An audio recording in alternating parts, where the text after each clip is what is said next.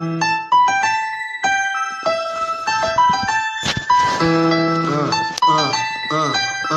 Democrats don't speak for me. Speak for me. Speak for me. Republicans can't speak for me. Speak for me. Speak for me. A bitch ass nigga can't speak for me. Speak for me. Speak for me. You coon ass niggas can't speak for me. Speak for me. Speak for me. Listen here, this is a fact of life. I be rapping like Nat Turner came back to life. Grab Donald Trump by the pussy, he ain't acting right. I never run from a conflict, I be glad to fight. It's a very cold world that we live in. Somebody please tell Elizabeth you're not an Indian. You just trying to con them people to get the benefit. Just another immigrant, stealing from the Indians. That's some punk ass shit and that's too lame. Now we finna step over to Andrew Yang.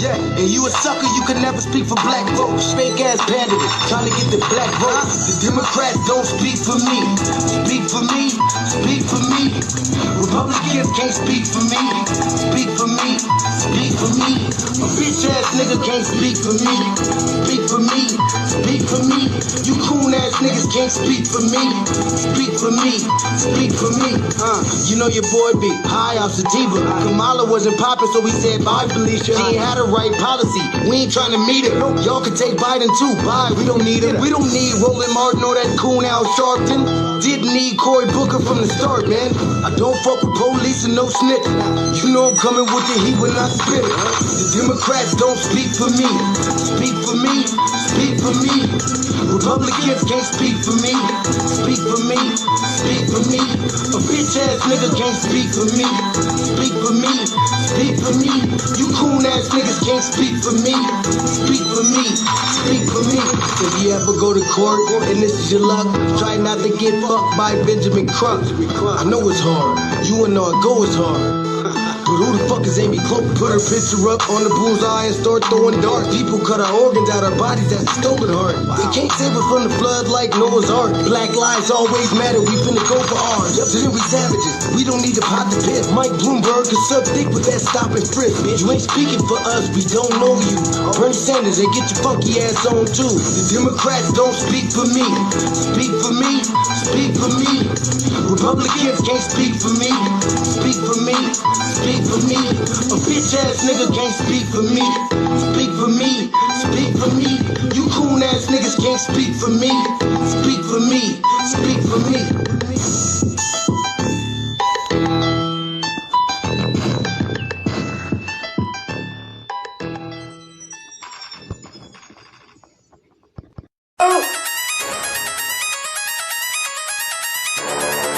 I'm talking about shout it going crazy. People going crazy in these motherfuckers. Run that shit back, man. But it means nothing. Nothing. Got a woman on the day.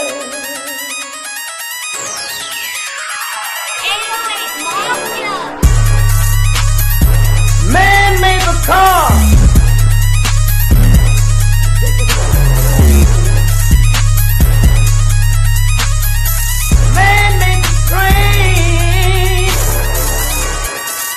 Carry the heavy load. Man made the electrolyte to take us out of the dark. Man made the boat for the water like the 7-no-meter. Man thinks about a little bit of baby girl and a baby boy. Man make them happy because man make them dark. But after man make everything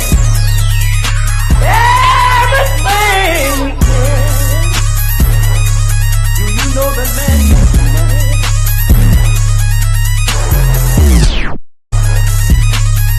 To buy from other men. This is a man's world.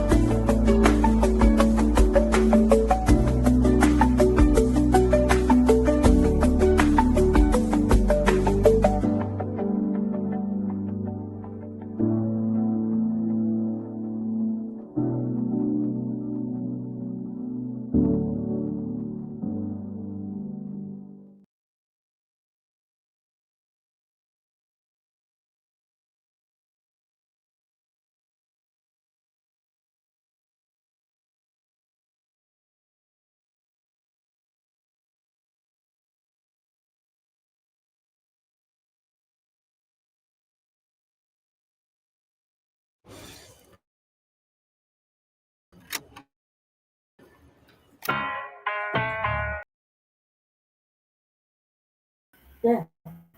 All the non-blacks to the back. A greetings, Black family. I thought I started off with something different. Grand rising, grand evening to you. Thank y'all for tuning into this episode of the Front Line Blacc News. I'm your host, Chan Kruma, and we're joined with the other host, Lady Che. And on this season 5, episode 45, part 2 of the Front Line Blacc News, we'll be discussing several topics. The first topic is that damn Kash Patel disrespecting our sister, our queen mother, Assata Shakur. I'm sorry, y'all. Lady Che came over and just completely threw me off. All right. So, on this, we're discussing Assata Shakur, the Black liberation fighter.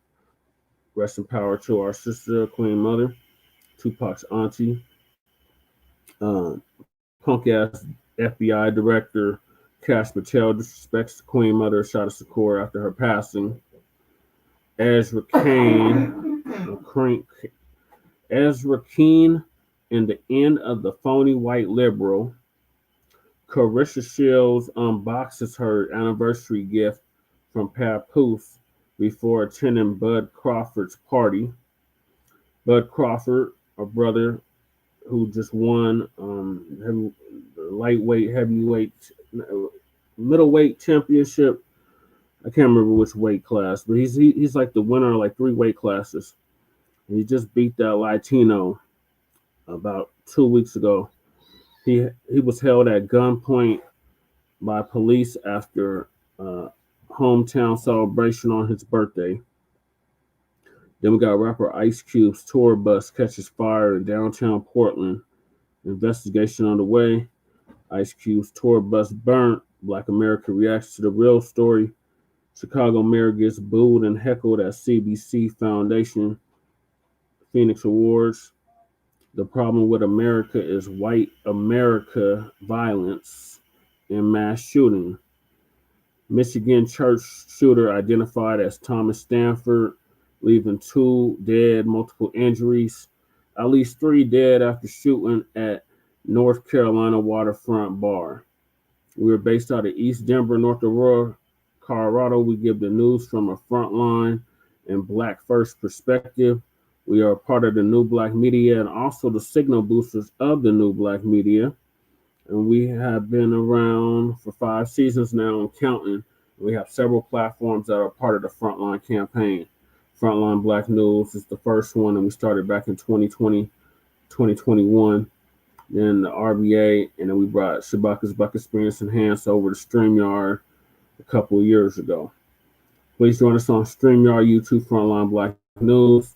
The links to all of our channels are in the description, including Lady Chase, the RBA, the Revolutionary Agenda, Jay Millie, who's in the chat with us right now, with Cracking TV with Jay Militant. His link is in the description. Also, our brother Kukizi, who does our intro track. His link is also in the description. And the Church of Black Power, a brother out of Watts, California, who's now in Houston, Texas. His link is also in the description. Also, we have the petition for reparations in the description as well. Black family, please sign it. We have the GoFundMe for the brother that was expelled from college for mocking the death of Charlie Kirk. His link is also in the description. And Lady Che's GoFundMe is also in the description.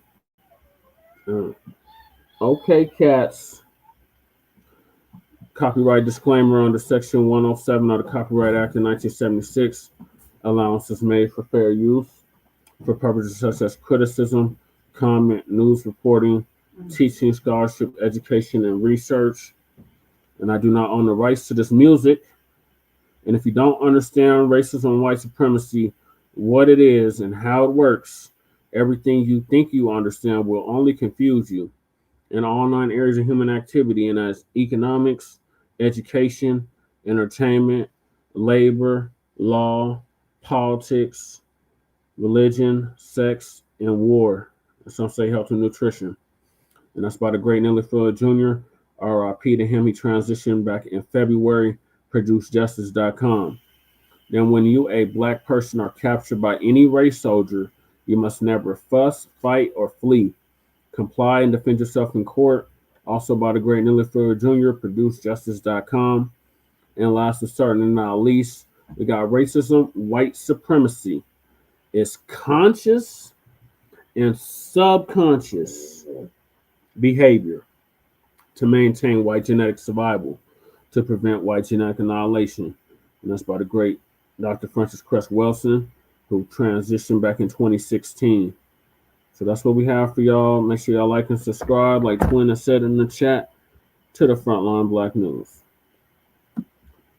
So I'm going to hop right into it with the first video, and that is Assata Shakur. So we're going to hear from the Queen Mother herself, one of her poems that she did before she passed away. I think she did this after she was in solitary confinement. So let me see if I can find it. I got two videos actually. So the first video is from Kukizi. Shout out to Kukizi. And then the second video is Assata Shakur, the Black liberation fighter. Let me share the screen again.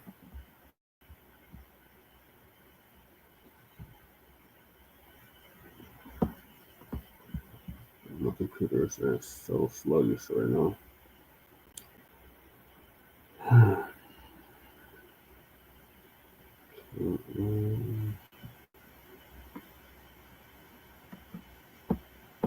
Well, let me share my screen so you can see it.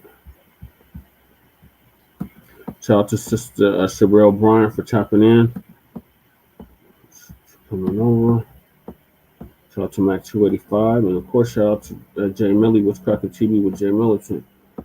Right. Hi, everybody. And like I said, Lady Che is right here with me. Family, today's report is different. Today we honor the life, the legacy, and the spirit of our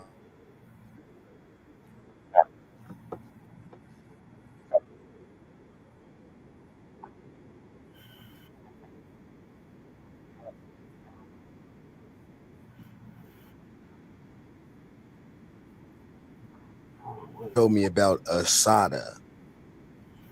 As big as her story was, why didn't I know about her? Why wasn't she in the same lessons? That's when it hit me.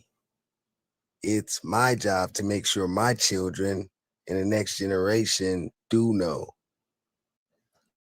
They won't have to stumble on her story by accident. They'll know who she was, what she stood for, and why courage matters. Assata wasn't just a name for your FBI list. She was a soldier. She was a teacher, a fearless spirit who stood tall against the system of white supremacy. No matter the propaganda, the truth is clear. She was untouchable. I encourage everybody listening to watch her interviews, study the documentaries, and most importantly, read her book. Her words carry the type of fire and the wisdom that will never die. Long live the spirit of Assata Shakur. In prison, I was shot with my hands in the air. I was accused of a wide variety of crimes, all of which, with the exception of the murder of a New Jersey state trooper, I was acquitted. I was tried for the murder of a New Jersey state trooper by an all-white jury in a highly prejudiced county where something like 70% of those polled already believed I was guilty. I was tried in the press for years. I was subsequently convicted. I was sentenced to life, plus 30 years in prison, plus 30 years because I would not stand up for the judge. I spent 6.5 years in prison. 2 of those 6.5 years I spent in solitary confinement in men's prisons, which was against New Jersey law, but nevertheless, that's where I was sent, and that's where I spent 2 years. And I subsequently escaped. All you scared to death Negroes.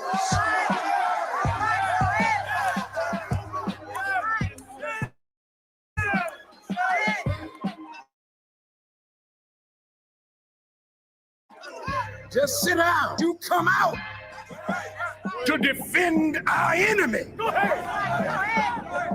You sit down and you shut up and tell your master to come on out and deal with this. All right, thank you, Kukisi, for that awesome homage to our Queen Mother, Assata Shakur. Now, the next one is one of her speeches she did after she was in solitary confinement.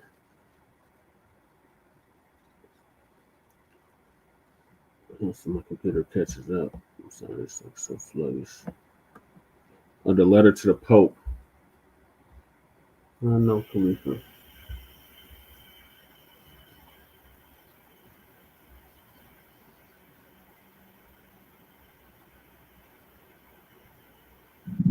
Your Holiness, I hope this letter finds you in good health, in good disposition. I must confess that it had never occurred to me before to write you, and I find myself overwhelmed and moved to have this opportunity. Although circumstances have compelled me to reach out to you on this occasion to try to cross the boundaries that would otherwise tend to separate us. I understand that the New Jersey State Police have written to you and asked you to intervene and to help facilitate my extradition back to the United States. I believe that their request is unprecedented in history, since they have refused to make their letter to you public, although they have not hesitated to publicize their request.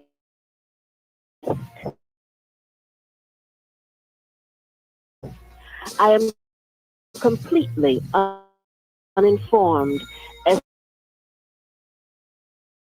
to the accusation they are making.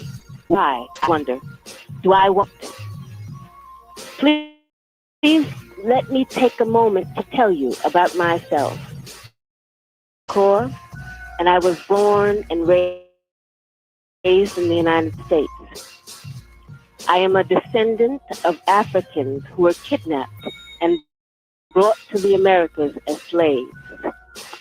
I spent my early childhood in the racist segregated South.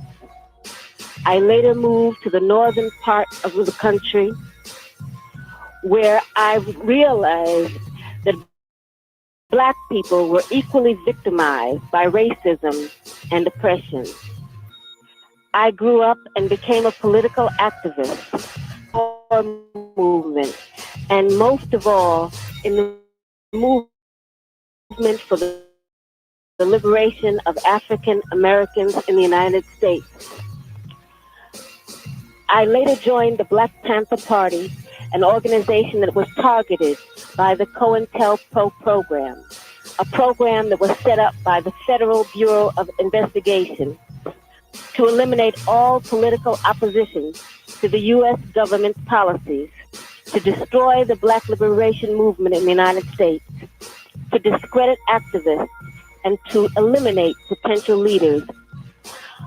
Under the COINTELPRO program, many political activists were harassed, imprisoned, murdered, or otherwise neutralized.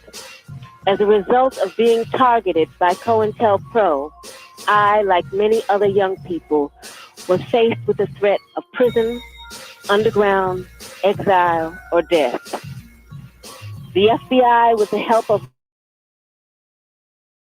local police agencies, systematically fed false accusations and fake news and other activists of crimes we did not commit.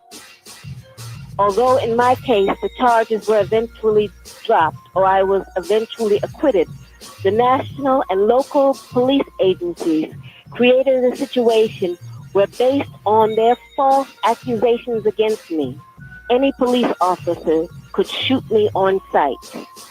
It was not until the Freedom of Information Act was passed in the mid-70s that we began to see the scope of the United States government's persecution of political activists.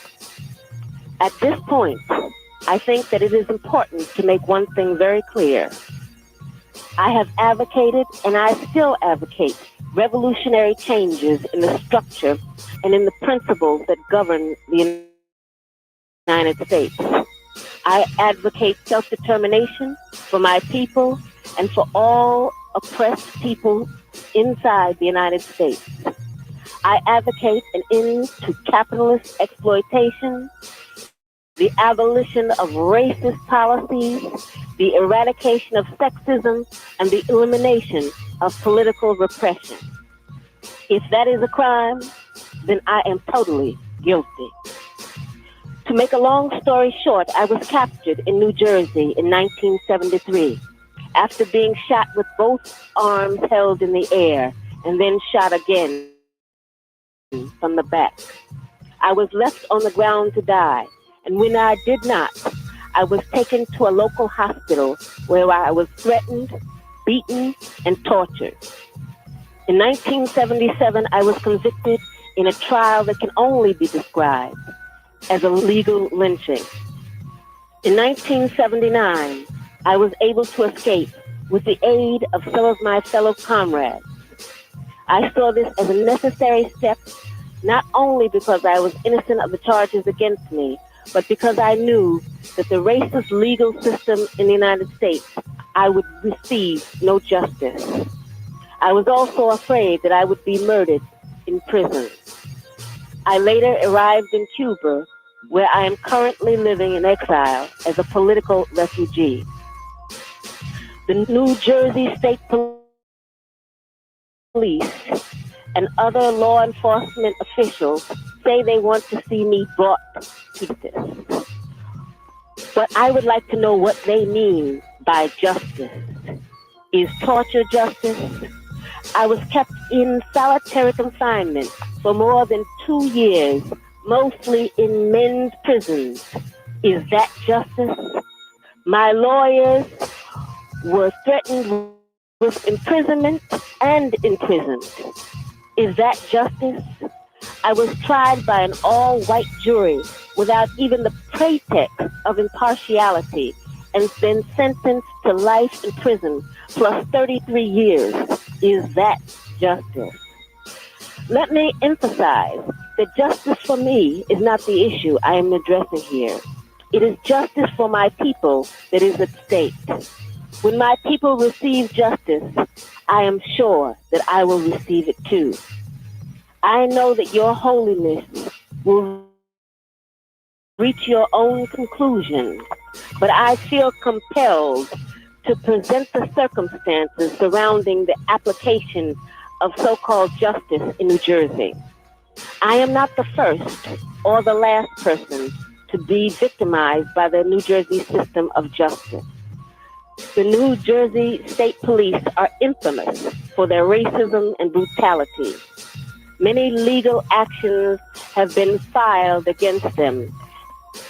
And just recently, in a class action legal proceeding, the New Jersey State Police were found guilty of having an, quote, officially sanctioned de facto policy of targeting minorities for investigation and arrest, unquote. Although New Jersey's population is more than 78% white, more than 75% of the prison population is made up of Blacks and Latinos. 80% of women in New Jersey prisons are women of color. There are 15 people on death row in the state, and 7 of them are Black. A 1987 study found that New Jersey prosecutors sought the death penalty in 50% of cases involving a black defendant and a white victim, but only 28% of cases involving a black defendant and a black victim. Unfortunately, the situation in New Jersey is not unique, but reflects the racism that permeates the entire country. The United States has the highest rate of incarceration in the world. There are more than 1.7 million people in U.S. prisons. This number does not include the more than 500,000 people in city and county jails, nor does it include the alarming number of children in juvenile institutions. The vast majority of those behind bars are people of color, and virtually all of those behind bars are poor. The result of this reality is devastating. 1/3 of black men between the ages of 20 and 29 are either in prison or under the jurisdiction of the criminal justice system. Prisons are big business in the United States, and the building, running, and supplying of prisons has become the fastest growing industry in the country. Factories are moving into the prisons, and prisoners are forced to work for slave wages. It meant the installation of a new form of slavery. Those who cannot find work on the streets are forced to. Not only are the prisons used as instruments of economic exploitation, they also serve as instruments of political repression. There are more than 100 political prisoners in the United States. They are African Americans, Puerto Ricans, Chicanos, Native Americans, Asians, and progressive white people who oppose the policies of the United States government. Many of those targeted by the COINTELPRO program have been in prison since the early 1970s. Although the situation in prisons is an indication of human rights violations inside the United States, there are other, more deadly indicators. There are currently 3,365 people now on death row, and more than 50% of those awaiting death are people of color. Population, but we make up 41.01% of persons who have received the death penalty. The number of state assassinations has increased drastically. In 1997 alone, 71 people were executed. A special rapporteur appointed by the United Nations organization found serious human rights violations in the United States, especially related to the death penalty. According to his findings, people who are mentally ill were sentenced to death, people with severe mental and learning disabilities, as well as minors under 18. Serious racial bias was found on the part of judges and prosecutors. Specifically mentioned in the report was the case of Mumia Abu Jamal, the only political prisoner on death row, who was sentenced to death because of his and because of his work as a journalist, exposing police brutality in the city of Philadelphia. I believe that some people spell God with one O, while others spell it with two. What we call God is unimportant as long as we do God's work. There are those who want to see God's wrath fall on the and not on the oppressors. I believe that the time has ended when slavery, colonialism, and oppression can be carried out in the name of religion. It was in the dungeons of prison that I felt the presence of God up close. And it has been my belief in God and in the goodness of human beings that has helped me to survive. I am not ashamed of having been in prison, and I am certainly not ashamed of having been a political prisoner. I believe that Jesus was a political prisoner who was executed because he fought against the evils of the Roman Empire, because he fought against the greed of the money changers in the temple, because he fought against the sins and injustices of his time.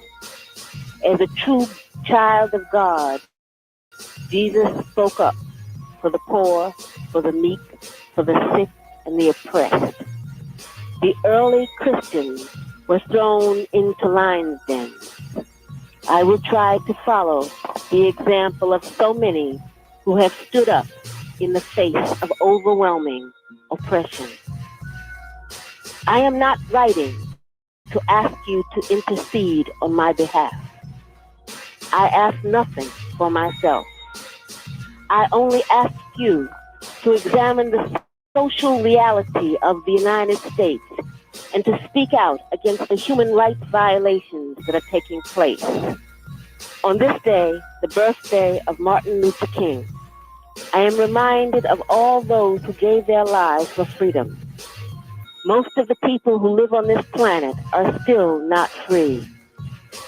I ask only that you continue to work and pray to end oppression and political repression. It is my heartfelt belief that all the people on this earth deserve justice, social justice, political justice, and economic justice. I believe it is the only way we will ever achieve peace and prosperity on this earth. I hope that you enjoy your visit to Cuba. This is not a country that is rich in material wealth, but it is a country that is rich in human wealth, spiritual wealth, and moral wealth. Respectfully yours, Assata Shakur.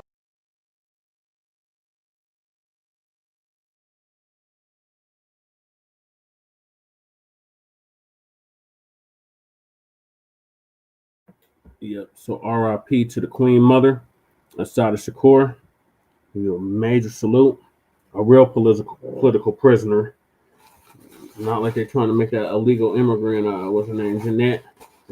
She's a political prisoner. No, she ain't no damn political prisoner. Our Queen Mother, Assata Shakur, was a political prisoner.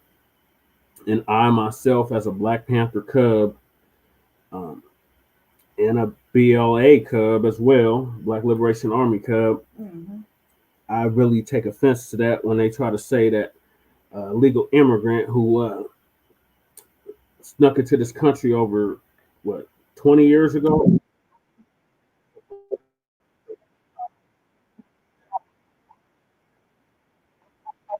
Mother was definitely a political prisoner. So big rest in power, big rest in paradise to her. What are your thoughts, Lady Che? Hold on one second. I think this cupcake is like super dark chocolate. It's like super messy. Hold on one second. I don't know if you can see me. Yeah, I got a mirror. Right, check it out. I feel like how Cookies, our brother Kurt, our Cookies said. I felt like, why didn't we learn about this? Why didn't we know? I also got the other side where I did know. I did learn around the time everything was happening with Tupac. I learned about that after the fact. It was after the fact, right? And I learned about it through my Panther revolutionary father, Brother Yanga. Shout out to Cousin Yanga. I learned about her too. And then I learned about it more even through a documentary that I watched on Hulu. I think it was on Hulu. Tried to show it, but they banned me from it that time. It came out, in the first couple years of the RDA. And I felt like he did, felt cheated I felt cheated. Also, and I also feel like it is up to us to lead our children the best way we know how, by giving them the real history or the real story behind her and her the way she's been. You know what I mean? The fact that she got shot so many times. The fact that she had to flee for asylum, and the fact that what she was saying was all true. Everything was so true, and that was a big ass letter to unpack. The fact that nobody did that for her, really shame, shame, shame, shame. Um, I'm glad she's resting in power. As where I'm not where she was, but I'm glad that she don't have to go through and see this anymore, because this probably weighed a lot on her heart. Um, Especially being someone so involved in the fight for Black liberation. Also, too, I was also told, we don't talk about the BLA for some reason, like shh, and I learned that early. Um, I think I was learning that early, one of my early 20s. I don't know why. I was like, but why? But why? It was my but why moments. Yeah. And because they did a lot of things that we would be proud of, but nobody else would be proud of. You did. So, um, shout out to the remaining members of the BLA. And shout out to the remaining Panthers that are out there still working. You know, um, Through Brother Yanga, I get to experience um Pantherhood. And I talked to him a long time ago about the politics in it, and I decided just to stay in the cut, because at last thing you want is some messy ass relationships and situationships, things like that, or motherfuckers calling one leader this and another leader that. So it's better just to stay out of it. Just help and help and help and do what we can. Is the way it was told to me by not just one revolutionary, but by many. We all have a role to play in the revolution. So Right. that's all I say. I really feel cheated. I wish we had more time with her over here stateside and listen to some more powerful speeches. I'm sure she had more to say, especially in these trying times. You know, But and she kept a low profile they on for her. Kua holding her down. Yes. You Yeah. know what I Shout mean? out to Fidel for that. Shout out to Fidel for that. For holding her down and keeping her away from um, all this trash. Anyway, That was the last ickling of any kind of black and brown anything. so yeah. So I'm gonna pass this back to Jesse. I feel like how Kurt feels here. Yeah. So while we're mourning the loss of our queen mother, the punk ass Kash Patel, or our FBI director now, has some very disparaging things to say about her. So I'm gonna show y'all the tweet he made. This shit is so messy. Yeah, this is messy too. What he did. Yeah, we're gonna Fuck just Kash like eat Patel, this, Felly. damn Brahmin Indian like Kamala Harris had this disrespectful shit to say about our queen mother. Assata Shakur, convicted in 1977 for the 1973 murder. Oh God, this stupid bitch. This bitch was yelling earlier. Assata Shakur, not Assata Shakur, of course. I'm talking about this stupid white bitch in my hallway. Assata Shakur, convicted in 1977 of the 1976 murder of New Jersey State Trooper Wiener Forrester, and escaped prison in 1979 before receiving asylum in Cuba. Died on September 25th, 2025, in Havana, Cuba, at the age of 78 from natural causes. Left wing organizations, including the Chicago Teachers Union and the Democratic Socialists of America, issued tributes praising her as a symbol of Black liberation, rightfully so, and resistance, rightfully so. Governors Ron DeSantis, or the Panties as we call him, the Satan, Phil Murphy, along with FBI Director Kash Patel, criticized the honors, with Patel calling Shakur a convicted cop killer and urging the public not to mourn her. Well, fuck you, Kash Patel, and fuck Charlie Kirk. We're not mourning that motherfucker. May he rest in piss and shit. How dare you disrespect our queen mother, Assata Shakur? Yeah, they convicted her, but it was a jury. It was not a jury of her peers. It was an all-white jury. Yeah, she should have been convicted anyway. And she shouldn't have been convicted in the first place. And her hands were up, so she couldn't have done the shooting. So She couldn't have shot herself in the back either. And she couldn't have shot herself in the back either. So, to hell with you, Kash Patel. And the hell with you, white supremacist sympathizers talking about her crime was killing Wiener Forrester, a 34-year-old police officer with a wife and young child, glamorizing the murder of this deprived killer is horrific and discrediting. This is what the left believes. No, fuck y'all. Fuck you, white supremacy, and anybody that thinks like you. You're just mad because people actually acknowledging the sister's contribution to the Black liberation struggle against racism and white supremacy.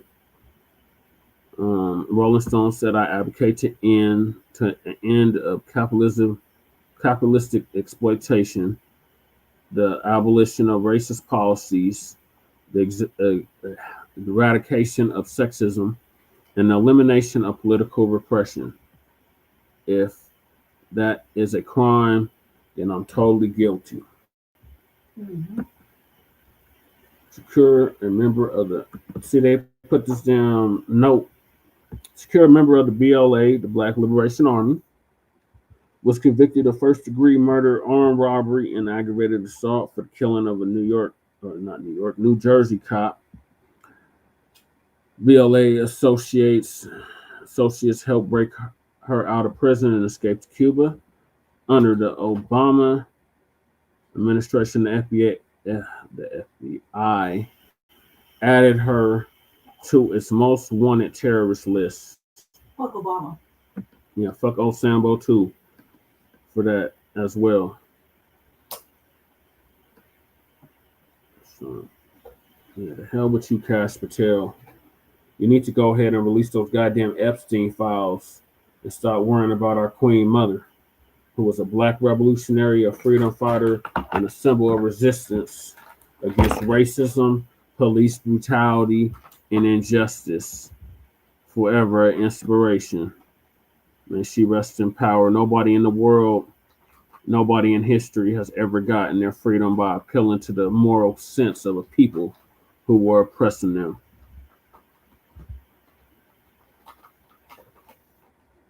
Yeah. I thought I would show y'all that because that shit irritated the hell out of me. Still irritated about it. What do you got to say, Lady T, about what Kash Patel had to say about a queen mother?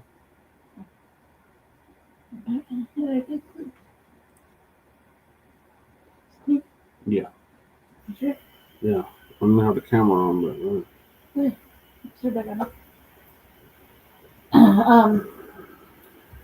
fuck Kash Patel in the fucking brown horse he rode in on.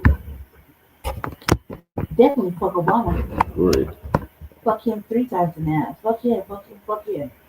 How dare they? That's how I gotta say, how dare they? And I don't know. I just think it's how lonely did it have to be for her by herself? You know what I mean?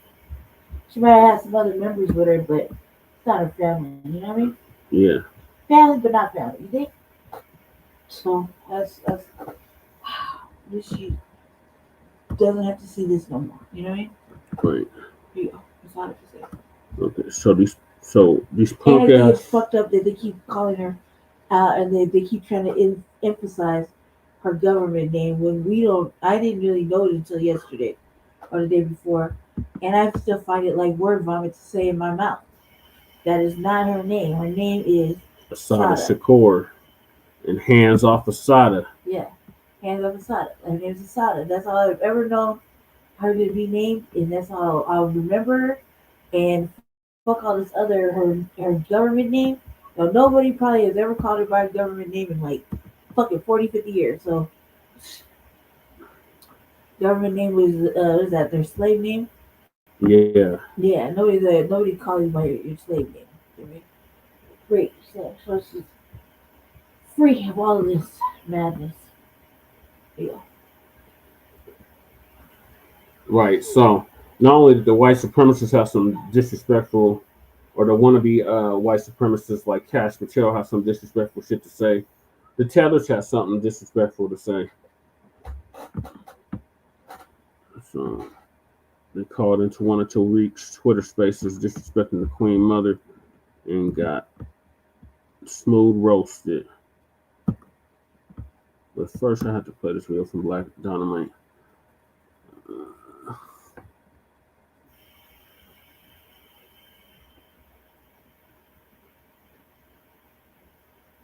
Sorry, bear with me. The computer is like really sluggish.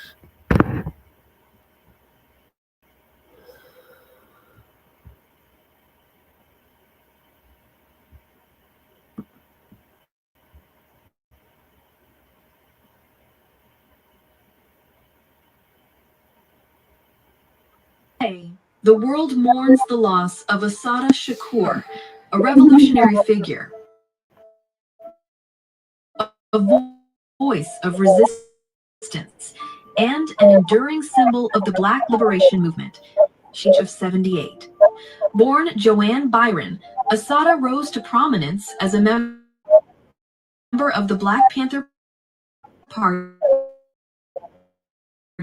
and the Black Liberation on the New Jersey Turnpike, Assata Akoli and Zaid Shakur. The traffic stop turned into a deadly shootout, leaving Officer Werner Foster and Zaid Shakur Foster's death and sentenced to life plus additional years. But supporters argued her conviction was unjust and politically. 6 years behind bars, in 1979, Assata escaped prison with the help of allies, and by 1984, she found political. She was a fugitive. To others, she was a freedom fighter. Her life etched into the history of Black resistance in America. Tributes have been pouring in. One admirer wrote, "What a powerful ancestor we've gained. Thank you, Assata Shakur." Another said, "May the ancestors rejoice upon her arrival, sending love to her daughter and grandchildren." And a third reflected, "The great Assata Shakur has passed. In power. Her journey has come to an end, but her legacy lives on as a freedom fighter, an exile, and now an ancestor." Yes. So these disrespectful tellers have the audacity, the tenacity to disrespect our Queen Mother.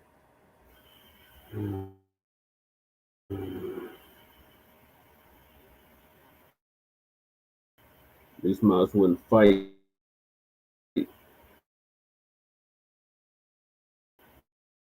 for their own freedom in their own homeland. Yeah, they got the audacity. Our Queen.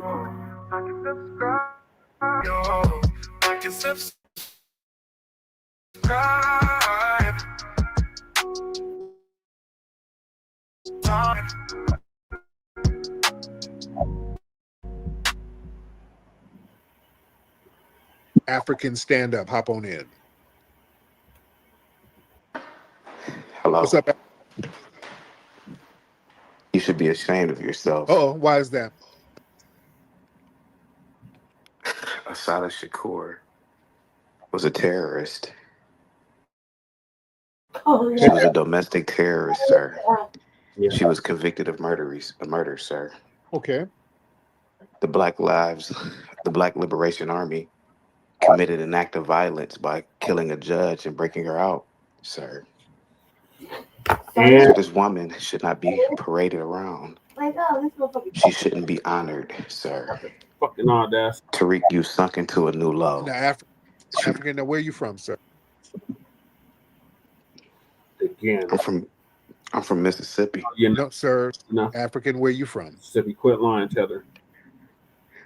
I'm from Mississippi. No, you're not. Sir, where's your family from? Stop. Where's your family from?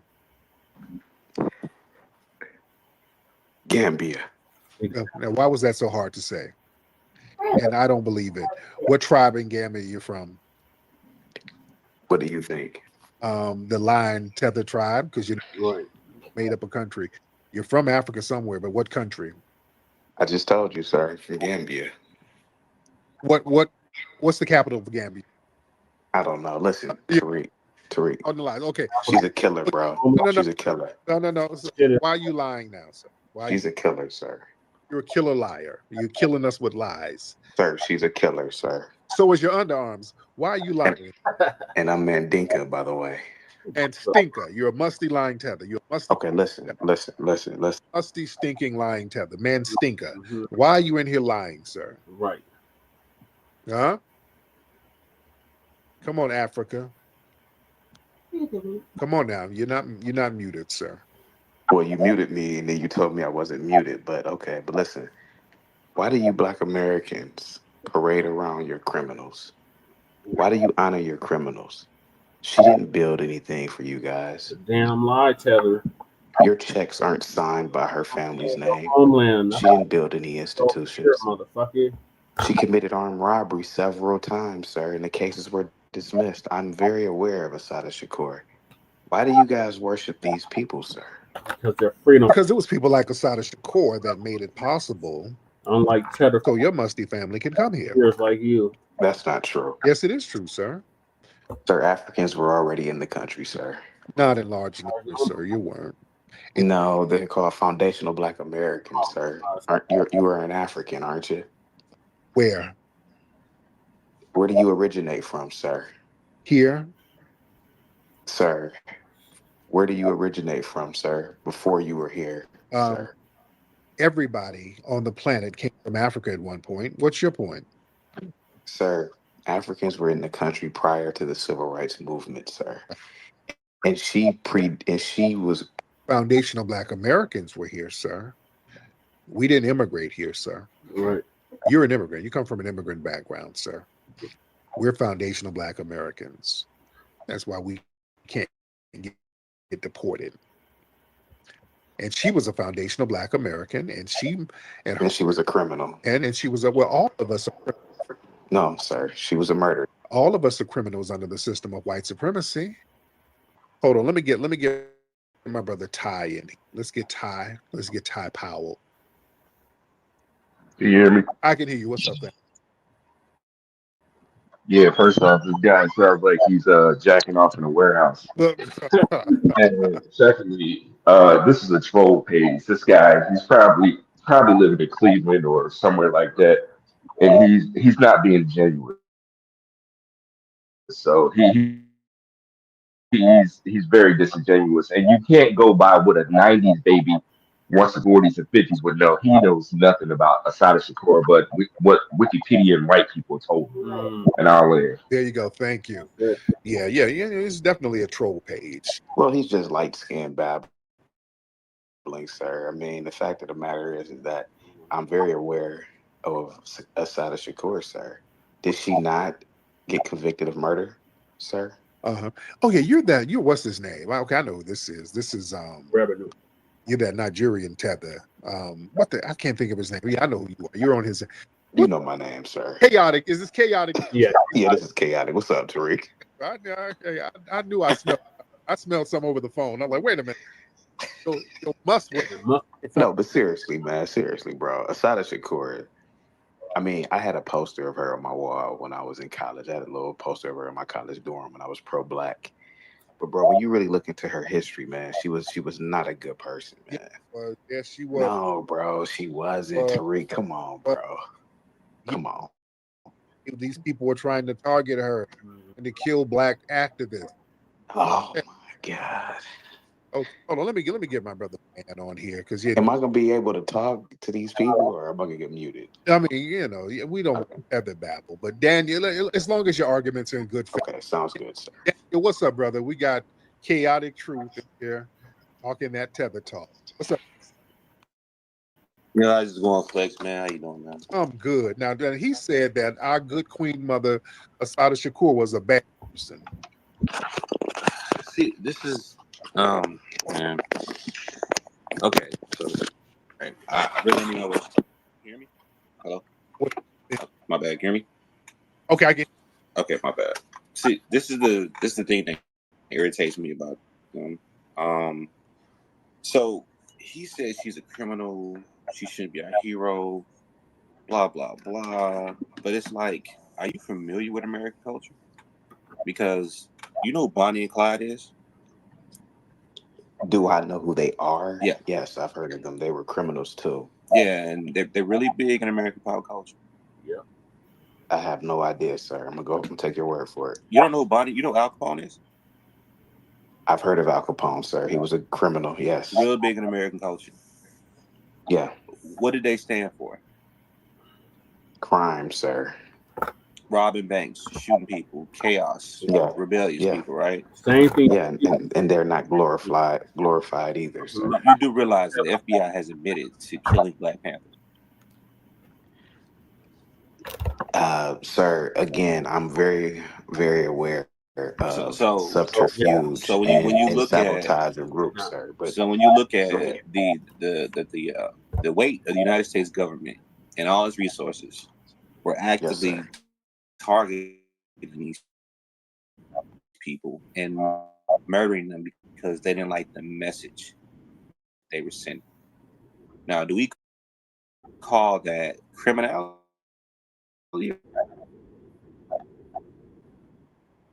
You're ungrateful. Organizations when she should have finished school and became a law-abiding citizen, sir, and became a housewife or a nurse or a doctor. What crimes did she commit? Because you just said she was acquitted. What crimes did she commit? Well, sir, you just said she was acquitted of a lot of robberies. She was acquitted of a lot of crimes. So technically, she didn't quit them, right? But she was definitely convicted of murder, sir, and robbery, sir. All white jury. Sir, she was convicted for murdering a New Jersey cop, sir. A state trooper on the turnpike. But the idea of it is, right, they never proved that. Exactly. Right. Sir. Was she not convicted? That's what you're missing. They never proved that. Was she not convicted, sir? They never proved that. Sir, was she not convicted? On top of never proving that, right? What they did was they tried to kill this lady. Jesus Christ. Dude. Was she not convicted, Daniel? I got a question for you, right? Okay, go ahead, sir. The state, if you look at murder convictions, this is purely in the United States. This is raw numbers, right? 52% of all murder convictions, right, overturned are Black Americans. This is the FBI system, meaning we get falsely accused of all type of shit. So when y'all look at this, and this is why we differ from y'all as a people. We don't believe in letting the system do whatever to us just because it's the system. Right. Assata Shakur is a hero and a martyr because she refused to be a victim of white supremacy. Right. And through their negligence, they lost one of their own. Yeah. Now, they have been systematically killing Black Panthers for it got so bad. Oh, Daniel, you were asking me. They had to bring in other people. Yeah, but you were asking me a question, and I never got a chance. I was making a point. So you were asking a question and making a point. Okay, go ahead, buddy. I'm sorry. Yeah, I'm just the point of it is you don't know what you're talking about. No, well, you don't know what you're talking about because prove that 50% of post-conviction murders are overturned. Can you put that in the jumbotron?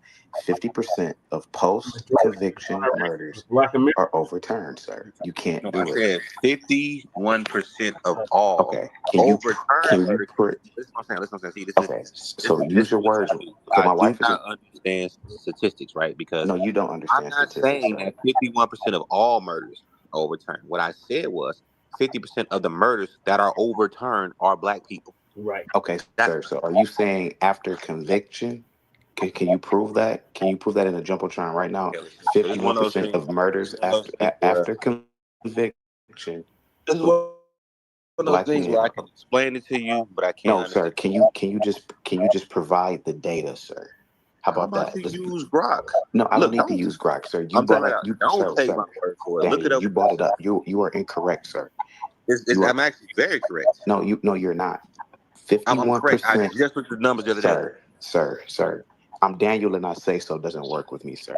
You Look it just up. said 51% of post convictions in terms of Uh-huh. murders that are black. Heather. Yeah. No, I said 51% of the murder convictions overturned are black people. Can you prove that now in the jumbotron? You have Grok on your phone. Sir, can you just okay, can you sir, you brought it up. I didn't bring that up. I don't believe it. Can you show it to me? Can you show that to the audience, sir? It's a simple Google search. Sir, okay, you know what? I'm not gonna Google search it because I've never heard of nothing that crazy. If you haven't heard it, you can't debunk it. Right. Unless you look it up, and nobody's going to look it up for you, sir. Okay. Tariq. You keep Shakur. You keep saying Tariq. Assata Shakur was a criminal, bro. No, the fuck she wasn't. I have newspaper articles. Super lazy. I literally just did it again, right? And I was wrong. Okay. I'm You're gonna right. go on It mute. was Okay, because I'm not allowed to 54%. talk. The number is 54% of overturned murder exonerations are black people. My bad. I just looked it up again. My bad. I was wrong. 54%. You understand that? I mean, No, I don't. No, Grok. I don't. No, of No. course you know, because in your mind, Sir, you what don't does that have to understand do what with the Assata system does. Shakur? The Sir, what point is it? is that of all the murder convictions that are overturned in this country, 54% of them are black people, meaning that we are the most falsely accused of How murder. many So murder it does not convictions? surprise me How that many the murder government convictions? falsely accused a black person of Sir, murder. how That's all. many murder Does that make sense? convictions? How many murder convictions are actually overturned then, sir? Now we're moving the goalposts. Okay, Listen well, to sir, what I'm how telling about you, this? right? How about this? It really doesn't matter. What you Sir, don't understand is that sir, when the government gets it wrong, 54% of the time the people are black. sir, So it does not surprise me that the government sir, falsely accused a black sir. person of murder, So specifically a black why would person they that's fall? already Okay, how had about on this? the How about this? assassination How about list. this? How about this? Does that So make sense to you? Assata Shakur was just some goddamn angel then, right? Does that make sense to you? Because you're talking around the point. Sir. You're The talking topic around of the point. discussion is chaotic. Stop trolling, because now you're low-key trolling. Yeah, you talking around the point. Just look. First, you move the goalpost, right? You asked for the number. I looked it up. It's 54%, right? Now, what you fail to realize is that if there is 54% of the murders in this country are overturned, are black people falsely accused, it would not shock me that the government has falsely accused more black people of murder. And just by the numbers, it's not my opinion. It's just math. If somebody was likely to be falsely accused of murder, looking at these numbers, it tends to be black people. And there's not, and to add on top of that, a black person that they do not like. You know, they convicted Fred Hampton of stealing an ice cream cone and gave him 5 years in prison for that. Yeah, ridiculous. I didn't know that, bro. That's what I'm trying, but you wouldn't know that type of stuff. Now, this is a person who was a part of the Black Panther movement. At 21 years old, J. Edgar Hoover sent people to murder this kid. I was in the movie that they did with Daniel Kaluuya, sir. I was actually in that movie, so Congratulations. I know who They Fred had a bunch Hampton of feathers is. in the movie, but the point is this, right? I'm not a tether, Yes, sir. you are. Yes, you are. It's all No, good. I'm I not, understand. sir. It's okay. Everybody can't be great. But look, check this out, right? The point is this, Okay, right? sure, go ahead. You get up here Overtime. and y'all make these bad faith arguments on things that you already know. Because you already know that the Black Liberation Army is an offshoot from the Black Panther Party. And from the Black Panther Party, the BLA was a little bit more radical according to the government. So they were targeting them more heavily. When they targeted when they targeted Mr. Core, right? They falsely put charges on her. My personal opinion, they falsely put charges on her. And based on how this government moves, with that 54% exoneration being Black Americans, it's not hard to believe that they will falsely accuse her of a crime to get her in prison to lock her up for life. Right. Now, we see the white supremacists do this all the time. They did to Nelson Mandela. They do it to people all across the globe. Now, the difference between us and them, no disrespect to South Africans, we fought back. They went to go get that sister. Right. See, Khalid Muhammad said the same thing. Yeah, he was right there. Why ain't go get that brother? We went to go get the sister. Yep. And in the process, she made it to Cuba and became a martyr, a symbol of freedom and a fight against an oppressive government. See, unlike a lot of y'all countries, right? We are still citizens here. This is a justice fight. Just because the government does something doesn't make it right. As a matter of fact, they actually paid some guy out in California, was it $25 million for having them locked up for 38 years? Yeah. They get this type of stuff wrong all the time when it comes to us. We covered that. They care more about the numbers than justice. This is when we live in this bureaucracy. We live in this system, but they care more about those numbers than actual justice. So you have people who will take plea deals. You have people who will snitch and lie and do all this type of stuff. And the pursuit of justice isn't actually pursued the way it should be. They're just chasing the numbers. Assata Shakur was a hero because she did not let the system drown her like it intended to. And for you to come up here, and this is why we have the issue with you tellers, for you to come up here and try to make fun of her legacy and say, "Oh, I had a poster on her wall," and this, I did have a poster on her wall, sir. The homie Robbie Blue made a very good point earlier. I'm gonna repeat it, but he said there are professional people like yourself who lick the piss off the white man's toilet seat. I don't. So when you realize you can make money from licking the piss off the white man's toilet seat, you want to come drive the in white here man's car, and sir. tell us. You said what now? I said you drive the white man's car, sir. You benefit off everything in white society. Sir, you lick the piss off the white man's toilet seat, sir. No, I'm sir. I earn money. I buy. Sir. You enrich the very same system that's impressing you, sir. Stop. Yeah, but you lick this very same piss that I pay for things that I pay for things too, sir. I pay for you things. lick the piss off their No, toilet you do seat. too, sir. You're wearing the white man's clothes right now. Wait. So are you admitting to licking the piss off toilet seat? I'm admitting to licking the piss off, just like you're licking the piss off right now on the white man's phone. So you agree that you, as a human being, I am, just like you are. Yes, because you're doing the same thing, sir. Yeah, this dude's weird. You got the white man's clothes on right now, sir. You got the white man's clothes on. You're on the white man's phone, sir. What's the white man's? Yeah, what is the white man? Well, hold on. Good morning, Chaotic Truth. Can you hear me? What's going on, Robbie? How you doing, sir? How are you doing, brother? I have a question. Did you graduate from college here in America? I did. Okay, that's excellent. No, excellent. I'm glad you.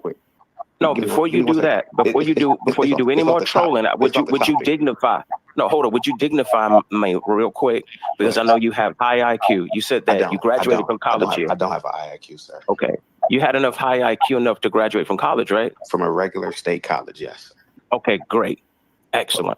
Here's my whole point. If it had not been for people like Assata Shakur, who had enough integrity in her pinky bone, which is more than the integrity that some people in your lineage have, most of us would still be enslaved, and most of us would still be dealing with Jim Crow. Some of you still need to be enslaved. What you have to understand is, see, you can have that. Listen, you can have that defeatist attitude, and you can have that internalized racism. What I'm thankful for, okay, if you're gonna talk over me, we can't have a conversation, and I'm not here to troll. Okay, well, leave. Bye. Leave. What do you mean? I'm talking over you. I came up here. I don't want to talk to you. I want to talk to Tariq. Okay. I don't want to talk to you. But he's Robbie. You're not smarter than me, Robbie. You're not a smarty-arty. You know what? I'm gonna tell you this. I'm smart enough to not say what's really on my mind on a recorded space because I know how to deal with you. Robbie, but here's the point. Here's my point. If most of us did not have the courage and didn't have the integrity, we would still be enslaved because people like this don't have any self-respect, and they will be sitting here working with the very people who are trying to oppress us and to spread this myth of biological superiority. For the white man now, but this, I didn't say, you didn't hear me complain about anything about America. I'm a veteran. You're the one who's admitting that you feel like you have a low IQ. You're admitting that you feel like that you're subhuman and have a low IQ. Did you hear what I'm saying? You just said that you feel like you have a low IQ. Served in the white man's army, sir, for his interests. I proudly served in the military of my country. And I thank you, sir, for protecting me. Right. Sir, you served in the white man's institution. So if you thank me for protecting you served in the same way that I've extended respect to you, the same way that I've extended respect to you, I'd appreciate it if you wouldn't talk over me. because I'm not here to argue with you. Right. I'm just trying to make the point that even the degree that you say that you got, you wouldn't listen. You had some of our ancestors with education that were still getting lynched. So this whole like the whole argument, the whole argument. See how, okay, listen. See how this dude is talking. See how this dude was just talking. Who had education that was getting lynched? Listen. Okay, hold on right there. Thank you, Rob. Let me just deal. I'll deal with you. Let me ask you. By the way, do you mind if I come to that comedy event on the 6th? I got to get some extra root work for you because that smell is going to kind of put the audience. But yeah, I got a new batch, and we might be able to get that. Sounds good. Go ahead, man. Let me ask you this, Chaotic Truth. Go ahead, buddy. How do you feel about Charlie Kirk's death? I feel that his death, though tragic, he definitely does not deserve to have any coinage. He definitely does not deserve to have any day after him. He was just a podcaster. He did have a way of galvanizing the younger audience within the country. There seems to be an uptick in the conservative movement amongst younger kids through the popularization of Alex Jones and him and a few other people. But other than that, I don't really feel anything about Charlie Kirk, to be honest with you, man. I mean, he was young, but I don't really feel anything about his death, to be honest with you. So come on, let's tell the truth, character. When he died, did you go off in the corner and cry a little bit? I'm not gonna lie to you, man. I was shocked for a day or two because of actually seeing it. I mean, here goes a guy who's exercising his freedom of speech, and he was essentially killed for that. Now, it might be deep state shit that we don't know about. It might be operatives that in meetings and rooms, and I don't know, man. Maybe he was a sacrificial lamb, but I didn't really have any emotional attachment with him, to be honest with you. But you got a little sad, didn't you? Well, I got sad because it does seem like there's an attack on the First Amendment in this country. Really? You thought that First Amendment? Yeah. Well, not just with him, bro. I mean, like censorship on YouTube, censorship on pretty much social media platforms, just censorship. Period, bro. I mean, that's not what the First Amendment is about. Yeah, a lot of y'all non-FBAs, but y'all were really y'all felt a certain way about that. But y'all had this real weird affinity to Charlie Kirk. A lot of y'all were. I'm 40, bro, but okay. What? I'm 40, so I'm not young. So, yeah. I mean, a lot of old tethers. I mean, shit. I'm kind of like your age, bro. But all right, go ahead. Yeah, I mean, a lot of tethers, young and old, were crying over Charlie Kirk. So you think I was crying over his death? I really think you cried. I think you were I think you were laying down crying and tears were rolling up that forehead. And was I on my belly? Was I on my stomach? Your head back and the tears were rolling up on your hairline. So it is hairline. No, man. I mean, to be honest with you, man, I think that Charlie Kirk was more of a media creation than anything. Definitely overhyped. I did work with his organization through Blacc at one point, but I go ahead. Somewhere in the mix. So you were with Turning Point USA at one point? I was with Blacc before they merged with Turning Point. So when they merged with Turning Point, I decided to quit Blacc because Turning Point had like $100 million budget, and I'm like, listen, we need a piece of that. And I was given an ultimatum, stop asking them about that or just go with the flow. And I said, fuck y'all, you gotta pay me. So I'm just gonna be honest with you. I mean, they got all that money with Turning Point, so I said, y'all need to pay Blacc. Right. At least you get money for Sambo, and at least you ask for. Well, I mean, but Tariq, you're Samboing now on the white man's internet. I mean, come on, bro. White man's internet? Is it the black man's internet? Yeah, because it ain't popping without us. Right. You know what? I was thinking about that, bro. I was thinking about I think social media does pop because of blacks, man. I was just thinking about that. Hey, it don't pop without us. We make it pop. We're the ones who make it evolve and turn into something. Right. We make the social media pop. One of the first social media websites to pop off was Black Planet. Yeah. A lot of folks don't know that. That was one of the first. Yeah, remember Black Planet. We've always had this internet thing popping. Yeah. We are the secret sauce. Yeah, I remember Black Planet. Oh yeah, definitely. I was never really on it, but I remember Black Planet. Yeah. Oh yeah. Yes, indeed. You were on Ashy Planet. That was a whole different website. That didn't hit. That didn't hit. Normally, all your jokes hit. That didn't hit. That one. That one. You must be getting tired, bro. That didn't hit. It did. Yeah, Ashy Planet. Yeah, it didn't hit. Ashy. A Bush. No, but Tariq, listen, man. Look, I wasn't trying to listen. I'm not disrespecting the military and people who serve, man. And shout out to Robbie, man, because I do respect the military and people who serve. But bro, like, I have my opinion about Assata. It's not gonna change. So I don't want to be attacked. But I just don't want to be attacked over here about this. We're not attacking you. We understand the tether mindset. I'm not a tether, so I'm an American. Right? Y'all don't really understand freedom fighting the way we do. I mean, you come from a fleeing culture. I'm not trying to be mean spirited, but I come from Ohio, sir. But okay, go ahead. Damn Ohio. Y'all family fled to Ohio, so okay. You got like a magic ball or something? You just know all about my family history or something? Ooh, you're Nigerian. Damn. Right. Yeah, okay. Go ahead, buddy. But yeah, when you come from just kind of running all over the place, everything is all over, fleeing to the next, Yeah, that's a different disposition. You don't really look at freedom fighting the way we do. Y'all don't have, who's the writers in your community back home? Right.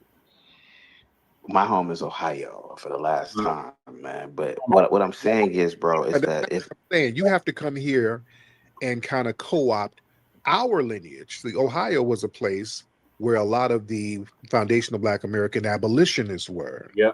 It was a railroad, places like Cincinnati. But you have uprisings and rioters out there in Cincinnati and in Ohio. So the fact that you're in Ohio, that's because of foundational Black American freedom fighters, sir. Black folks had to kick ass in Ohio.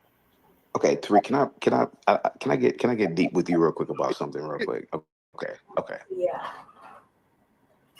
If Black people had the equivalent of a Mossad within America, I could rock with that. Basically it's a clandestine organization that collects data. It uses whatever information that's collected to execute a plan. Like, for example, like that white boy, that piece of shit, Peyton Gendron, that shut up that Buffalo supermarket. Could you imagine if there was a clandestine Black organization that gathered so much information that carried out, and I'm not going to say it because I'm being, but that carried out plans. I'm just going to say, what if he on his route mysteriously got into a car accident? And I'm going to leave it there, bro. I could rock with something like that. But bro, I think that the Black Liberation Army, the Panthers, and a lot of these Black groups, man, they're too sloppy. They're sloppy as fuck, bro. So whatever happened with Assata Shakur, whether she was an actual criminal or not, she was a part of an organization that gained the attention of the federal of the three-letter organizations, right? Well, what if you had like a three-letter organization what if you had a clandestine or a shadow or a secret cell? Now that's Black power, bro. Let me tell you why we don't rock that. We rock on a different code. That's not going to work. You know why we can't do that? Okay, go ahead. Tethers like you. Oh, you think I snitch? At the drop of a fucking eye. Come on, Tariq. That's man. Dating, sir. Come on, bro. Let's be real. Just imagine you showing up to a meeting somewhere and we're trying to talk about doing some covert work. You would take a whole to snitch on everybody. Okay, right. Arrested. The minute the meeting is over, everybody get arrested. That's been the problem. No, it hasn't. Now let's get deep. The reason why our good sister Assata was so successful because she won. You went up against the system and won and lived. Right. They never caught your ass.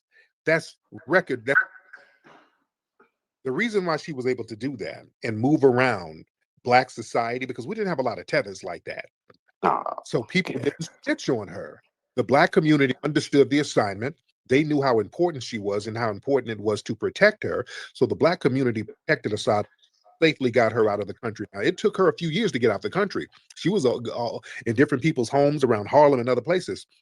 We knew not to snitch on her because that wasn't our spirit. We got so many damn tethers now that wouldn't work now. So we have to first, we're delineating. We got to get a head count on who's who, where you're from, where your mama from, where'd you grow up. So now we can get an understanding of people's dispositions and understand when we bring people around, what are they capable of? Are they going to undermine us? Are they going to be riders? So we got to get some internal straightening, which is what we're doing now. But yeah, what you just mentioned, we can't have that because listen to you. You're like, well, she a criminal. She shouldn't have done it. So hell no. That's the first thing. We got to get y'all out the mix when it comes to us handling business over here. Huh? She was a criminal, Tariq. Yeah, all of us are criminals. I mean, you're just babbling now, bro. I mean, come on, man. It's No, like, bro, listen. When y'all come across the border illegally, you're a criminal. I mean, shit. Everybody can be criminalized. Yeah, everybody can be criminalized. The FBI just criminalized all Black people. The FBI said Black unity was the biggest threat to security. So just Black people loving each other is criminal. So what? That's what law says that, man. What are you talking about? Have you read the COINTELPRO paper? I know you're trolling, but have you read the COINTELPRO papers? I only read a few pages of it, bro. I mean, I have it in my room actually. It's very deep. Yeah, it's very deep. We got to stop the rise of a Black Messiah. There was a quote from COINTELPRO. They said Black unity is a big threat to this nation. That's why they're always doing things to infiltrate and undermine us, sir. But we still stand up. Go ahead, listen, man. All right, do I need to get another because there are a lot of folks want to get on here and chop it up. Yeah. People could talk to me, man. Come on. Yeah, I bring him up, man. Yeah, you can bring him up. Let me get Brother Average. Let me get. You ain't got no women that want to talk. I'm sorry. 90-day fiance. This nigga's trying to get a green card for your cousin or some shit. We ain't doing that. Average, what's up, brother? What's up? You know, I've watched this guy for about a year and a half or so, and yeah, you notice these Africans who hate us, the ones who hate us, that is, they have this thing about over talking us and thinking that they're smarter. I mean, he basically told either Robbie Blue or Daniel that he was smarter. The thing that stuck out to me about this guy, maybe about a year and a half ago, Six the Goddess. This man asked to see Six the Goddess's panties simply because she asked his lineage, and he got irritated. Now this dude's only about 5'4" Weirdo. or so, 5'5", and so he sat there with his legs dangling in his chair and got angry because he was making a lot of the points that he's making now. And you know, when she asked him about that lineage, I mean, he lost it. He had a hissy fit. I mean, he got sassy, and then what color are your panties? What color are your panties? And it was just real creepy. You did all right, bro. He absolutely he did that. He tried to not cop to it the first time when I asked him or whatever, but it's on video, luckily. But yeah, go ahead and answer the question, bro. Did you do that? Well, Tariq, you gotta actually watch the video to get the full context of it. That's well, Tariq, let me answer because he's partly true. You know, he's not your average Black man lying altogether, so he's halfway telling the truth. What happened with? No, you're not your average tether. I mean, well, let me answer Tariq. What happened was, Tariq, I was invited to the Lapeef Network, and I was, just having a Michael Jordan day on the panel like I normally do, and then Six the Goddess decides to get on the panel. Nobody invited her there, and she decides to ask me questions based off of my commentary about Black people. And I was offended by it. I was offended by some of the questions she was asking me. And I said, I'm not going to answer you. And then she said, where's your lineage from? And I said, I'm not going to tell you where my parents are from. You can call them, but I'm not under subpoena. I don't have to give you a deposition. This is a long drawn out explanation to say that you're creepy, bro. Just say that you you asked her pain, she asked about your lineage. The end. That's what happened, bro. And then I was sitting there and I was having a Michael Jordan day and asking questions about things in my past. And I went under subpoena. This is a long ass story. Tethers be just pontificating and just be talking. Can you stop being saying nothing? Can you stop being a typical? And so he's partially correct. You're a creep, bro. You asked her about her panty size because you're ashamed of who you are. Can you stop You're being? ashamed of who you Can are, you brother. stop being? Can you stop being? Tariq asked you where you was from, and you lied. Hold on. When Tariq asked you, hold on. I've been sitting up here listening. Let me land my plane. Okay, I ain't gonna be as long as you. You've been up here talking for like 30, 40 minutes probably. So anyways, yeah. You got up here when Tariq, when you said Assata was a criminal. This is another thing too. You let a tether talk long enough, they're gonna contradict themselves because you paint them into a corner with nothing but facts and checking them. First you said Assata is a criminal, right?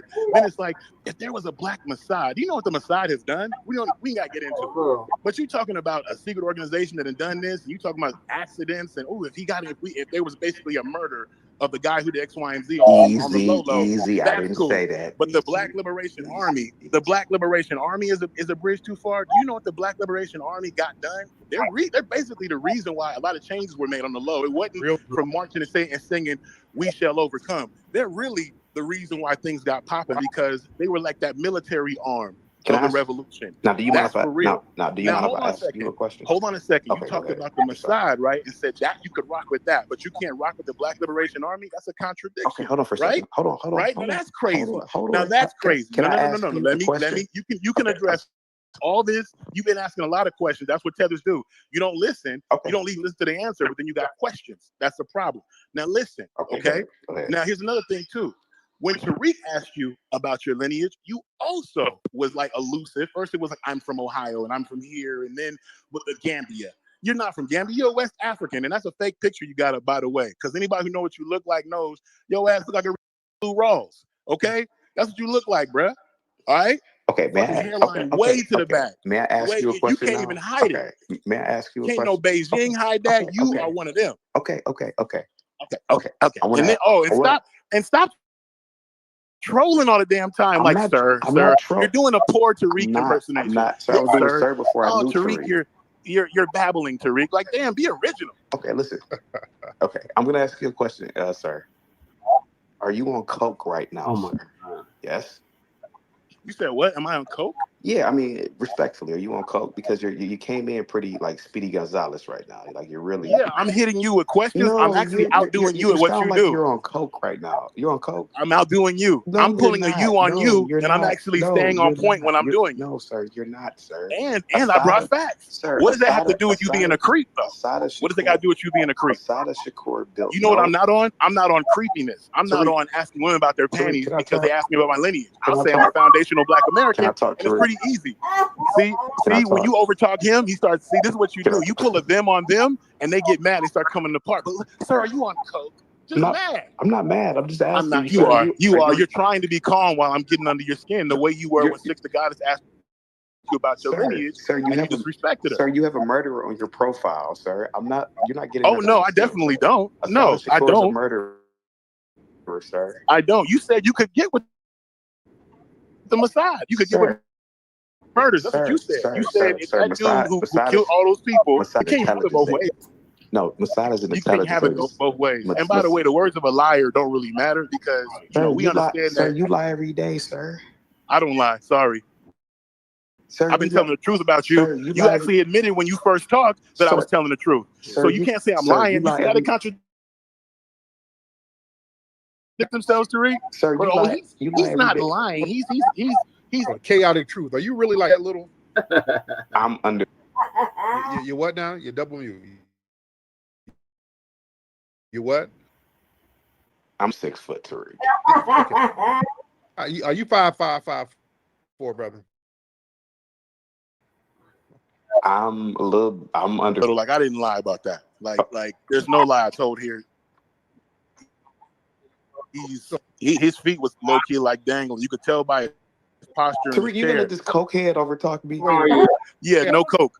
I've taken no coke. Overtalk me. This dude is never taken cocaine in my life. A damn lie, dude. Shut up. Oh, I swear on my soul. Now, chaotic. Are you from the Pygmy tribe over there in southern?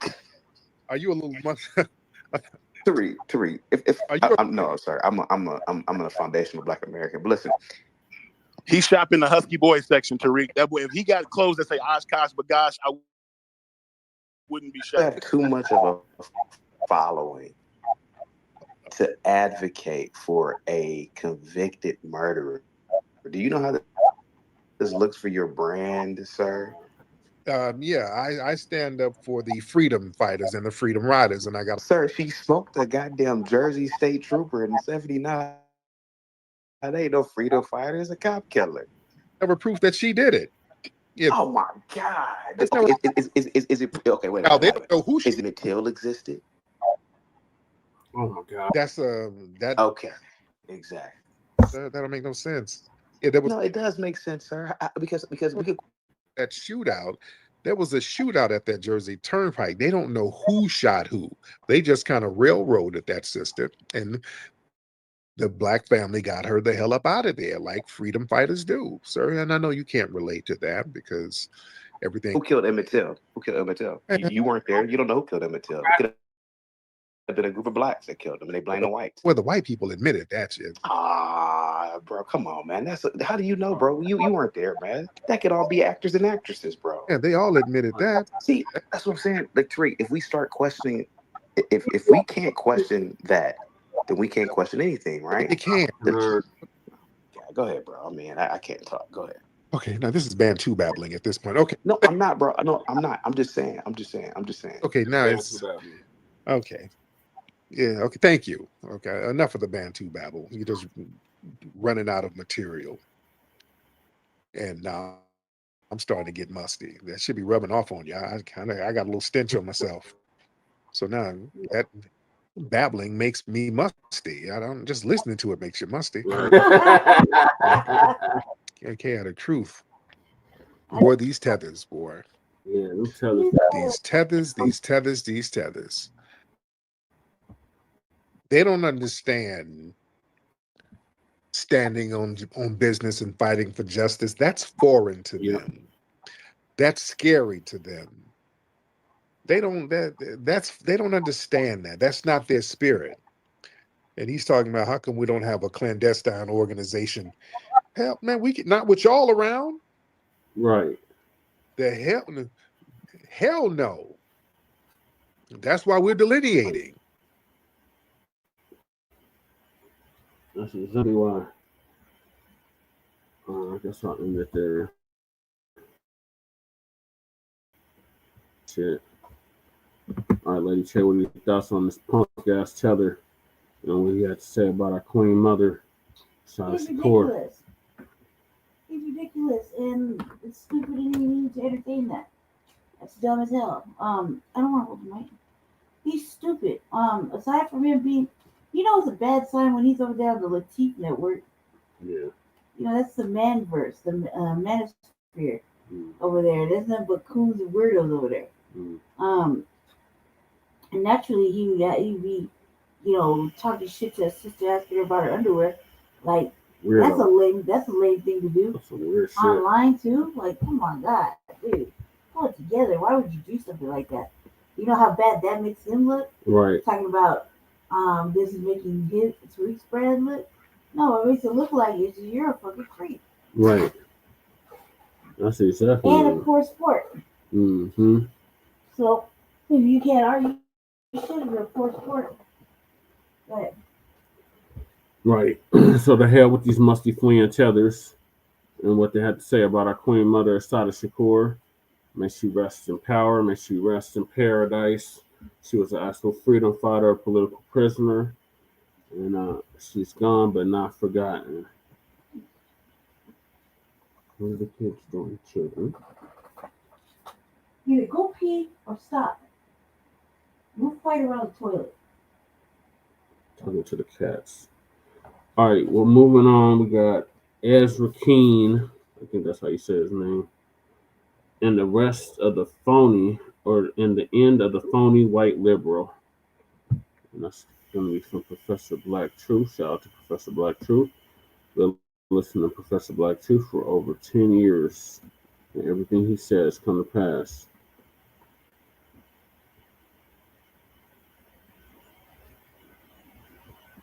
change this arrangement.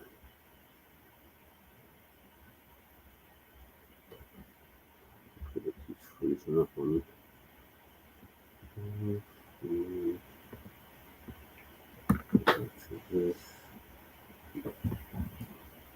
If you're not already subscribed to this YouTube channel, go ahead and hit the subscribe button now, along with the bell icon, so you can be notified whenever a new video is posted. If you're already subscribed, check and make sure that YouTube hasn't unsubscribed you. And of course, be sure to give the video a like as well as share it on your social media.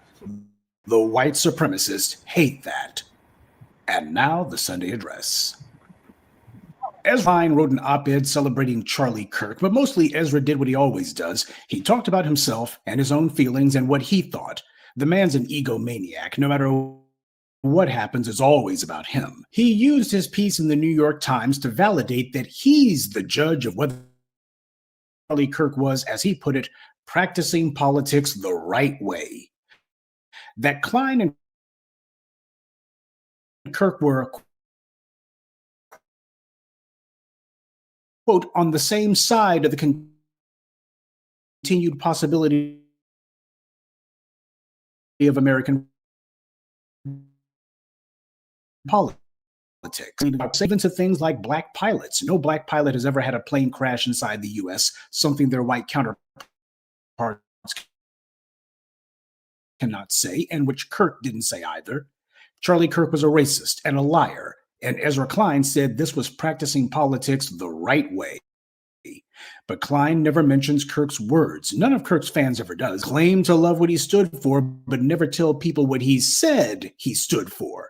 Imagine trying to laud a man so corrupt that you attack people for doing what you didn't do, telling people what Charlie Kirk's actual words were.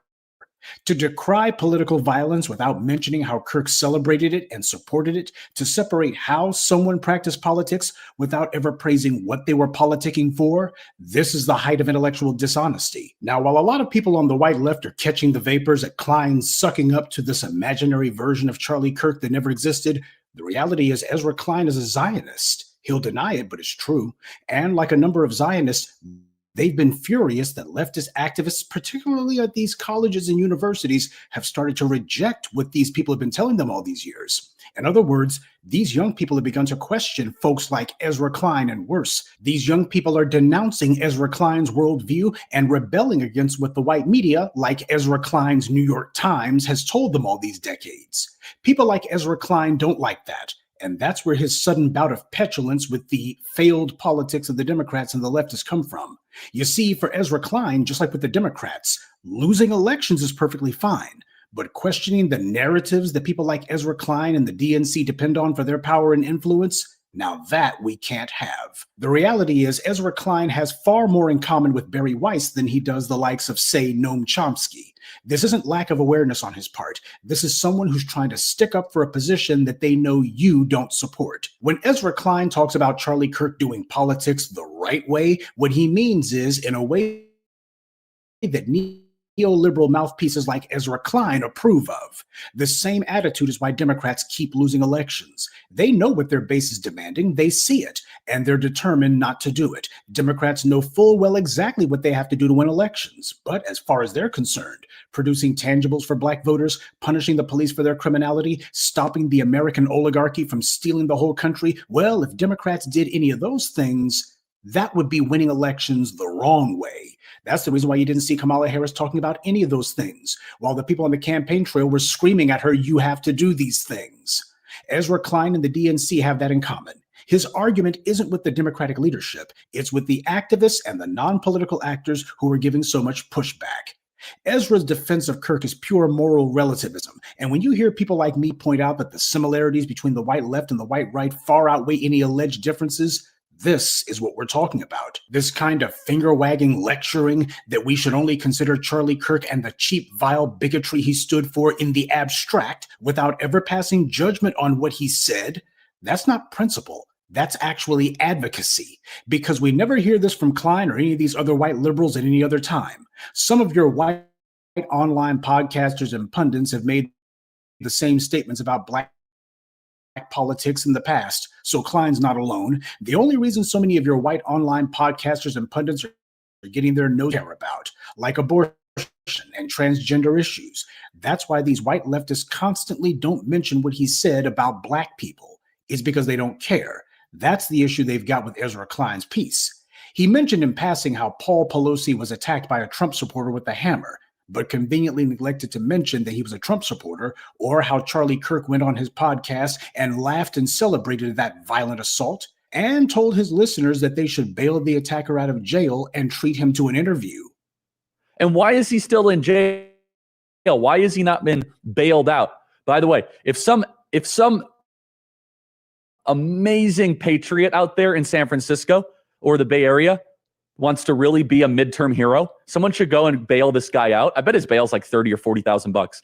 Bail him out and then go ask him some questions. This is what Ezra Klein called practicing politics the right way. Klein said he wanted a safer America for Pelosi's sake, but never mentioned how Charlie Kirk opened empathy in all directions to Democrats and Republicans alike. Charlie Kirk said empathy was a social disease not worth catching. But there was one thing Ezra Klein said that was factually true. But I find myself grieving for him because I recognize some commonality with him. Yeah, he saw a commonality between himself and Charlie Kirk. I'll bet he did. A white man with media access, tons of big white money behind him, racial privilege, working for rich white interests, and trying to forward their agenda. And I'm sure that at this point, some of you are going to ask, well, Professor, what did you think about Ta-Nehisi Coates' Vanity Fair piece that was criticizing Ezra Klein? First of all, he didn't criticize anything. That's the first thing that needs to be said. He did not take Ezra Klein or any of these other white leftists to task for what they said about Charlie Kirk eulogizing an unrepentant bigot. All it was the usual Ta-Nehisi Coates lukewarm, mealy-mouthed, all but useless gibberish. And if you are one of the delusional people who thought that Ta-Nehisi Coates apparently had some sort of beef with Ezra Klein, well, I hate to lay these negative vibes on you, but just a few hours ago, Ezra Klein himself posted a video of him and Ta-Nehisi Coates having a nice little sit-down love fest and hashing out their differences. But whenever you watch this video, you see that there really weren't much differences between them at all. These were distinctions without a difference, the same old gibberish that we get from the white media and their approved of Negro bootlicks. No matter how tough these suck-ups try to talk, you put a white person in front of them and they'll show you exactly what they really think. They roll right over. So that's what I think about Ta-Nehisi Coates and the piece that he wrote that some people have misconstrued as being critical of Ezra Klein. It was not. Some of you folks out there started getting all dewy-eyed and your hearts went pitter-pat because the white media was claiming that Ta-Nehisi Coates went over to Palestine and he said some critical stuff. He didn't say critical anything. If Ta-Nehisi Coates was truly taking on the white powers that be, then the white media would never give him platforms to do so.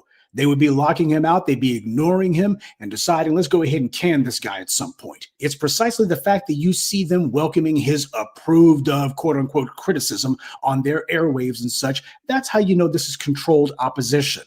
And while it's nice that Ta-Nehisi Coates is making some grumblings of phony discontent, the truth is that people like Coates have empowered and enabled the Ezra Kleins of this world and are still doing it. The black media has known this all along. We've been saying it from the jump for 2 decades, but it's only been in the last 2 weeks that so many of these leftist Negroes have figured it out. They seem to have finally figured out the fact that many, if not most of these white liberals have been racist as much as the day is long, and that the only actual difference between the white and anti-black racism, while the white left tries to be a little less straightforward with theirs. We've been out here saying it for going on 2 decades now. And these sorry Negro mouthpieces who have been cheerleading for these very same white liberals and telling us we need to wait, be patient, oh, it's not like that. These guys got egg on their faces. No one should ever have been listening to them to begin with. Where have these people been at? They've been auditioning for a job from a white political party or white media outlet. That's where they've been. And all that talk about allies and whatnot was just them playing the game. But as we've told you, in the end, they're the ones who wind up getting played. Ezra Klein is not a phony white liberal. He's actually a genuine bona fide white liberal. This is why the whole white allies thing was always damned to fail. It's something the black grassroots has always rejected. Because no matter what era you point to, be it the so-called white abolitionists in the 19th century the New Deal reformers like FDR in the 1930s, the white allies of the 1960s, the Kennedys, or the people you see running around today, there's always been an understanding among the white liberals that what they really wanted was to attach themselves to our freedom struggle and use us as a springboard to elevate themselves. And then when black people finally get fed up with the runaround, these same people tell us we need to wait, be patient, you're going to lose us elections. You need to practice politics the right way. And more often than not, that's exactly what they've done. Negroes thinking they have friends. All this time, you had these silly Negroes telling themselves that they had friends. They were confused, but these white liberals they were sucking up to, they weren't confused at all. They understood full well the game they were playing. So while people can be disgusted at Ezra Klein's words, the truth is he's saying what these white liberals have always thought. Just that up until now, they felt that they had to keep that kind of blunt honesty behind closed doors. But the rise of the alt-right and the MAGA movement has emboldened the white liberals to say what they've always thought. When you hear some person in Hollywood who claim to be liberal but attacks wokeness and political correctness, what do you think they're doing that for? It's always as a euphemism for black people. Anything that black people are advocating for, that's woke, that's political correctness, that's bad politics. Because you never hear them talk that way on any other issue at any other time. Certainly not where white activists are concerned. You have the white right losing school board elections. You got them losing mayor's offices, the usual push and pull of the political cycle. And yet you never hear the Ezra Kleins and others saying, you know what? The white right needs to modernize their talking points. They need to change. They're out of step with the country. No. They certainly never criticized the Republican leadership for always telling their people to double down and not to back down. No matter how many elections they lose, the white right always says, well, the problem is we didn't run hardcore white right enough. No, the Ezra Kleins only have criticism whenever it's people who are on the quote unquote left who are advocating for things he doesn't approve of. Then there's problems. There's a reason so many in the white media, in these schools and universities and in government or political circles couldn't wait to attack black people for demanding the police be punished for their criminality. That was where Barack Obama started attacking woke. He was the very first politician to come out and attack woke, and he did it specifically on the issue of defunding the police, fighting police brutality. That's what everybody understood to be a euphemism for woke. You're advocating and allying with what these black people are saying. You got to stop. These white liberals, they couldn't wait to attack reparations. As Bernie Sanders said, it's not feasible, not feasible. And as we see states like Florida and Texas and Oklahoma and others who are blatantly violating the law, instituting white supremacist indoctrinations in the schools and other performative extremism, how come we never see these white liberals up in arms about that? Because they've never been up in arms about these things in the past. The white liberal has always carried water for every anti-black program and policy that's ever come down the pike. The white liberal has always found a way or invented a way to make excuses for every anti-black policy. They've always been the first to be apologists for anti-black racism and to excuse it away with some pathetic deflection. They want to be the first to wag their fingers at us and tell us that when someone says some anti-black racist thing, well, we can't really call them racist because you can't know what's in that person's heart. Meanwhile, if you say anything even mildly critical about Israel, Ezra Klein and his ilk could be the first one to say that you're anti-Semitic. They know you're anti-Semitic. They know it. They ain't got to ask. They can read your mind. They can read your horoscope. They can tell your past just because they met you because of one thing you said that they didn't like. And that you can't know what's in their heart, that's a deflection that we never hear at any other time. White liberals say that whenever a black person is being accused of saying something prejudiced against a white person, suddenly they know exactly what's in your heart. White liberals are controlled opposition. That's their job. You have tethers, sellouts, bootlicks, and backstabbers who try to ingratiate themselves with white society by reassuring them, I'm the good black massa. Tethers love to run that game. Well, white liberals, the exact same thing. They try to ingratiate themselves with us by reassuring us that they're the good white advocate. And this is why the orange man being back in power is a good thing, because now everyone who's ever tried to hide what they thought or felt that they needed to sugarcoat it, now they feel they have no choice but to come out and say it out loud, or they feel emboldened like they got the luxury of saying it out loud. They feel like the white right's on a roll with all this anti-black racism, so we got some momentum for me to just say, well, I'm just telling you people some hard truths you don't want to hear.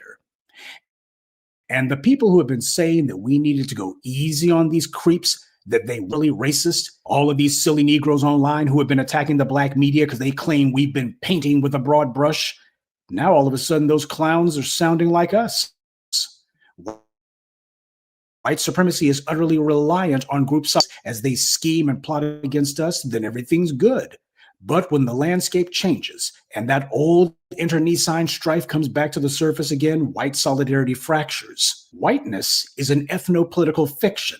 That's the reason why it is absolutely crucial to them that they control all of the resources and all of the politics. They control the resources and the mechanisms by which those resources are distributed. And it's precisely that monopoly on resources and politics that enables them to institute their system of goodies, giveaways, and guarantees that acts as the glue that holds those classified as white together. They make it where only approved of individuals get to live off the fat of the land, while the black wealth are locked out of it. The idea of a flat definition of white is a lie agreed upon. The very definition white itself is changed and been altered many times over the centuries. It's been expanded to include certain groups and been amended to exclude others. So Ezra Klein can continue with his apologies for right-wing politics, and Ta-Nehisi Coates can keep pretending that he didn't know these white liberals are the way they are. But if Klein wants to complain about political violence, he can start by telling his new buddies to stop it. The white right has long said that there's no such thing as hate speech or even hate crimes. Charlie Kirk said that. He said hate speech does not exist legally in America. There's ugly speech, there's gross speech, there's evil speech, and all of it protected by the First Amendment. Now, what he thought at the time was he was talking about himself. That's what he really thought. But regardless, if you want to be consistent, then shouldn't Charlie Kirk's sentiment logically go for political violence too? There is no political violence. Some white supremacist in a church or at a campus event, they're all just killings. The motivation doesn't change the act itself. So, as the white right has said for the longest time about hate crimes, why do we have to create a new category of thought crime? That's what they've been saying for decades. So Ezra Klein should be giving the white right their own advice. Give them Charlie Kirk's advice. But then again, all these overnight fans of Charlie Kirk don't dare mention his actual words, especially not Ezra Klein. His ethics, such as they are quite strange, to a moral person at least. Like most beneficiaries of racial privilege, they start every argument from their own position of power and then try to reverse engineer talking points from there. Well, you can't get to the truth from a standpoint of lies. They're fine with the bigotry and the racism, especially against black people, because they've always been. What they're not fine with is when it affects them. A lot of people are going to try to rewrite the history books now and their own personal biographies and try to make it seem like they were always onto these phony white liberals like Ezra Klein. Oh, we saw through them from the very beginning. That's what a lot of people are trying to do right now. But the reality is they were always on his side. They're just trying to preserve their own pathetic, crumbled credibility because the truth can't be denied anymore. And this is what we in the black grassroots wanted. We wanted things to come to a head. No more running in circles. No one being allowed or even wanting to hide what they think. People are going to be saying exactly what they think, either because they believe that they finally got some leeway, that the social climate is now just agreeable enough with them where they can go ahead and finally say what they've always thought, or in many cases because they feel as if they have to protect their own crumbling position. Way, they'll be forced to do something or to admit that they've always been on the side of the bad guys. The white liberals are phony. But if you were one of the people who tried to be foolish, good evening and be one. I'd like to take a moment to mention some of our contributors. Shrampstein, Morris Bodden, Sharice Matthews, Neil Saphir, and L. Wilson. Salute to Black empowerment only exists because of you.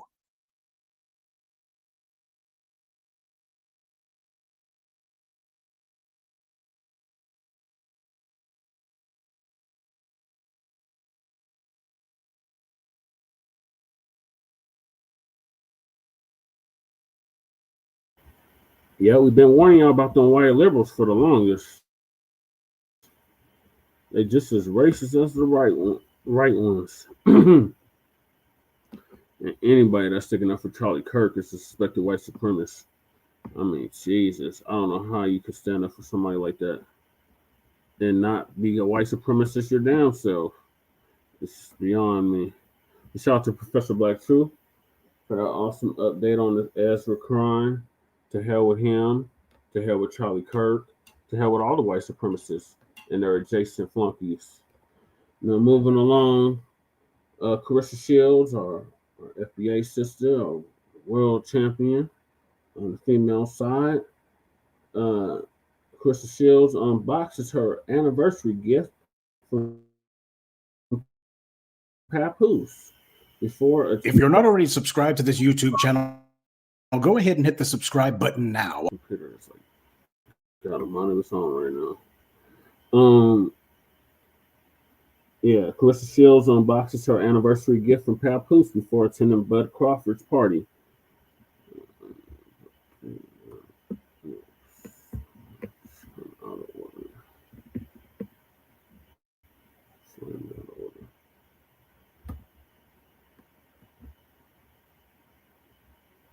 Sorry, my cue was kind of out of order. All right, there we go.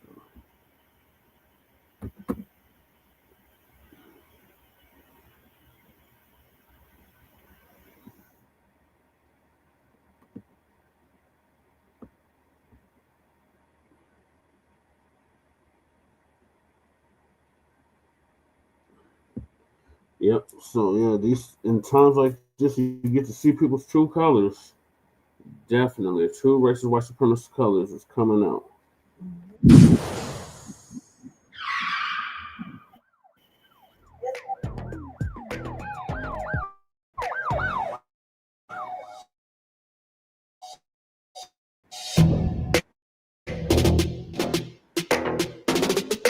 Claressa Shields unboxes her one-year anniversary gift from Papoose before attending Bud Crawford's party.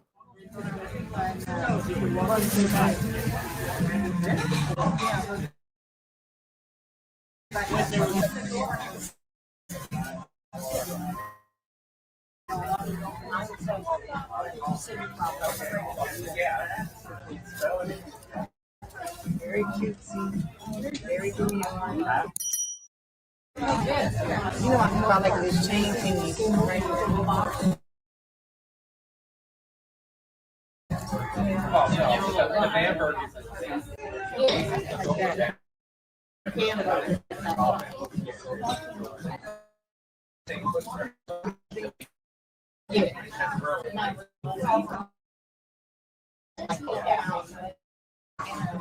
Thank you.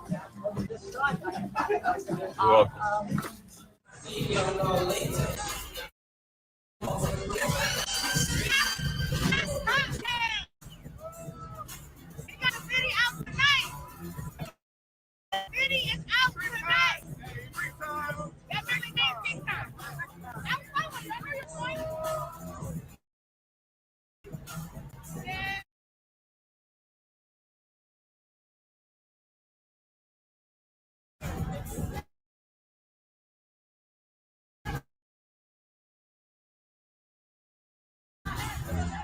Be sure to like, subscribe.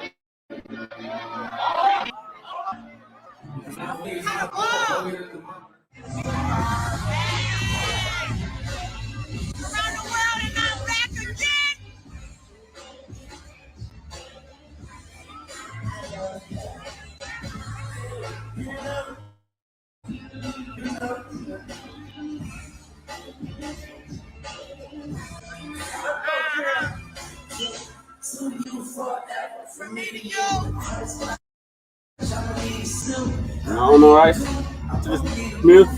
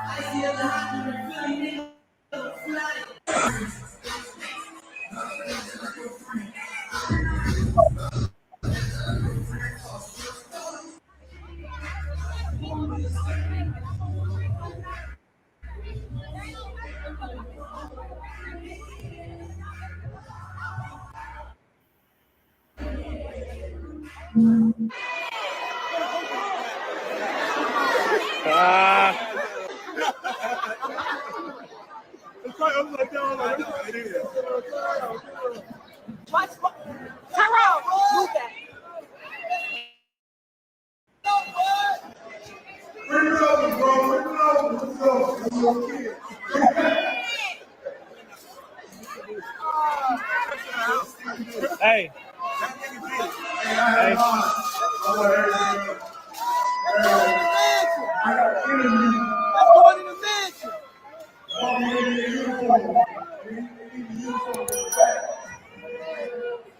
Let's go in the mansion.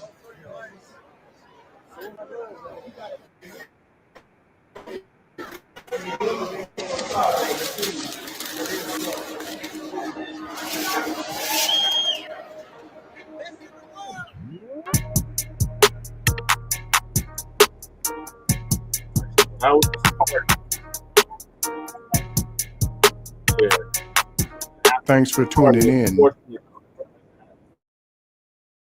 to 9 Mag TV. Held at gunpoint.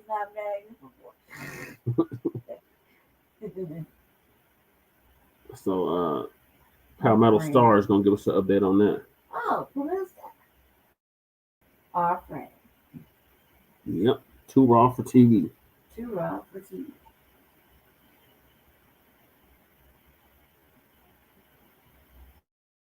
Come on, computer. Sorry, computer's 1001 windows open. Let's see.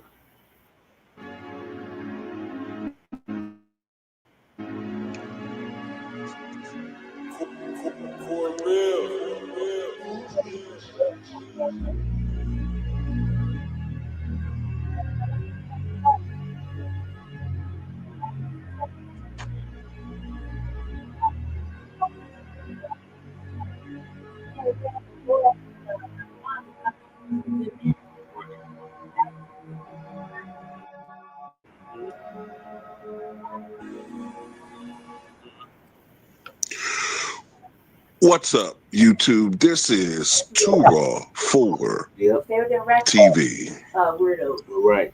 Well, the struggle never ends, man. Trying to clarify. The struggle, it just never ends. But yeah, I like the place to spot us. And she Bud Crawford, of course, shocked the world last week with a convincing victory over Canelo Alvarez to win the, I believe it was undisputed super middleweight championship. And he has conducted himself as a professional. The way that he fought was honorable. You know what I'm saying? You had a lot of people in boxing who always cry and moan when, you know, certain fighters, as they put it,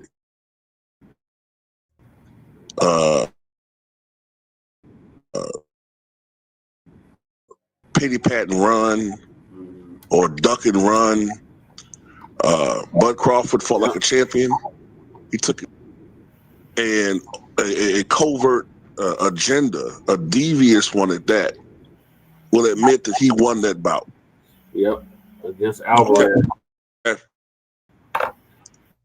He did win the bout. The way that he has conducted himself afterwards has been nothing but a gentleman. He's been an ass. All right, which is his home. Bud Crawford was given a parade, a celebration. Yep. Local town boy did good. Okay. Bud Crawford has been major in the news. So it's not like you don't know who this guy is. Okay. He was given keys to the city by the mayor of Omaha. Somehow, this celebration has turned into a nightmare for Bud Crawford and potentially could have been a tragedy. Idiot police officers, motivated by, well, I can't tell you what they're motivated by. I can tell you what I suspect they're motivated by. Envy, prejudice, you know. Who knows? They could have lost money betting on Canelo. Whatever the case may be, they pull over Bud Crawford and his team. When I say his team, I mean his well, I should say his party. I'll use that. They pulled over Bud Crawford and his party, supposedly for driving recklessly.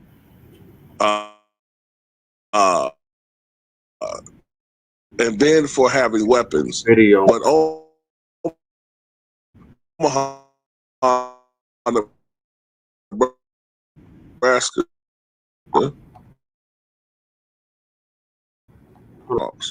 It's in the state of Nebraska, right? But here's the video. Stepping out, seatbelt. Oh yeah, I'm opening the door. I'm opening the door. Right here on my right. I'm keeping my fucking hands up. I'm not reaching for no gun, bro. Right. Can I move my phone? Pigs. Yeah, that's crazy.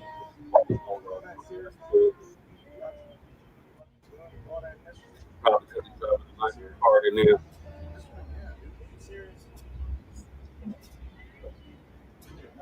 This brother just had a fucking parade in his honor, and these punk ass pigs don't have that. Now, thankfully, nothing happened, but a police officer pulled a gun on Terrence Bud Crawford. Okay? Whether or not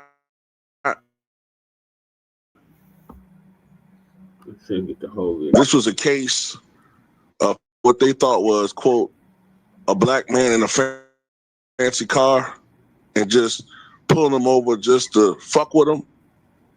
Yeah. I think it's more likely, given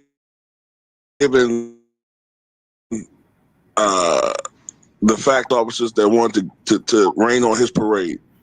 They wanted to humiliate Bud Crawford. That's exactly what they wanted to do. And you got a lot of that going on right now, a lot of anger directed at us as if we're the problem in society. You know, the last couple of weeks, you know, somebody gets shot in Utah. Yeah. Okay, that's Charlie Kirk. Apparently by a white man, but yet those by man's death want to aim us. It's never been about bullshit. That's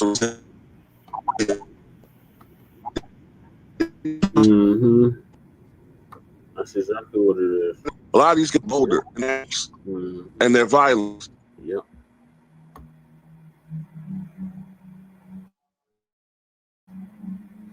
By the way, have I mentioned that the mayor of Omaha, Nebraska is African American? He's the first African American mayor in its history. Did I mention that Omaha, Nebraska is becoming increasingly Democratic? You don't think that has some friction with some of the people in the local police department?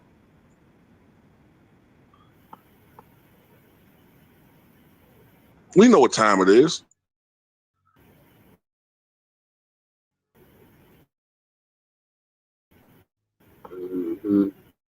We see it in the South, in Detroit. We can see it in any jurisdiction in this country. Milwaukee. We know what time it is. We know what this was.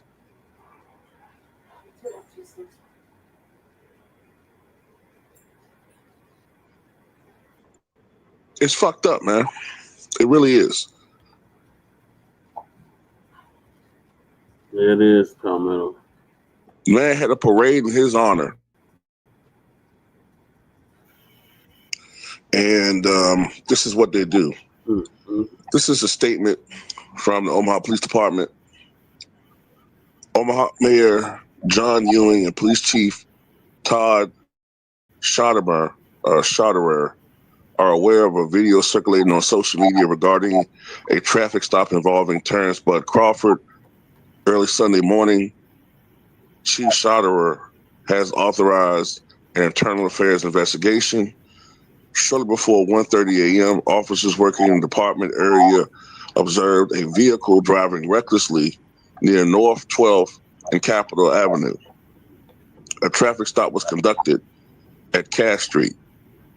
While speaking with the driver, an officer observed a firearm on the driver's side floorboard.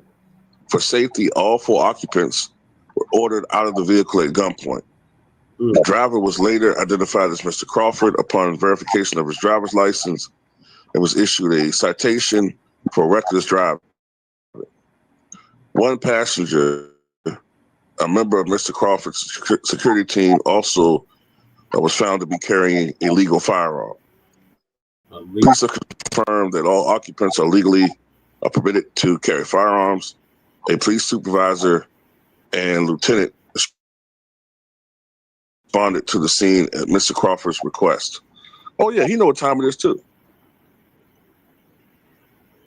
He knew what time it was.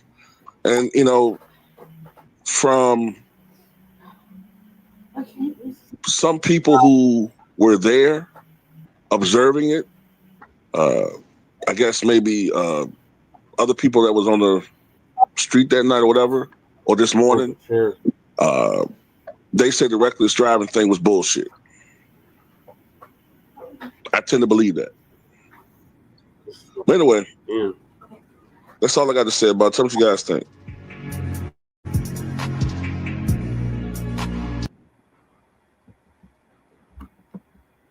You can't have shit. Exactly. They don't want us to have a damn thing. Punk ass pigs. To hell with Omaha PD for that. That's some bullshit. They had no business pulling over our brother Terrence Crawford. They had no business pulling him over. Especially, you know what? That doesn't even make sense. Because they gave him a parade. That means the police already know who he is. Right. So they're pulling him over. It's like fucking with him. Yeah. Exactly. So I hope you sue the fuck out of them. That's definitely a lawsuit. They had no business pulling over our brother. That was clearly racially profiling and harassment, like Lady Chase said.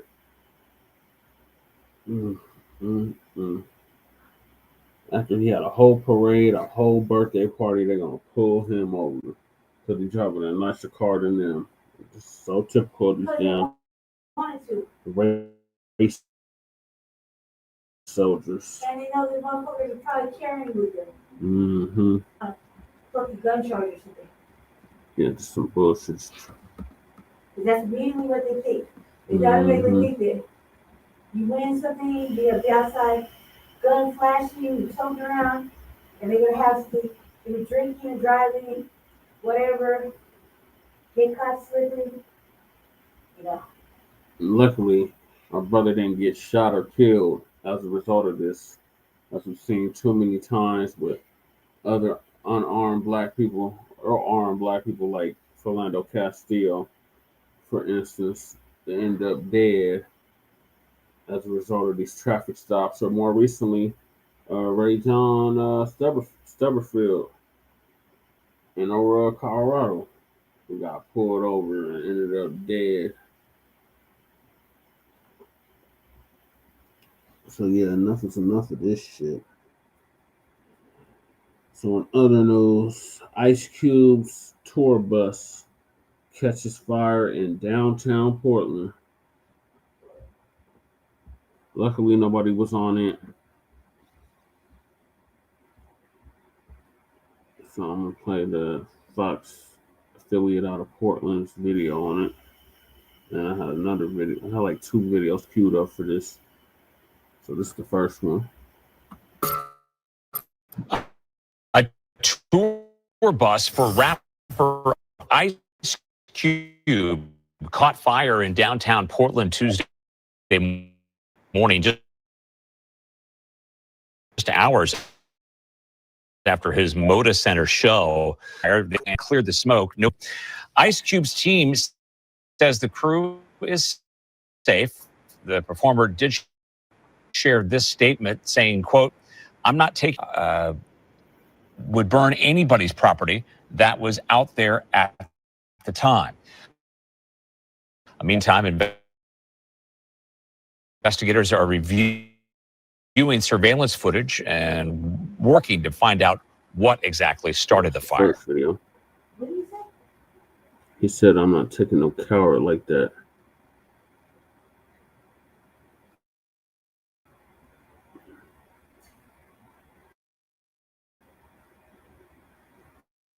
So does he think they were foul play or does it? I think he thinks.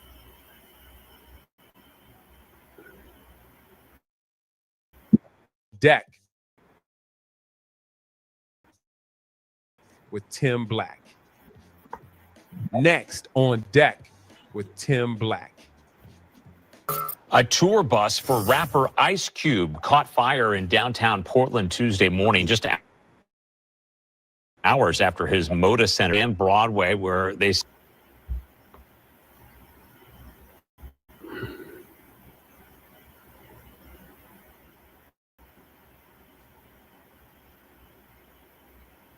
This is Cube's response. This next video. New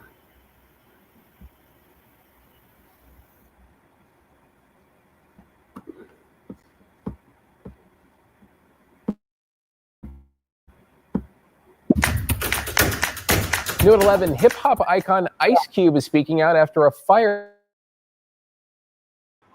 broke out on one of his tour buses in Portland. It turns out one of the tires, even Ice Cube said he is, quote, not like that would burn anybody's property that was out there at the time, end quote. Portland Fire could not confirm the cause, but did say they are investigating. They had the fire was quickly put out and that they vented smoke from the inside of the bus. Glad everyone's okay there. Right. So here's the response. Hold on, let me see.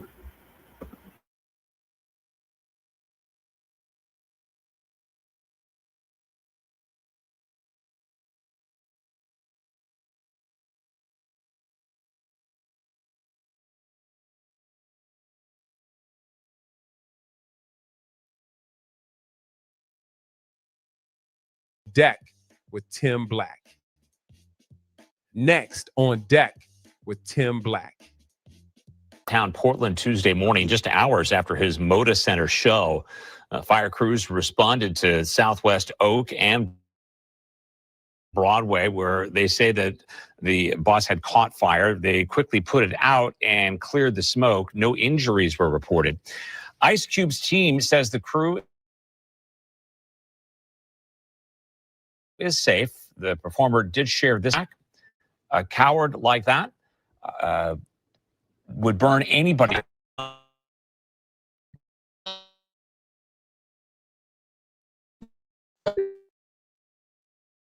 It's so bad a statement that the person reading was like, I know I'm getting this shit wrong because no one's this ignorant. I'm not taking this incident as a personal attack. A coward like that would burn anybody's property that was out there at the time. So now the big sign on it to say Ice Cube, they didn't know that was your shit.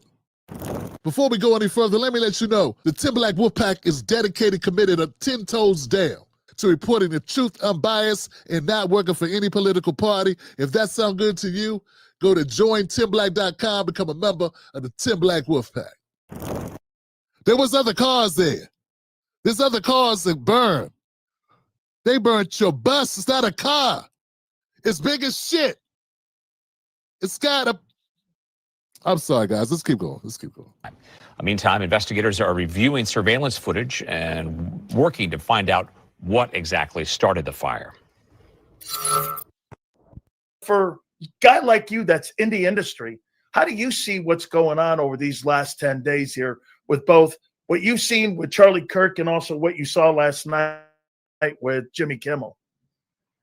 You don't never want to see nobody, you know, that to me is it's tragic. You know, no matter how you look at it, somebody who has an opinion and you get killed over it. Like, you know, that can happen to anybody. That can happen to any one of us. So that's crazy. Next on deck. Yeah, you know, Cube, that's not why he got killed. I don't think that's why he got killed, but then we'll come back. You know, Ice Cube, he recently was talking about migrants, undocumented immigrants, all this stuff, and he was like, we need to be nicer. And Ice, hey, you know, we need to, you know, Trump need to call the immigrants off, and call off the ICE and do all this stuff. And people were like, why Cube do that? Well, then I found out that Cube had a new one. And Cube knew he needs to Trump was doing with ICE. And that's when I realized that a lot of people just didn't pay attention. It's sort of like, you know, Kanye West always turns up the volume on the antics whenever he got a new project coming out. Same thing with Cube. Got some new shit coming out, turn up the language, spark up the, you know, buzz. Here's the thing though.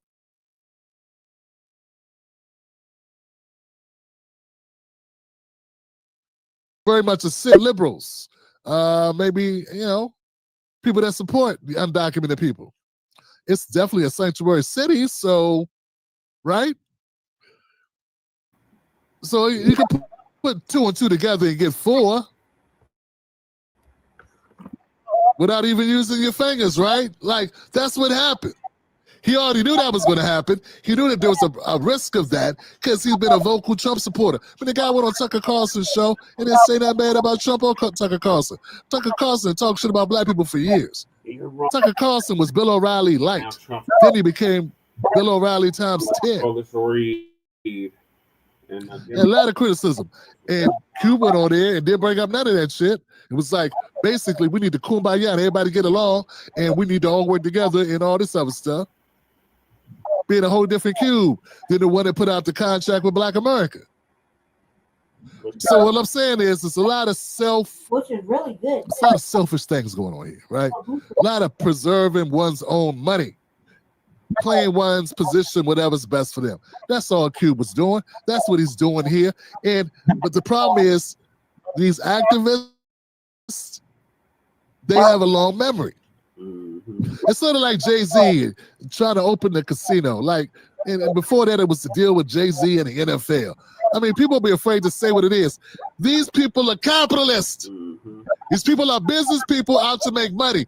And they just make money off of occasionally talking about things that we care about in order to get a certain type of PR push at the time,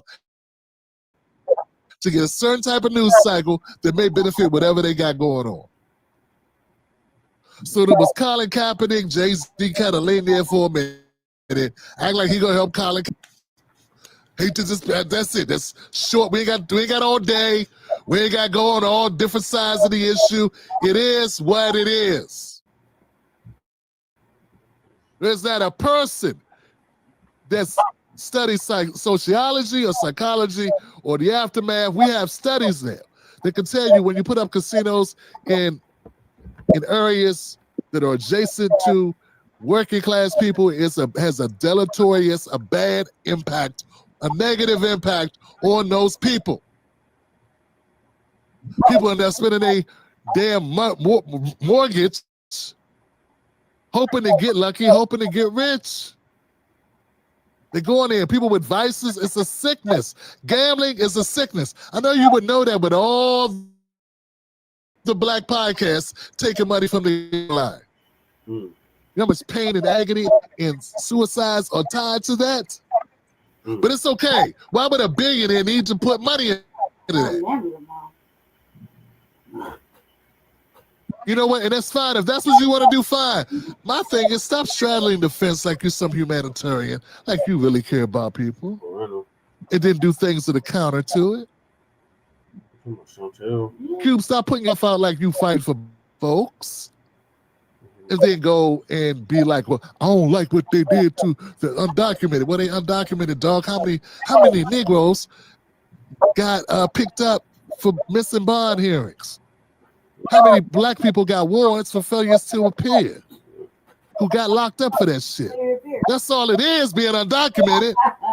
They had a court date to come back or leave the country, and they didn't make the court date, so now they got an open warrant. And then every once in a while, unlike us, they go looking for them. They look for us all the time. Every once in a while, depending on who gets in office, the freaking people come looking for the warrants. That's all this is. That is all it is. Tell them. And you can be under certain presidents who make it a very low priority and do not focus on going to get those people.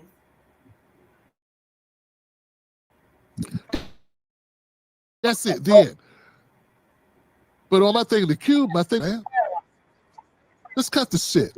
They burnt your bus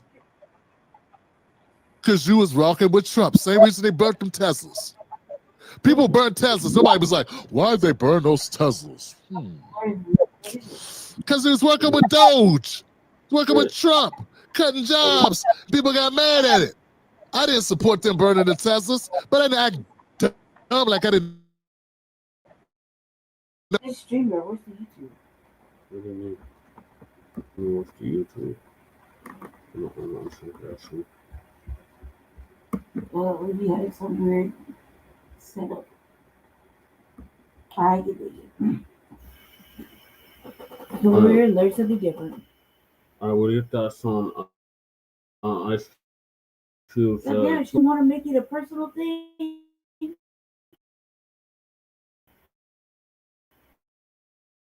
When it clearly sounds like a personal thing, the way the climate is, you know what I mean? Like with Master Charlie. Yeah. That's what I'm gonna continue to call him, Master Charlie.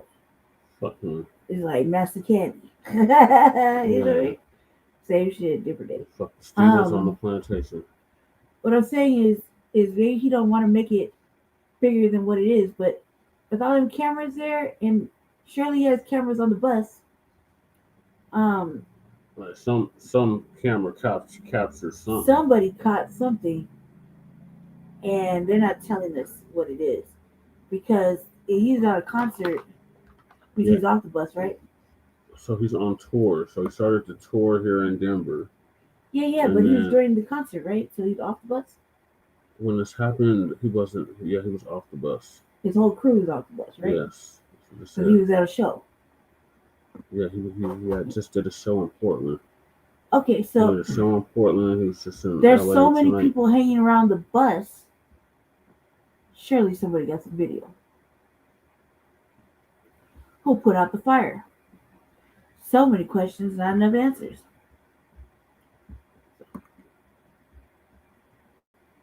Yeah, let's see if he posted on his Twitter page.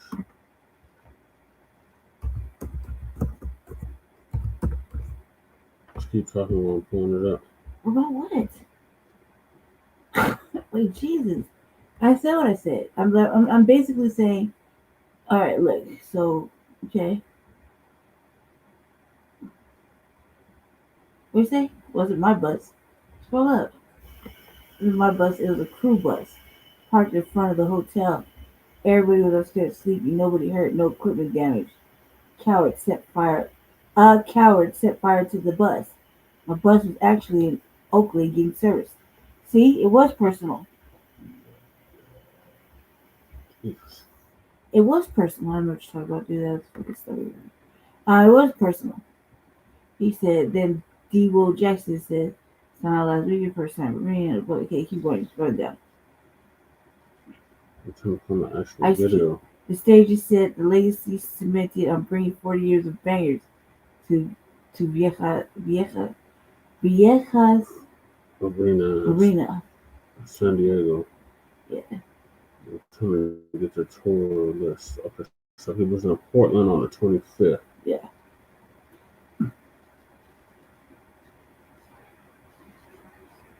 Smoking, opening. What we got for me tonight? So he went to Portland, and then he went to Oakland. And last night he was in LA.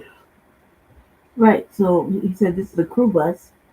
So the crew went to Portland first. They must head out first. It's Oregon, right? Portland, Oregon? Yeah. Yeah.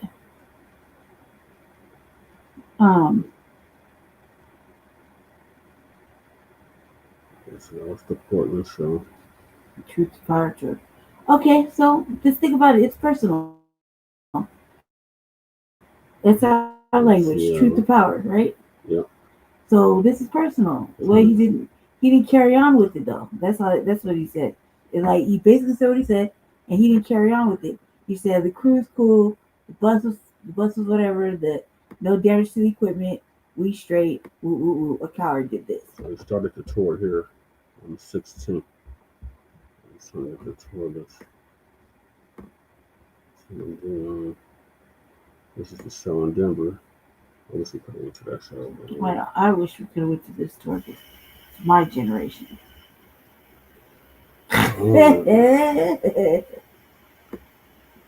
And he's probably one of my 4 favorites.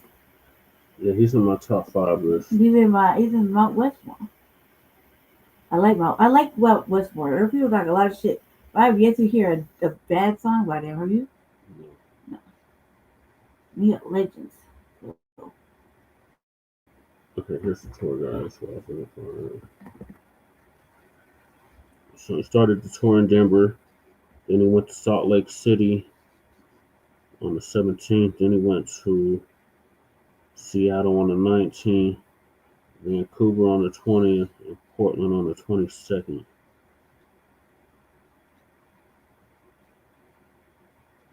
So you went the 5th stop? Or 4th stop? 5th stop. Yeah, so he said it. He's just not going to make a big deal out of it because he's a low. Right. So he was going to go find out on his own little investigation. And that'll be that. So that's probably all we're going to hear about it. Mm-hmm. You know what I mean? That's how I feel like. That's how it's going to maneuver. And the only reason it made the news is because somebody was outside filming it. Meaning, somebody was outside telling it. Mm-hmm. And so that same person's probably telling me who started that little fire. You know what I mean? Think about it.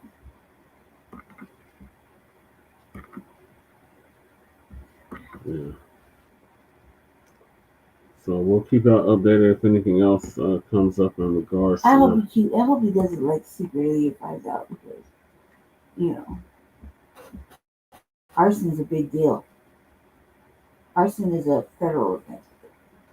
Yeah, it is. Remember the sheepskin factory? Not to bring in the laws in there, I'm just saying, arson is a fucking offense. Punishable by jail time, a lot of jail time too. Especially when you set something like that on fire.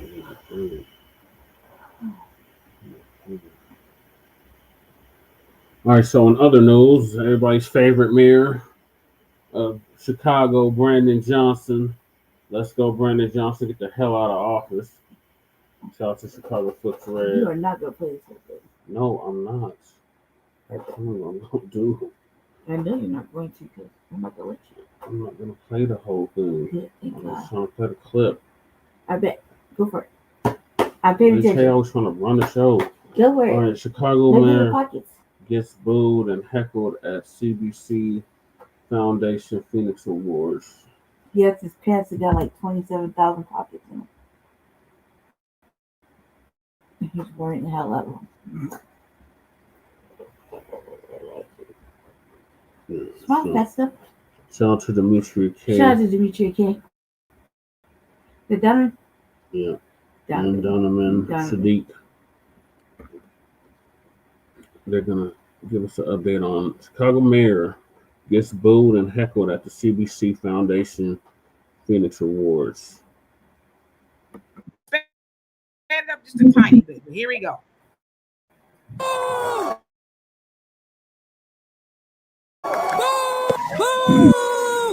White expectation is something that we must understand. That's why the weight is different. White fear is incredibly dangerous.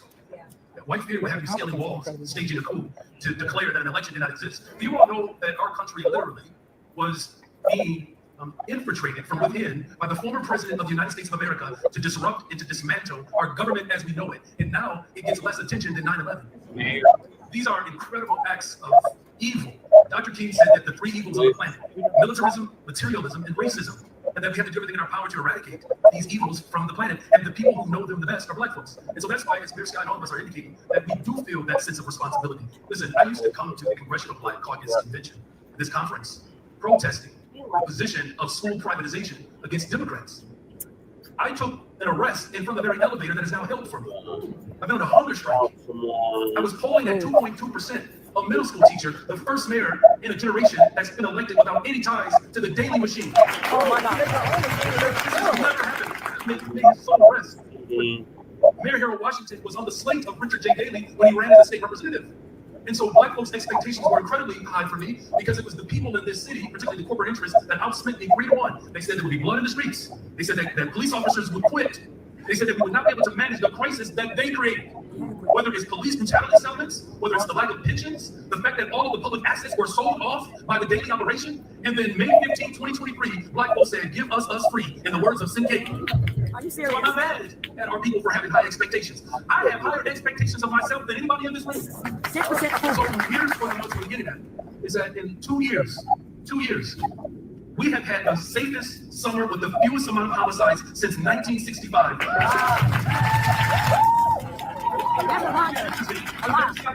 Now that they agree that crime is down, you know what they say now? Well, how do you feel? I said, do you feel safe? Here's the second thing. This is the point, the last point that I believe everything is getting in.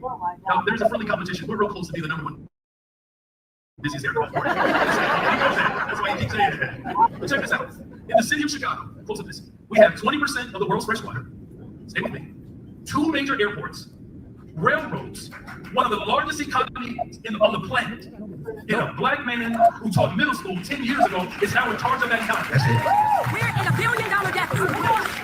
Are you serious? This was just about my Blackness. We're in $1 billion deficit. It's been more Black mayors before. The reason why white supremacy is afraid of this Black mayor in Chicago is because they did not help me get elected. So as you heard and saw there, that was Mayor Brandon Johnson of Chicago, and of course, he was getting booed and heckled by that of Chicago Flip Red, Danny C, Jessica Jackson, and a few others. Not quite sure all who was there. But as they were listening to him tout all of these things, black, black, black, black, black. And as I was watching it, I'm like, well, he sure know how to talk black, don't he? He talks real black, right? I'm the black this and the black that, and we this, that, the other. And as you heard Danny C say, hey, we got $1 billion deficit, but he talked black, but he didn't talk about the immigration issue, right? That even created Chicago Flips Red, which basically they're saying, if it's the last thing we do, we are going to flip Chicago red, and they came pretty close. We're going to flip it red, which is traditionally blue, right? Democrat. We're going to flip it red because we do not like what Mayor Brandon Johnson and the Democrats did by, of course, Chicago is a sanctuary city, and it's been like that since I think like 1983, 86 or something like that. Sanctuary city basically means that we welcome immigrants and we will not aid the bad ICE. We won't help ICE. In fact, we'll help the immigrants against ICE. So with that being said, Brandon Johnson and the Democrats welcoming all the immigrants and gave them all they could get. They commandeered the south side of Chicago, predominantly Black neighborhoods, and they gave them schools that were closed that they had promised to Black residents in Chicago. They were going to open it up and make it a youth center and a whole host of other things, but that didn't happen. And then there was even one meeting, and most infamously, a lot of people showed, because they go to the city hall meetings, city council meetings a lot, where an immigrant was basically like, that's why y'all ain't getting no money, right? Telling them they need to be quiet and all that. So they felt really emboldened and they were able to feel emboldened by that of Mayor Chicago, Brandon Johnson. He, until this moment, he is standing 10 toes down on rebuffing the efforts of Trump and Tom Homan, which is not really working because ICE is in there now. And I was going to do another story, but I'll do that next week. ICE is in there, and they really kind of going in there and, you know, was snatching people up per se. Now, of course, a lot of the Black residents there are like, yes, we're here for that, right? Because again, NBC said there's a $1 billion deficit and that they want to raise their property taxes to pay for some of that. But look how snakes and devils such as Johnson, look how they act. They go to these Black events and they talk Black and they Black this and the Black that. We got the freshest water. And then this sucker had the nerve to say that we got the best crime rate since 1965. Yeah. Donovan, were you born in 1965? He said that. He's stupid. I know I look like I was, but no, I was born in 1970. I wasn't either, right? So most of us probably weren't here in 1965. So what? That's my math is bad. But 70 years? That's 70. No, it's not 70 years. 60. Johnson. 60 years. Okay, so 60 years ago. So 60 years time span. You mean to tell me that crime hasn't really improved demonstratively since 1965? So it's like, why has crime improved now? I don't know if it did, but y'all heard the rebuttal from Danny C saying that's a lie. What? You know, so they're not saying it's true, but then he's talking about, well, how do you feel? You know, and all that. People ask him. All right, yeah, we're gonna go right back to it, family. Just give me 1 second. Oh boy, Johnson is a fucking liar and a half. He was like, we had the lowest crime in the last 2 years. No, in the last 60 years. He said 2 years. In the last 60 years. But he said 2 years. He said since 1965. That was something else. I promise you said 2 years, cuz. He said in the last 2 years he had something like that, the lowest crime. Play it back. You don't believe me? Stop, man. 60 years. He didn't say that. That's what they just were referencing. No, he said something else by that. Just play the shit so I can finish my statement. No, I'm not. I'm not listening. It's something that we actually understand. That's why the weight is different. White fear is incredibly dangerous, though. Yeah. White fear will have you scaling walls, staging a coup to declare that an election did not exist. You all know that our country literally was being infiltrated from within by the former president of the United States of America to disrupt and to dismantle our government as we know it. And now it gets less attention than 9/11. These are incredible acts of evil. Dr. King said that the three evils of the planet, militarism, materialism, and racism, and that we have to do everything in our power to eradicate these evils from the planet. And the people who know them the best are Black folks. And so that's why, as Mayor Scott and all of us are indicating, that we do feel that sense of responsibility. Listen, I used to come to the Congressional Black Caucus Convention, this conference, protesting the position of school privatization against Democrats. I took an arrest in front of the very elevator that is now held for me. I've been on a hunger strike. I was polling at 2.2%, a middle school teacher, the first mayor in a generation that's been elected without any ties to the daily machine. Oh my God. May his soul rest. Mayor Harold Washington was on the slate of Richard J. Daley when he ran as a state representative. And so Black folks' expectations were incredibly high for me because it was the people in this city, particularly the corporate interests, that outspent me 3-1. They said there would be blood in the streets. They said that police officers would quit. They said that we would not be able to manage the crisis that they created. Whether it's police brutality settlements, whether it's the lack of pensions, the fact that all of the public assets were sold off by the daily operation. And then May 15, 2023, Black folks said, give us free, in the words of Sinkei.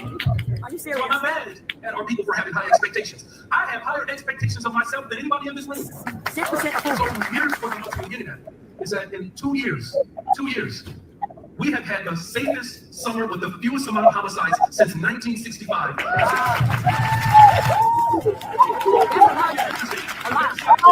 that Rican crime is down, you know what they say now? Well, how do you feel? I said, do you feel safe? Here's the second thing. This is the point, the last point that I believe they're thinking is getting. Now, there's a friendly competition. We're real close to being the #1 busiest airport. That's why he keeps saying that. He doesn't know. He's only been in office how long? For 2 years. 2 years. All right, yeah. Jesus Christ. Why is it saying the same thing? Got me so goddamn combative. All right, look it. We're both right. He said the last 2 years. So basically, during his term, he feels like they have had the safest summers. Okay. Since 1965. Okay, cause they heard. Jesus fucking Christ! You want to hear? Take the fucking mic. I'll leave. Take the fucking mic. No, go. Jesus Christ! We don't count 65. That's when he was born. Don't count that shit. Anyway, back to us. We're talking about the last 2 years. Okay, the last 2 years he said, and we had 65. Whatever fucking stupidity he wants to add to that. And 65. Okay, 2 fucking years of nothing but crime. When has it been safe? There's been like what, up to 15 shootings almost every 2 weeks. At least. Just a mass shooting on Labor Day. Before that, there's been like serious shootings. There's always a shooting in Chicago. There's always a shooting in Chicago, right? That's right, Jesse. There's always a shooting in Chicago. So what is he really protecting anybody for? And when the migrants came, he's tiptoeing around that shit. Mm-hmm. He was giving them goodies and giveaways and fuck black people, and that's why every day they attacked our sister Trinity Washington, our young. And that's why Chicago Flips Red had initially banded together. Yeah. Yeah. So we shout out them sisters. They're doing a good ass job. So go ahead here. Check this out. In the city of Chicago, close up this. We have 20% of the world's fresh water. Stay with me. 2 major airports, railroads, one of the largest economies on the planet. And a black man who taught middle school 10 years ago is now in charge of that economy. That's it. We're in $1 billion deficit. Are you serious? This was just about my blackness. We're in $1 billion deficit. There's been more black bears before. The reason why white supremacy is afraid of this black bear in Chicago is because they did not help me get elected. Woo! So as you heard and saw there, that was Mayor Brandon Johnson of Chicago, and of course, he was getting booed and heckled by that of Chicago Flip Red, Danny C, Jessica Jackson, and a few others. Not quite sure all who was there, but as they were listening to him tout all of these things, black, and as I was watching it, I'm like, well, he sure know how to talk black, don't he? He talks real black, right? I'm the black this and the black that, and we this, that, the other. And as you heard Danny C say, hey, we got $1 billion deficit, but he talked black, but he didn't talk about the immigration issue, right? That even created Chicago Flips Red, which basically they're saying, if it's the last thing we do, we are going to flip Chicago red, and it came pretty close. We're going to flip it red, which is traditionally blue, right? Democrat. We're going to flip it red because we do not like what Mayor Brandon Johnson and the Democrats did by, of course, Chicago is a sanctuary city, and it's been like that since I think like 1983, 86 or something like that. Sanctuary city basically means that we welcome immigrants and we will not aid the bad ICE. We won't help ICE. In fact, we'll help the immigrants against ICE. So with that being said, Brandon Johnson and the Democrats welcoming all the immigrants and gave them all they could get. They commandeered the south side of Chicago, predominantly black neighborhoods, and they gave them schools that were closed, that they had promised to black residents in Chicago. They were going to open it up and make it a youth center and a whole host of other things, but that didn't happen. And then there was even one meeting, and most infamously, a lot of people show, because they go to the city hall meetings, city council meetings a lot, where an immigrant was basically like, that's why y'all ain't getting no money, right? Telling them they need to be quiet and all that. So they felt really emboldened, and they were able to feel emboldened by that of Mayor Chicago, Brandon Johnson. He, until this moment, he is standing 10 toes down on rebuffing the efforts of Trump and Tom Homan, which is not really working because ICE is in there now. And I was going to do another story, but I'll do that next week. ICE is in there, and they really kind of going in there and, was snatching people up per se. Now, of course, a lot of the black residents there are like, yes, we're here for that, right? Because again, as Danny C said, there's a $1 billion deficit, and that they want to raise their property taxes to pay for some of that. But look how snakes and devils such as Johnson, look how they act. They go to these black events and they talk black and they black this and the black that. We got the freshest water. And then this sucker had the nerve to say that we got the best crime rate since 1965. Donovan, were you born in 1965? I know I look like I was, but no, I was born in 1970. I wasn't either, right? So most of us probably weren't here in 1965. So what? That's my math is bad. What, 70 years? That's 7? No, it's not 70 years. 60. 60 years. Okay, so 60 years ago. So 60 years time span. You mean to tell me that crime hasn't really improved to demonstratively since 1965? So it's like, why has crime improved now? I don't know if it did, but y'all heard the rebuttal from Danny C saying that's a lie. What? You know, so they're not saying it's true, but then he's talking about, well, how do you feel? You know, and all that. People ask him, how do you feel? But again, there's that play on words. Oh, crime is improving, but then you have Danny C and them saying, no, it's not.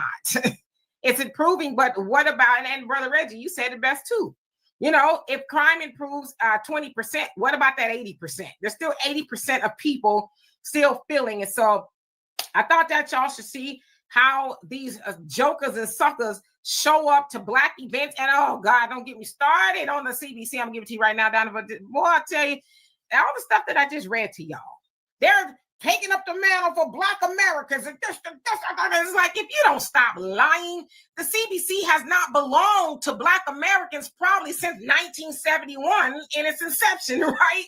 When your Shirley Chisholms and them was still in there. So it's not belonged to Black people. They have not served Black people. And what they're basically doing is, somebody will get mad, I don't care. They're having these award ceremonies and they're giving each other awards and pats on the back for doing what? Especially if you go back to this last year, the CBC, Kamala Harris, who showed up there, and everybody else, they more or less helped immigrants come over here and destabilize the Black community even more so than it already is. But yet they're giving each other awards because they pretended like they're doing something for Black Americans. Please. Donovan? Well, I said this years ago when we were first starting out in these podcasts, when John Lewis was in office before he passed. I told people most Black congressional leaders, if you look at their records, what do they do with most of their time? They name post offices and they give each other civil rights awards. That's what they do with most of their time. But the Democratic Party has given them a new initiative, is to help replace Black people with these immigrants. So that's what their new agenda is. And, you know, the lies after the lies after the lies. I want to say this, and I'm not going to say everybody, you guys, but do you guys know some of the worst politicians are teachers? Some of the worst politicians you're ever going to run across are teachers. You want to know why? Because a teacher is an authority figure. And when they get into Congress, they actually believe people should follow them because of their former vocation. See, and that's where the arrogance comes from. And in this guy, Brandon Johnson, look at him. I think he's a history teacher. I think that's his specialty. This guy is so delusional, he actually thinks what he is doing in Chicago is justified and is something of honor and prestige to do, because he keeps bringing these tropes of historical, aspects of this and that, and it's a Christian thing to do to welcome our brother, and in a foreign land, whatever. And like a preacher, he misquotes, or he only quotes parts of the Bible. Yes, you welcome the foreigner in your land when they come there legally, not illegally. When you break the laws of Caesar, you're breaking the law of God, because again, Caesar was put here by God, and so on, whatever you believe. But that's pretty much how it works. But because he's a teacher, he is used to people just following him because of his authoritative status. And that's where the delusion comes in. This man was polling at, I believe, Demetra, 6% at his lowest? And most of his constituents, 6%. Yeah, 6%. And this guy actually thinks he's a popular mayor. The people that got him into office, he's done absolutely nothing for. And yet he thinks he has the support of the people who put him in the office. There's the delusion right there. And we have a lot of that going on in the Black community. And you know what? I don't blame him. I don't blame him. Maxine Waters has been in office for 30 years. John Lewis was a civil servant for 30 years, not his civil rights record, his government record for over 30 years. I could name you guys all of these long-standing Black representatives, because they're not leaders. That's another thing. We've got to change our vernacular and our way of thinking. These people are representatives. If you have a lawyer, right? A lawyer is your representative in the court. He's your mouthpiece. He or she is your mouthpiece. They're going to come up with a strategy to get you out of whatever the problem is. But at the end of the day, the outcome that you want from your lawyer is what they're supposed to do. And they're going to do because they want to get paid, right? So we've got to change the way we look at these representatives, because that's what they are. Jim Clyburn, look how long these, okay, any Black person that I name that's a representative, name me anybody, name me legislation that any of these Black congressional members have done that has changed and altered the lives of American people. There's not one piece of legislation they have ever championed, much less for their own people.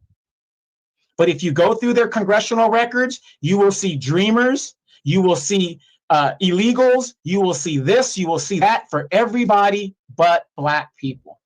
And it's sad. Kimmy Rochelle says, Donovan, you done turning up in the DR? No, I actually am not. I'm not done. But thank you for asking. It was a good vacation. I can say that. Yes, his 304ing has come to an end for now. So hello, everybody that's come on here. Albert Chill, what's going on with you? Brother Damon, how you doing? Let's see. Okay, so Alicia, you said you were born in 1965. So yeah, I guess it took that long. Not that I mean that long, like you're old enough, and I'm 6 years younger. But yeah, it took that long for you to tout some movement with crime. I was like, give me a break. I wouldn't even went up in there with that data at all. And Brother Stephen, and tell your wife to say hello. He says you was born in 64. So there you go. And Brother Joe, now I see you in the chat. You were in Chicago. Did you see Mayor Brandon Johnson get up there and say that? I know you probably weren't there, but about that. And if so, how do you feel listening to him going there talking Black but not walking Black?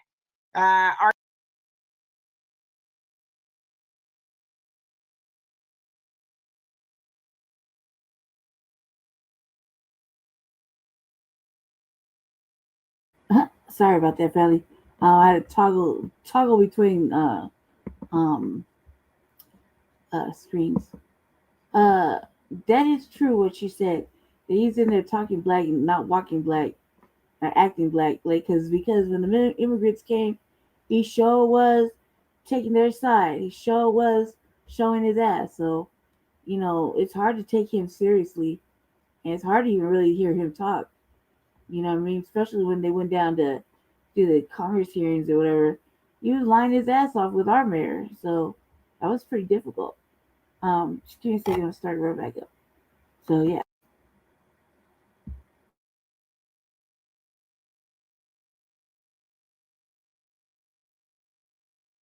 He says, I know he was lying. Your average logical thinker, how you doing? Hope you're doing well. Sister Zoe. Yes, Zozo, that's her name. And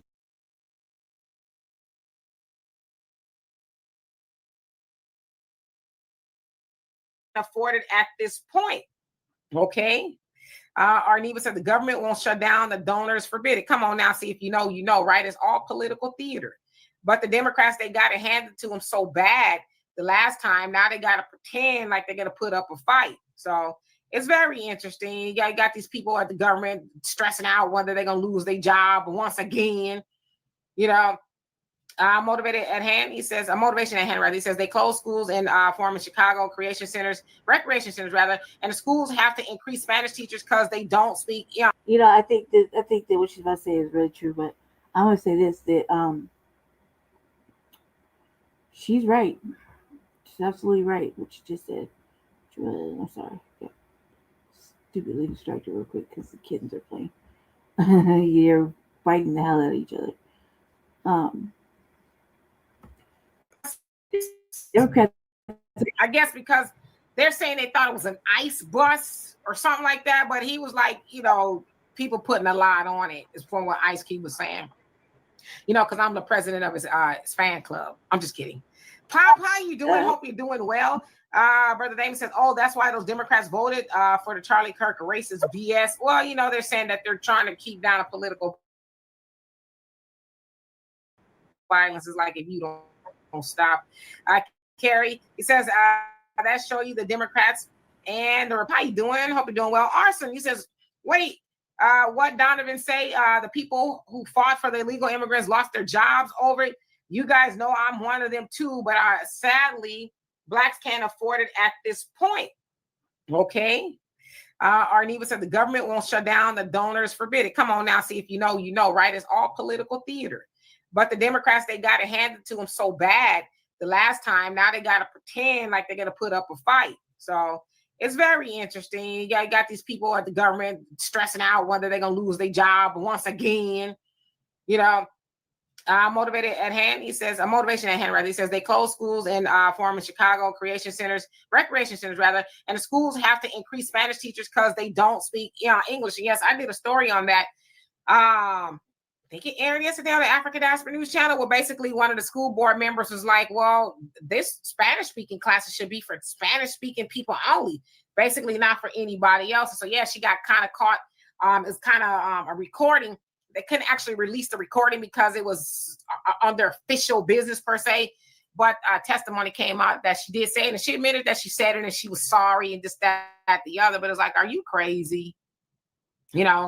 Tyrone says, hey, Demetra, sorry I missed your Assata Shakur live. That's okay. Says, I wonder if not only her, but all FBA revolutionaries feel their sacrifice was worth it, judging by FBA situation today. I'll tell you right now, I don't know. I haven't spoken to any of them. I would venture to say they would be on the fence about that, because look at all the good people that we have lost in the struggle.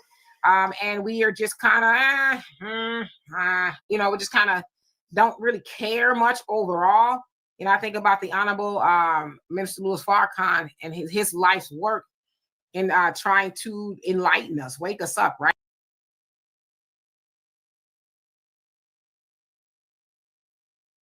I just want to play the part about Brandon Johnson getting heckled.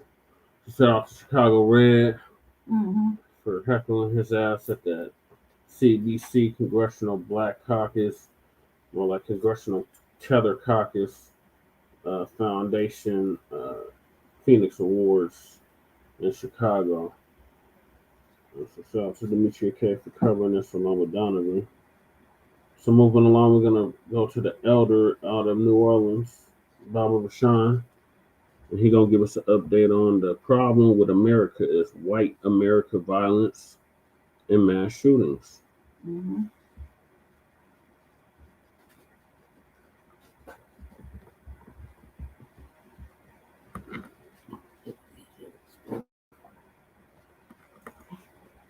Good. Good to play.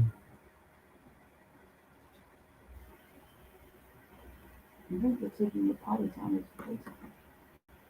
That's not really good. Peace, blessings, and love. This is the elder out of New Orleans coming to you with another informative video. All praises to our creators and our ancestors. But family, this video is going to be about white America and their violent agenda. Going in church houses, going in schoolhouses, committing murder. And the sad part about it, they don't want to take up responsibility for their wrongdoings. This year alone, there have been over 50 mass shootings in white America. Had one in North Carolina the other day, one in Michigan this morning. A couple of days ago, there was in Colorado. And before that, they was in Minnesota committing violence. America was built on violence.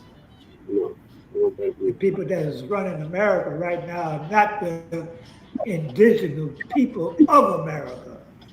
That's right. They all come from Europe, Spain, France, England, Germany. They have went all over the world and stole black people lands over in Africa, over in Papua New Guinea, Australia, here in America. Yeah. Because people look like me are the original people of America. We did not come from Africa on those slave ships. Tell them You go about it. back to white America, they got all the guns and they're using them on their own kind.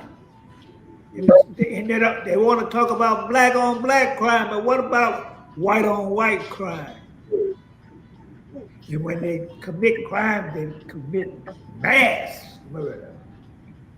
That's right. 10 people got shot in North Carolina the other day.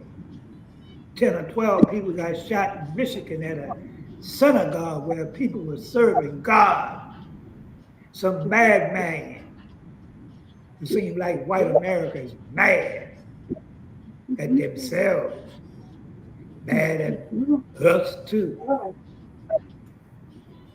And they all got their day coming. Look at the condition of America, being run by these people. Supposed to be the richest country in the world, but yet they got homeless people. Minimum wage is $7.50 an hour. All these rich billionaires don't care nothing about nobody. They don't even care nothing about the poor white folks. But yet they hating on us, hating on black people. Everything that go on is our fault. But you're being judged, America. You're being judged by the Most High. You're being judged by our ancestors. You're being judged by the universe. And you will pay for your wrongdoings, for your evilness, for your unrighteousness. You don't have no empathy. You have no love. Even the animals getting slaughtered every day by the millions. Because that's what they believe in, violence. They are the most violent people on the planet. They're the most violent people in America. Yes, black people commit crime in their own demographics, but we're not out here going in no church houses. We're not here going into schoolhouses, committing mass murder. That's right, Elder. That's right. Okay. In white America, you're being judged, and you will pay. That's right. For the wrongdoings for the 500 years we have misused my people. Whether it's in America, whether it's in Africa, Papua New Guinea, New Zealand, you will pay. That's right, Elder. Because violence is in your DNA. Ain't no love in your DNA. Walls and rumors of walls. There's been no peace since these entities came out the Caucasus Mountains. There has been no love, no empathy towards mankind since these devils came out the Caucasus Mountains. That's right, Elder. That's right, family. Well, we're going to cut this video short. Peace and blessings. Put up the likes and shares. And before I leave this video, you need to repent, white America. You need to get together and tell your people something is wrong with our attitude. Something is wrong with our mindset because it's not godly. It's of the devil. Peace and love. Put up the likes and shares. Stay tuned for the next video or live stream, and I'm out. Thank you, Elder, for that update. So now we're going to go to the latest mass shootings. There was one in Michigan and another one in North Carolina yesterday and the day before yesterday.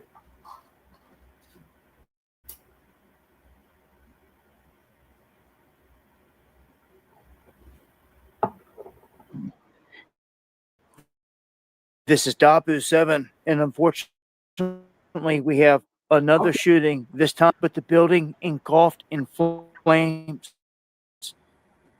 Now, not sure exactly how the fire started, but some of the details here is law enforcement saying that the shooter has been neutralized.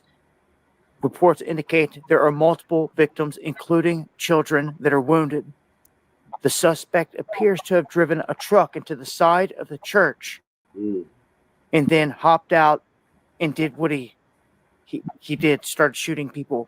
The police department saying that they don't want none of the public to come around this area right now because they're still trying to put flames out, assess all the damage, but they say there's no threat.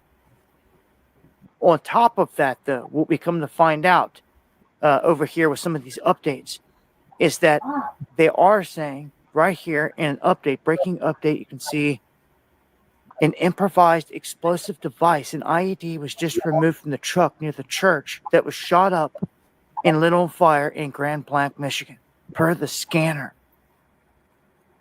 Yo, so this is, man, these events, I told you, unfortunately, expect more. It seems to be the theme of something popping off right now. The hand has all these events in motion. This is the latest. Rest in peace to those that are deceased out of this event. Join me for the live streams going live Monday, Wednesday, and Friday, 9 p.m. Eastern. I'm talking about the details to this and a whole lot more. I hope to see you there. Get your people in check, Dabu.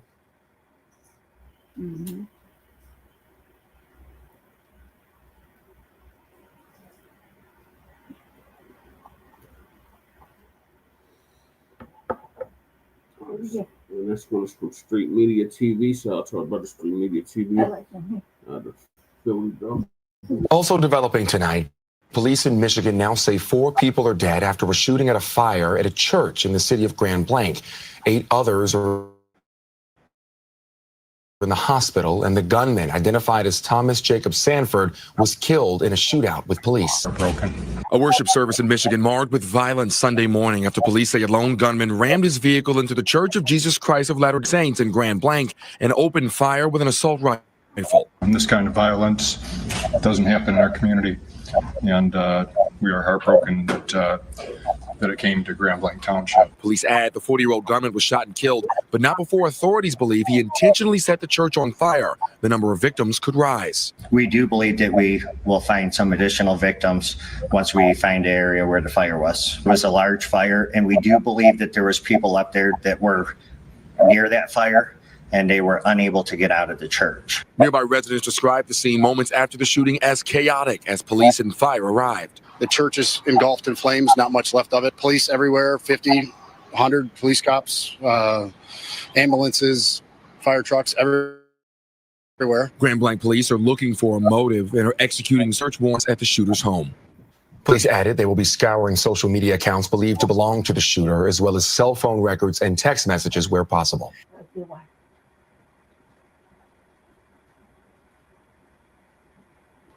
So this next one's from Street Media TV. The suspect has been identified. Street Media TV is going to give us an update on that. Obviously, they've connected him to what happened at the church this morning, which is a really sad thing. I spoke with somebody in the parking lot a little bit earlier. Supposedly pretty good friends with him. Pretty emotions. I was that this guy was a stand-up guy and would do things for anybody.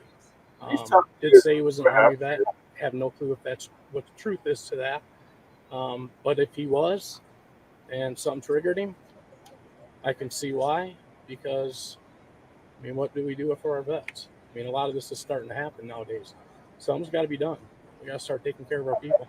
Ladies and gentlemen, everything is going crazy right now. America is a powder keg waiting to explode. People are going crazy. I'm telling my foundational Black Americans to stay out of the way, stay home, stay in the house, stay away from everything. Don't go out to these establishments. Don't be around nothing.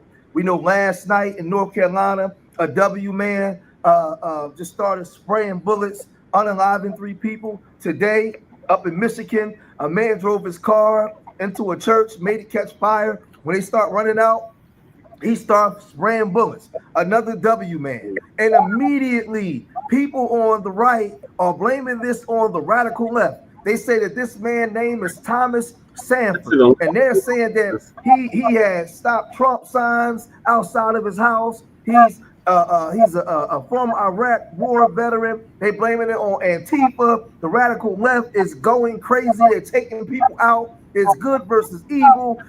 They're allegedly saying that the radical left is just unaliving people. Crazy. Y'all don't believe me? Listen to what the radical right is saying. If you've been paying attention at all, you should not be surprised now to be seeing disaffected veterans being used in the Antifa-inspired war against the American people. They've been talking about it for years. They've been organizing and recruiting them. You see, they think that they're doing it anonymously on their Reddit channels and their Discord servers, but they're also doing it publicly. The time for words has came and gone. It is now the time for actions. I am looking for other veterans to join me. Here's the only details I'm going to give you. This is not going to be a one-day action. This is going to be a sustained action. So I need you, if you want to join us, to clear your schedules. It's a strategy, and it's an effective one, because they know that the American people will naturally associate a veteran with right-wing politics.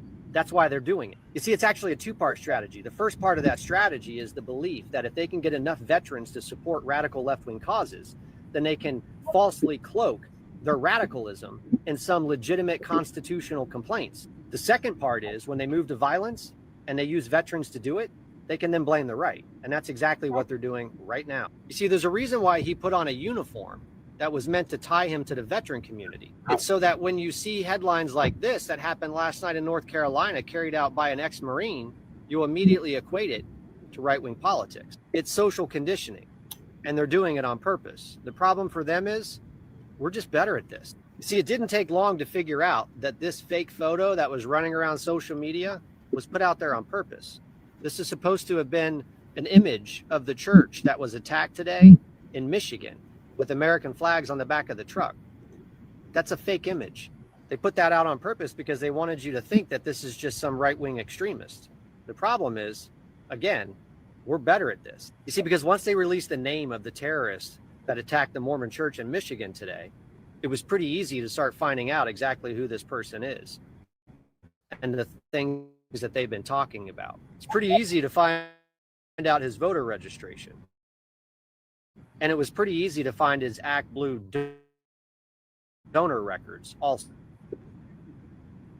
Trump sign hanging on the fence of his house. Fact is, we're going to have to do this over and over again. Every time a radical leftist engages in domestic terrorism, the left is going to try to convince you that it was some Trump-supporting MAGA person. We're going to do the research, and we're going to prove that, in fact, it was one of theirs. They're then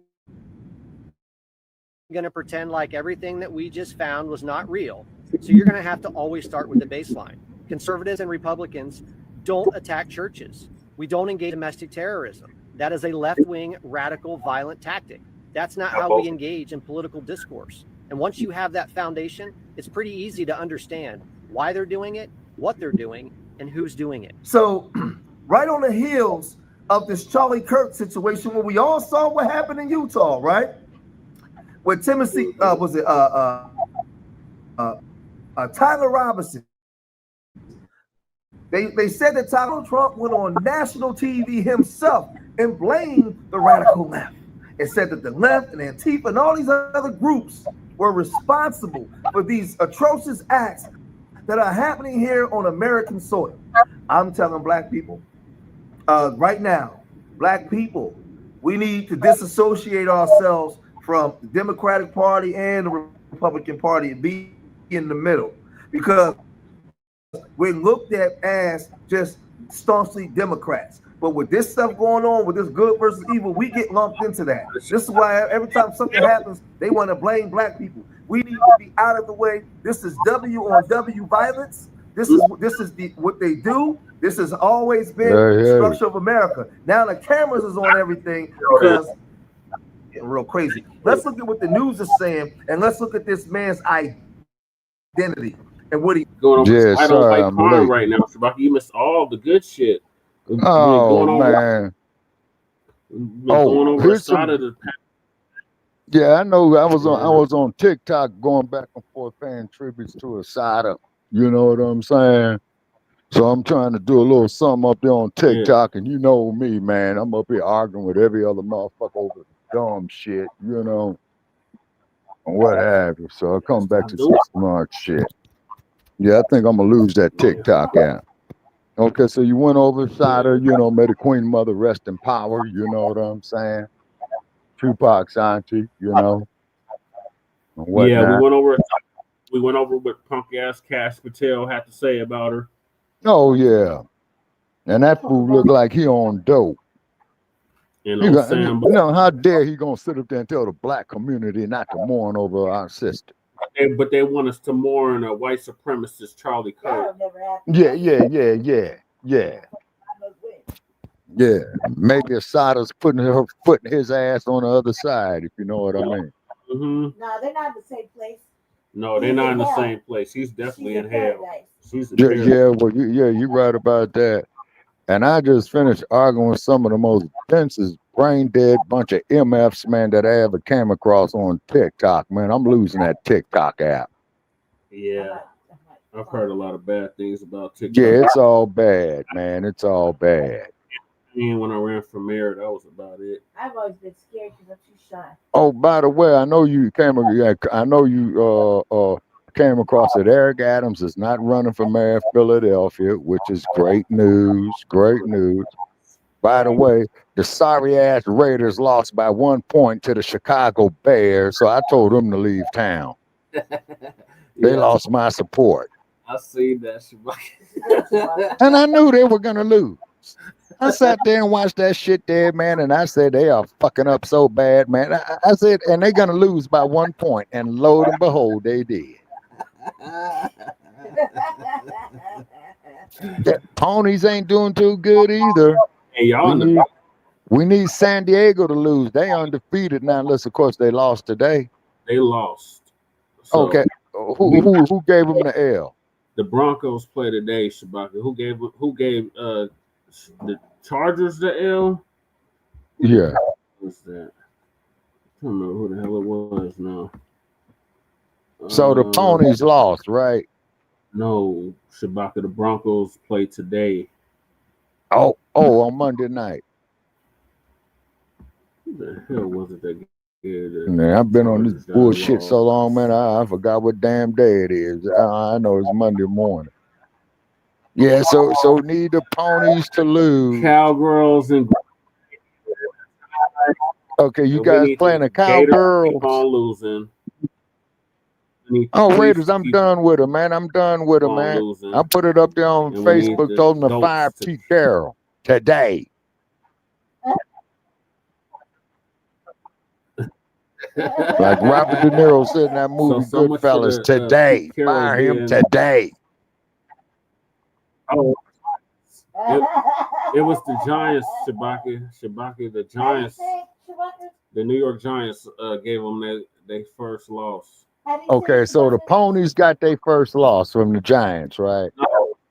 God damn it, Shabaka. Listen. No. Tell Shabaka to say that light again. The Chargers lost to the New York Giants. Great news.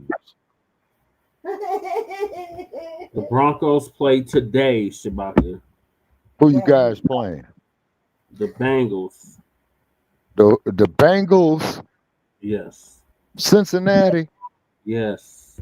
Man, them dudes are in the toilet, man. You guys ought to walk all over them. You would hope so, Shabaki. Are y'all playing in Cincinnati or y'all playing up there in Pony Stadium? Quit hating on the Mile High Stadium, Shabaki. We're playing here. Oh, hopefully it's snow on there. No snow yet, Shabaki. That'll be another month. How you gonna wish for snow? It's like a month off of snow. No, I am not going back to Denver, Colorado. No time between November to May. He was warned, y'all. He just mad because he didn't think Fat Got up there, got stuck in the snow. I've been in the snow in Denver for 3 years. And it always snows on Halloween. For some odd reason, on October the 30th, 31st, or November 1st, you look out there, all you see is white shit all over the place. That's my season. That's not your goddamn season. Your season is in the spring. Yeah, it's a Halloween too. I like Halloween. I don't. I do though. I do though. Oh, my God. And I saw pumpkins growing in the hood, cuz. Talked about the pumpkins growing in the hood. Yeah. That was so amazing. Pumpkins in the hood, in the middle of the hood. It was beautiful, spectacular. I don't really. I'm from California, so there's no such thing as a real hood, in Colorado. So what they consider it. I just go along with the narrative.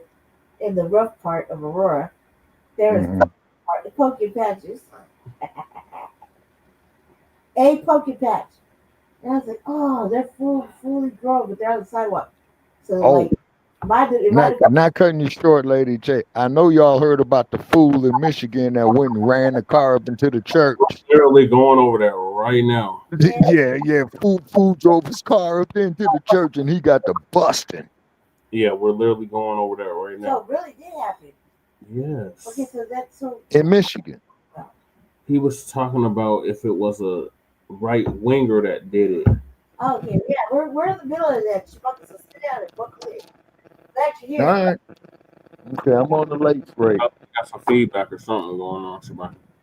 I do. Okay, all right. Okay, go with the store. I'm gonna go on mute. Okay. Looks like, right? Now, mind you, they say that there's going to be more casualties because this man had a rifle and he opened fire. He went to a church and just opened fire on innocent people. Like this thing, listen, this is W on W violence. Yep. Check this out. At least 2 people have been killed in a shooting at a Mormon church in the US state of Michigan.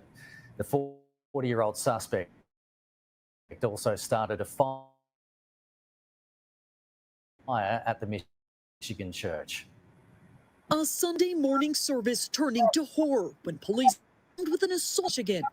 We have an active shooter at the church. I need manpower up here ASAP. I have people trapped in the building. Repeat, people trapped in the building. We got children inside too. That frantic 911 call alerting police to an active shooter at the Church of Jesus Christ of Latter-day Saints, about 55 miles northwest of Detroit. He rammed the vehicle through the front door, exited, then started firing shots. Police say multiple people were shot, and the gunman was killed by 2 law enforcement officers. Adding to the terror, police say the shooter then set fire to the church.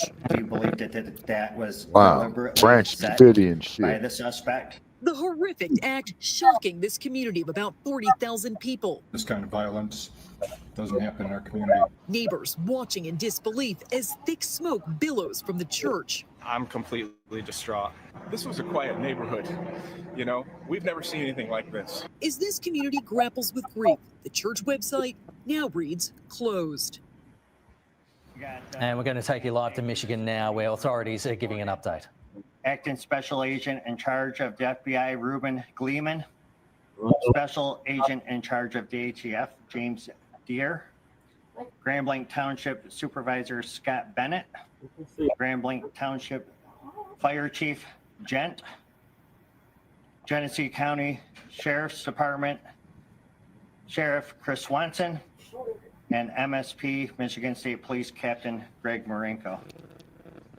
I'm going to provide an update from the incident that we spoke about earlier today that occurred at the Church of Jesus Christ of Latter-day Saints at 10:25 a.m. I want to talk about our officer's response. That call came out at 10:25 a.m. and 32 seconds. We had officers on scene at 10:25 and 57 seconds.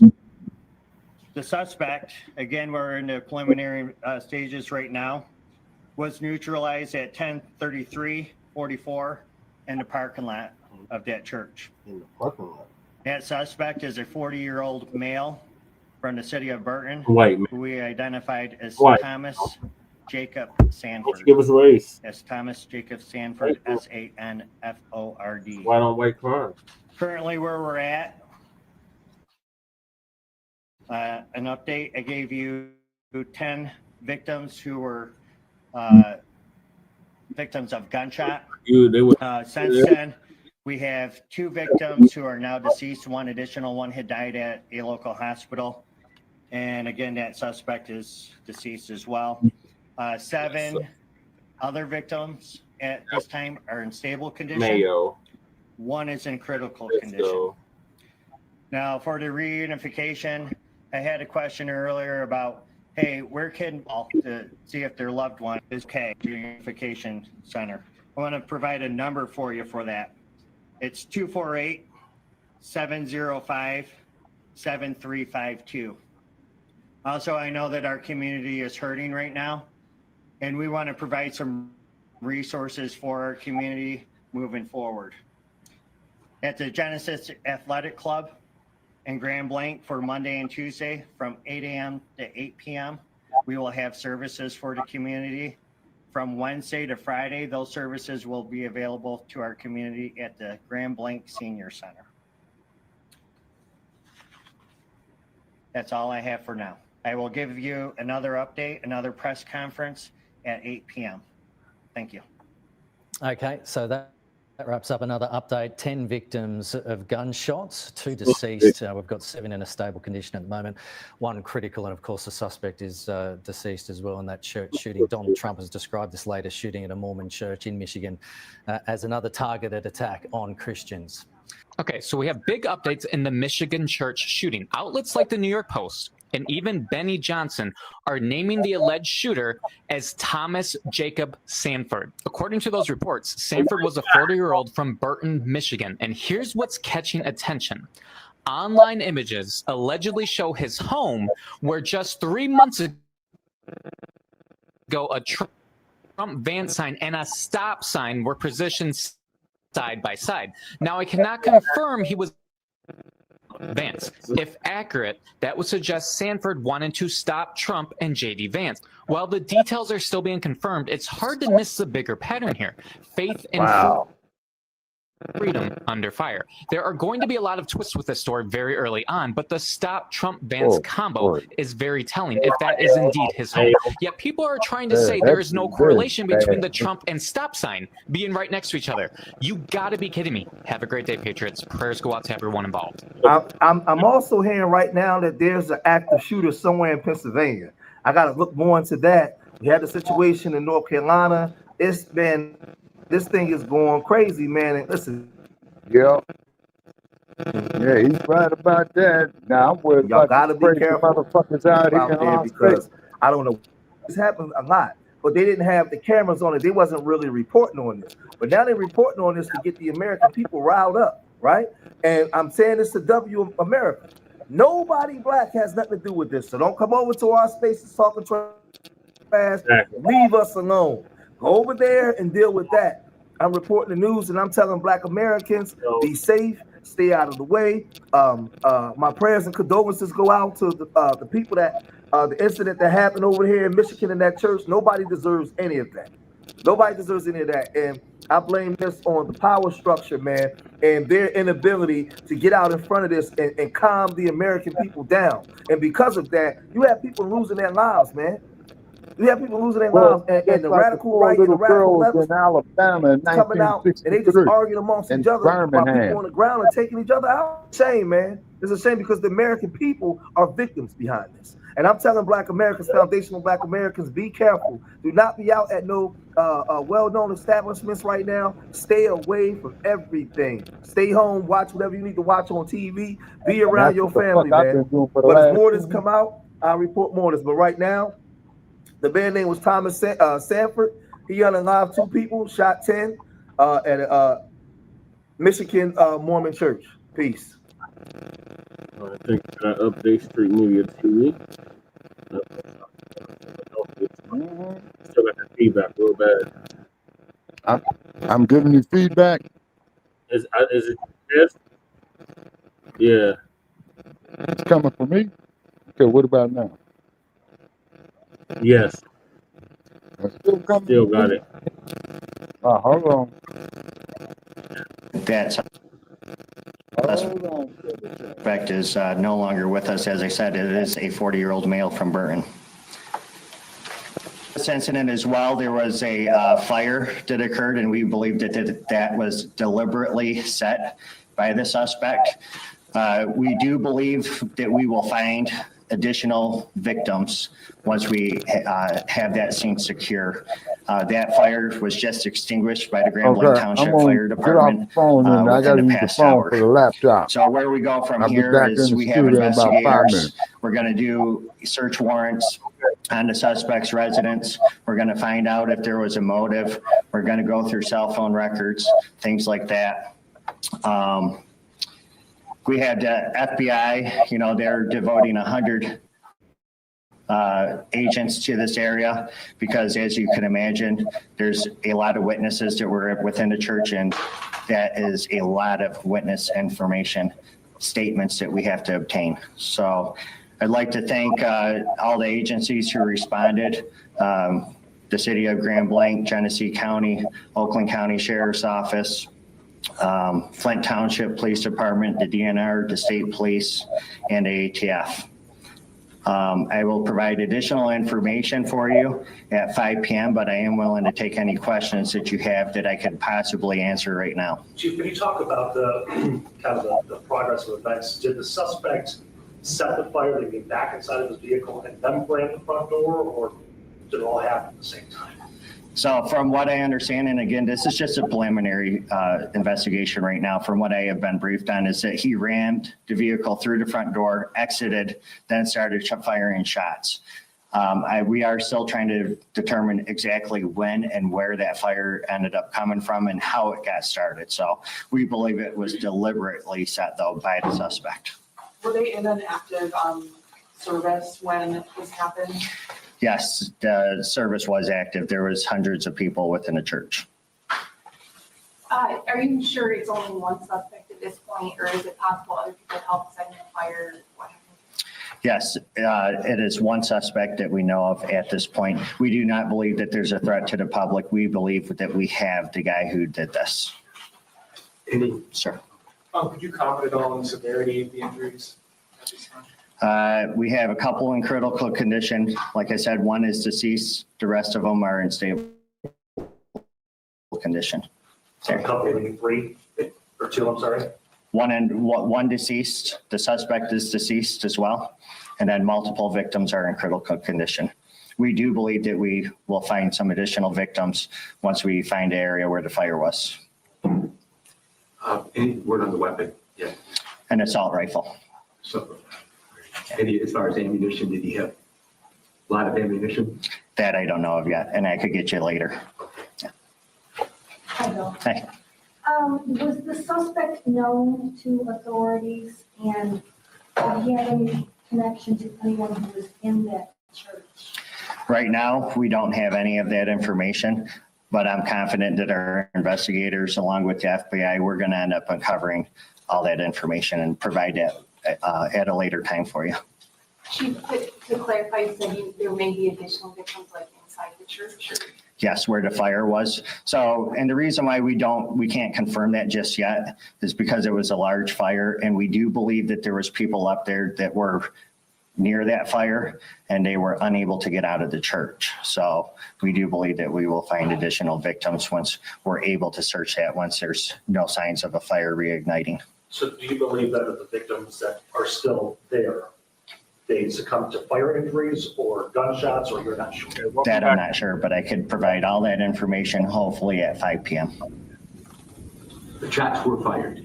Shots were fired, yes. And he had no idea how many though at this point. No idea how many at this time. Yeah. Sir. The church, is there like a worship area and then like a gathering space or something like that? That I have not been in, so I can't tell you the layout. Chief, can you kind of describe the process of how things change for tactical response when there's an active fire? Every training I've seen, it's always been a building that has not been on fire. So how do you deal with an active shooter when you have that situation happening as well? Well, we are here at Grand Blanc Township, and there's a lot of agencies within the state of Michigan. We are specifically trained to go right to the threat in an active shooter situation. And I'm proud of my guys and the DNR who responded to this scene, who immediately took that suspect out. So that was a great job by our staff. Okay. So it was a law enforcement officer that neutralized the suspect? Yes, there's 2 law enforcement officers involved. I will be back here at 5 p.m. to give you additional information and hopefully answer some of the questions that you guys went over here today. So, okay. Supervisor Bennett.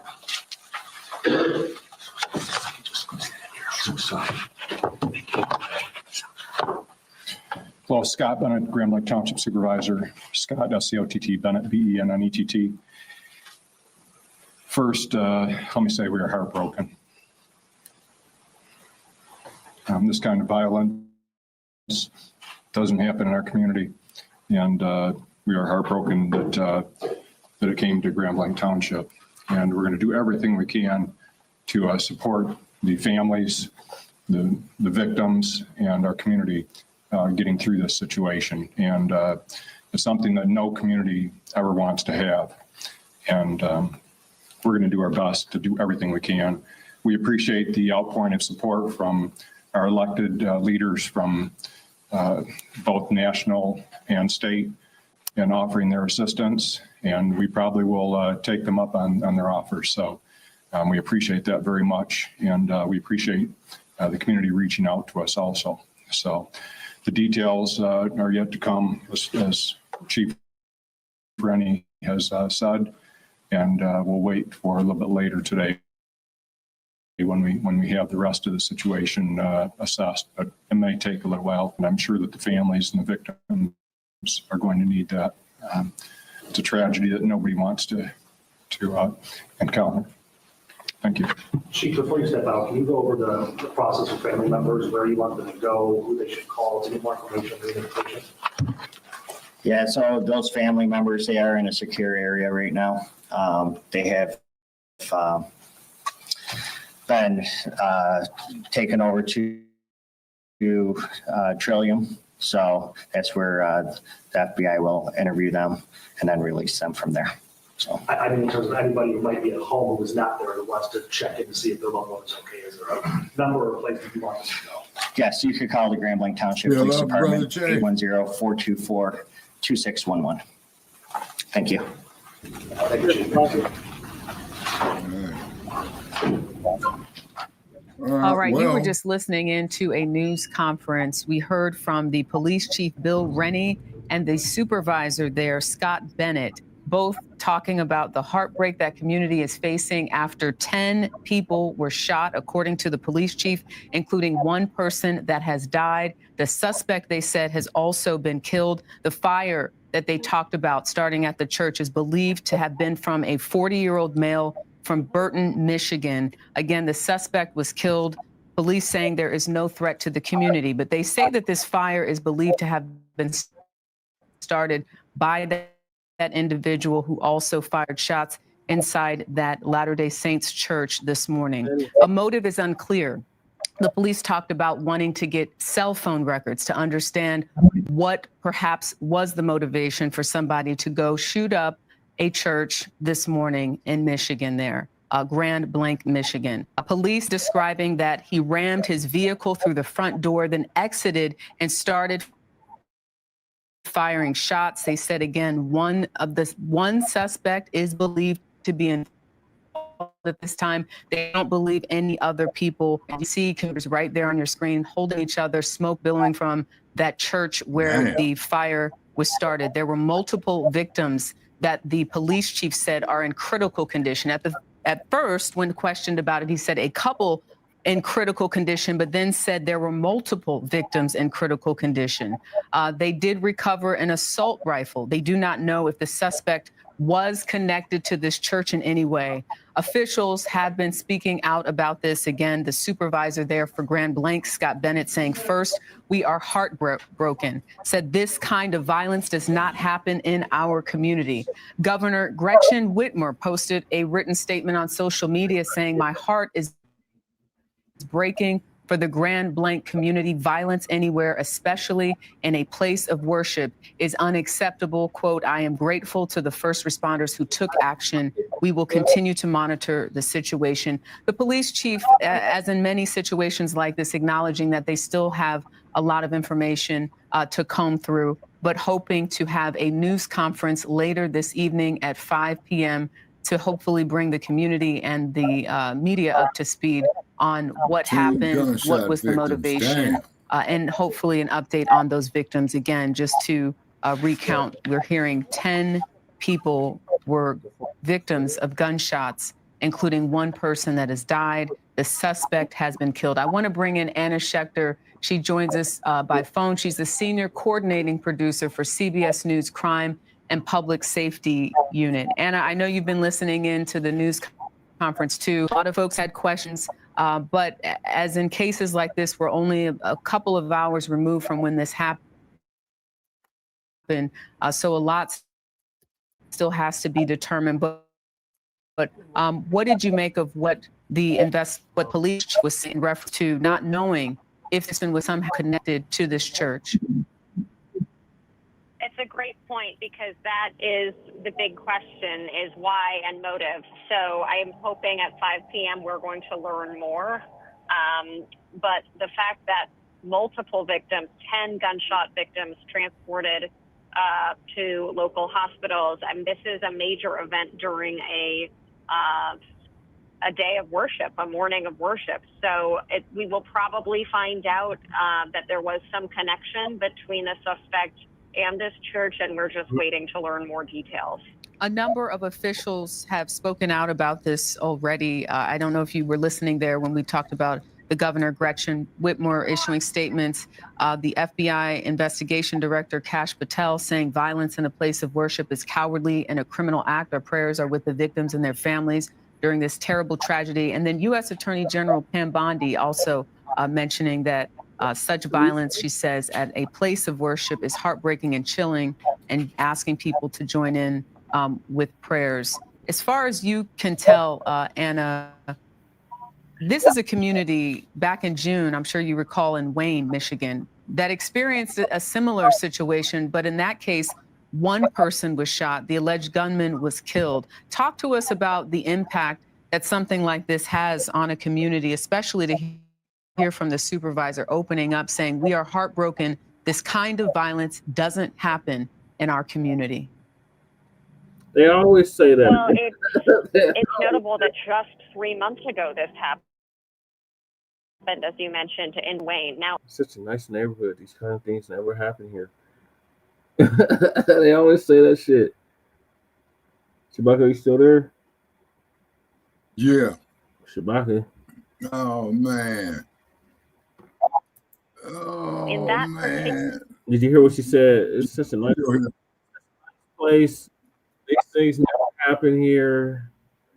All that type of shit. You see the kitty? Say hi, Khalifa. Yeah, I see the kitty coming up. They getting ready to be a little panther. You got a little ball with some yarn for him. We're about to go break out our stories. Yes. Yeah, this is the girl right here.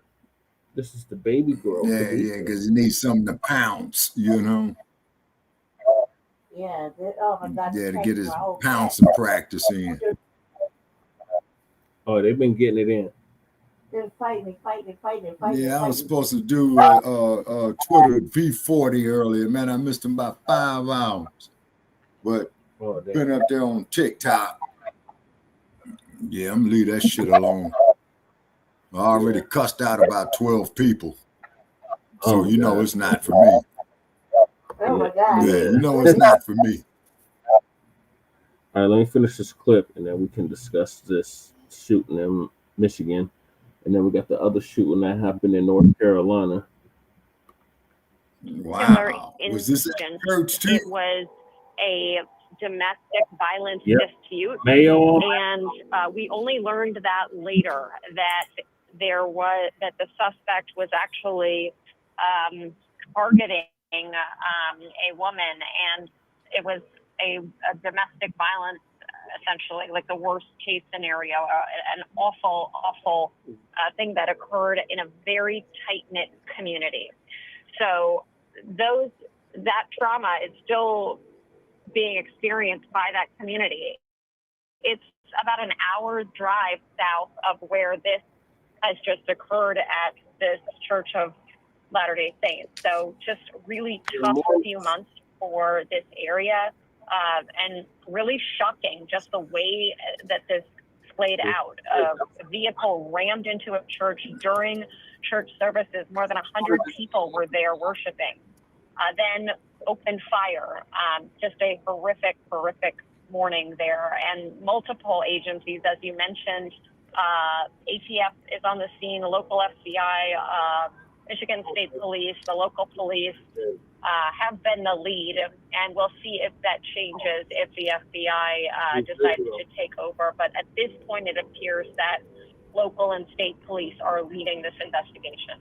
And according to the website, the church services start at about 10 o'clock. We understand that today, the Worldwide Church of Latter-day Saints was grieving the death of their prophet, Russell M. Nelson. Now, we are not saying this is linked in any way, but here you have people that were mourning a leader in that church who was over 100 years old, something like this happening. And also worth mentioning the police chief saying, we believe we will find additional victims as we continue our investigation, because they believe people were not able to quite get out of that church safely because of that fire. So when you hear that the suspect set fire to the church, how does that impact the response to a shooting like this? This is such a complex situation for law enforcement to address. Not only you had a shooter, but the fire, it's just sort of everything that could possibly be challenging happened in a very short period of time. We heard that a couple of local police officers were able to get there. They neutralized the suspect, but then essentially the entire building was ablaze. So we very well might hear that there are other injuries from smoke inhalation, burns, that sort of thing. We know at this time 10 gunshot victims, but we don't know at this time how many victims might have been impacted by that fire. Gunshot victims, one person deceased, and possibly others that the police chief says they have not even found yet that could be inside that church. And it is unclear if they died because of gunshot wounds or because of the fire.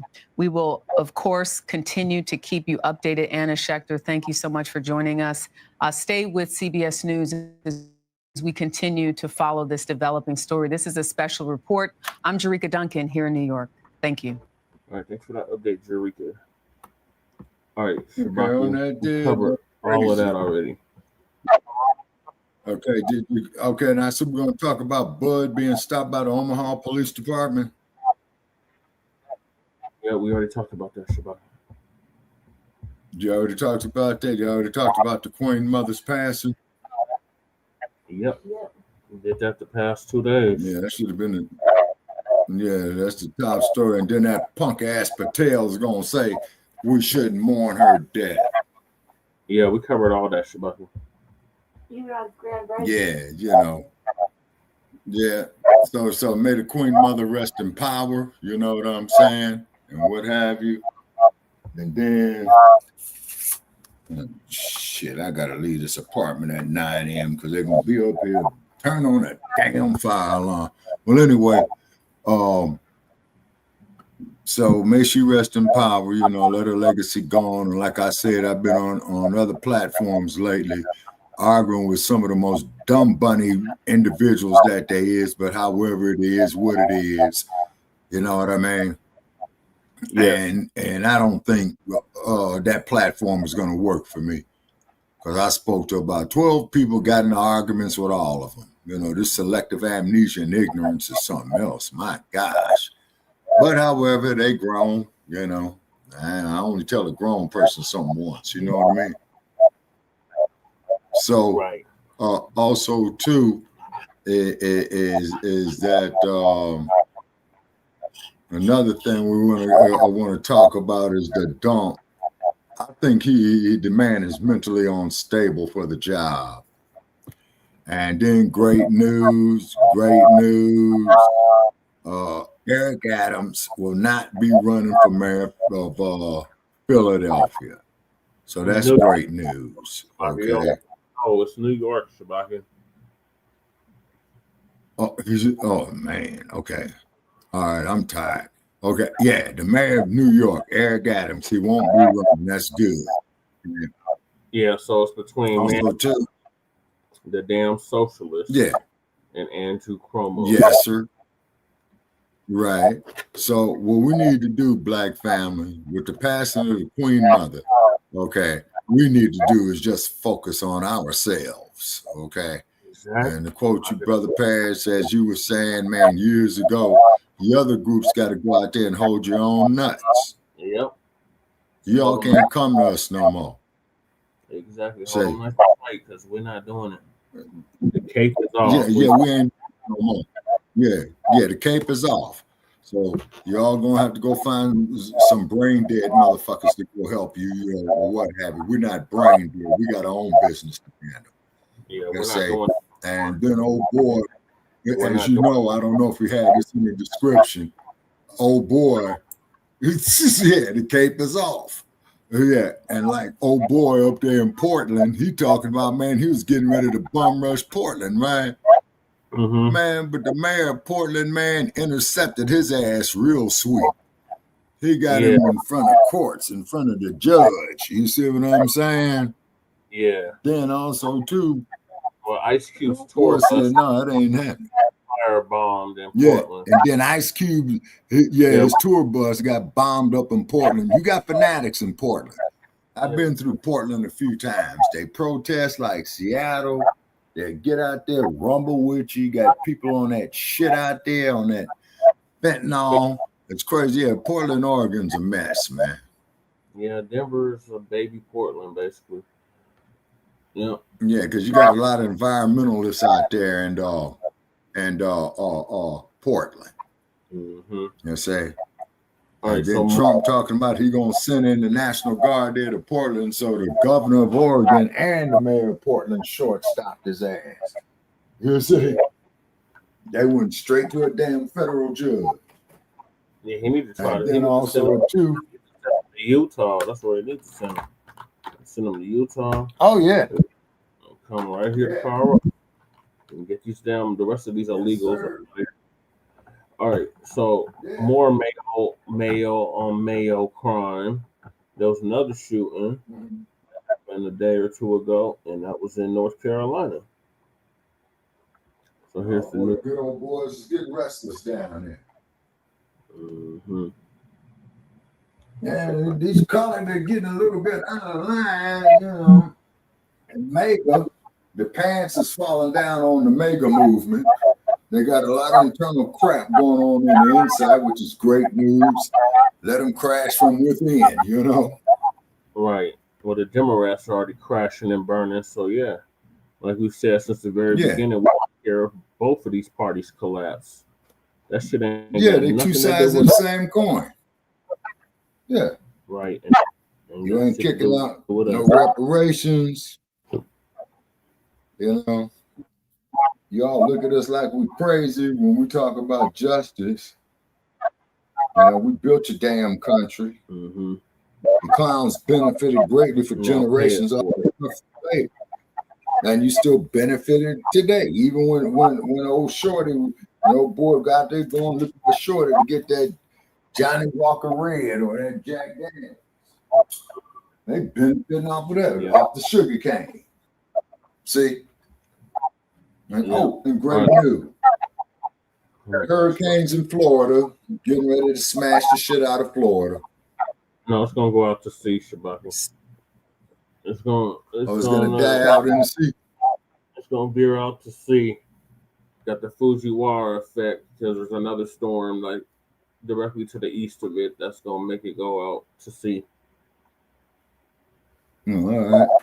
Who knows? Maybe I need to go study me some geology. What is that? Not geology, the weather, meteorology. Yeah, meteorology. That's what I was initially going to school for. Okay. I gotta get this. You going to school for meteorology now? That's what I was initially going to school for.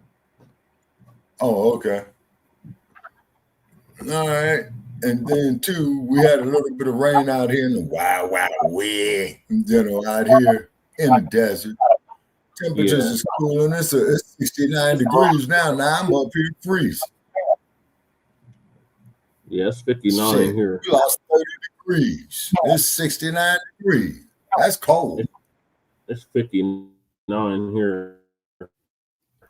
Well, you guys up there in a mile high up there.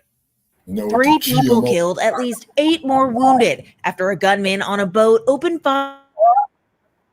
Oh, this damn fool in North Carolina.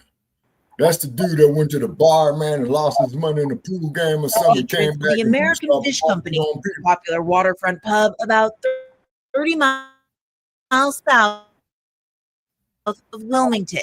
Officials saying the boat then escaped up the waterway. According to the city, a U.S. Coast Guard crew later spotted a man matching the shooter's description at a public boat ramp. He was detained and is now in custody with Oak Island police. Police are calling him a person of interest. No motive has been released. Keep the community and those involved, our families, in your thoughts and prayers. No information yet on the victims here. Officials saying they are waiting until the families can be notified to release any further information.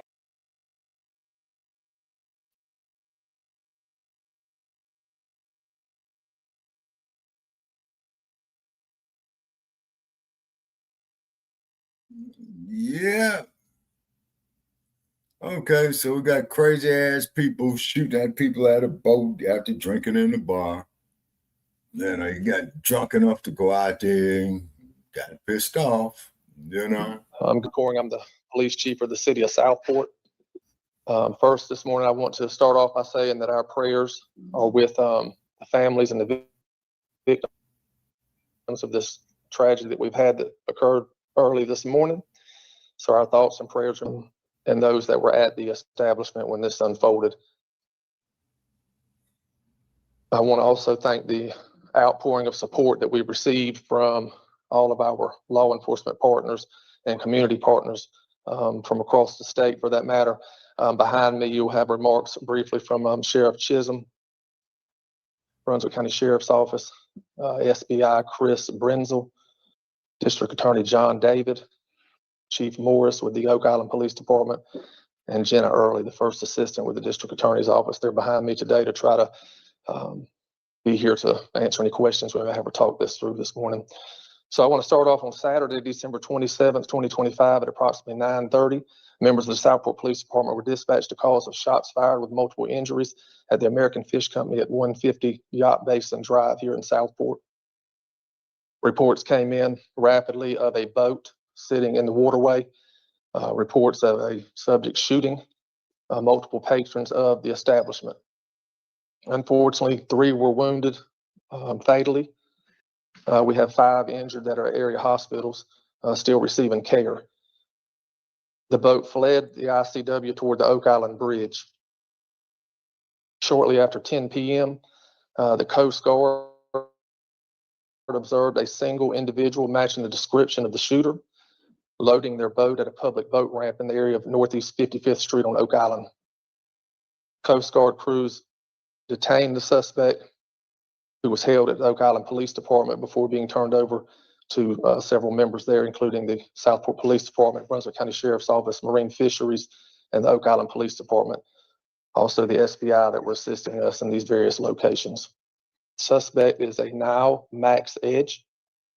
He's been arrested and charged with 3 counts of first-degree murder, 5 counts of attempted first-degree murder, and 5 counts of assault with a deadly weapon with intent to kill, inflict, and serious injury. There are additional charges pending. This is still a very active investigation. But there's a couple of things that I want to point out to you today before I turn it over to some of these individuals behind me. Some facts that we have at this time is that we believe that this was a targeted location. We appear that he acted in what we call a lone wolf. He acted alone. This is highly premeditated from what we're seeing at this time. And we feel there are no other threats to our community, that we do have someone in custody. So that's what's important, that I want the community to know, that we do have someone in custody and we feel like we have no other threats this time. Still a very active investigation. I want to point that out. We're asking that anyone who was at the establishment last night, those who may have been at the establishment on Friday night, to call our office, the Southport Police Department, at 910-457-7911. Again, when we arrived last night, it was a very chaotic scene. We had people that had fled the scene before officers were arriving. We did have some injured that walked into our local hospital here on Howe Street. So we are still trying to get these folks in. We need to talk with them. Anyone who may have video of the incident, we're asking you to reach out to our police department. Again, call us at 910-457-7911. We understand this suspect identifies as a combat veteran. He self-identifies injured in the line of duty is what he's saying. He suffers from PTSD. We want to point those facts out. But again, the bottom line is that I want to assure our community that we feel like we do have our suspect in custody. And again, we're asking for your assistance. So those are two of the things I want to make sure and reiterate before I turn the microphone over to Sheriff Chisholm, to please call our office if you have any videos, or if you were there last night and we have not talked to you. We've been talking to multiple people. Again, we've had an outpouring of support from multiple agencies. Some 60 to 80 officers were here last night helping us, and we have still a lot of folks here that are continuing with its investigation. So at this time, I'll turn the mic over to Sheriff Chisholm. Good morning. As Chief Cord mentioned,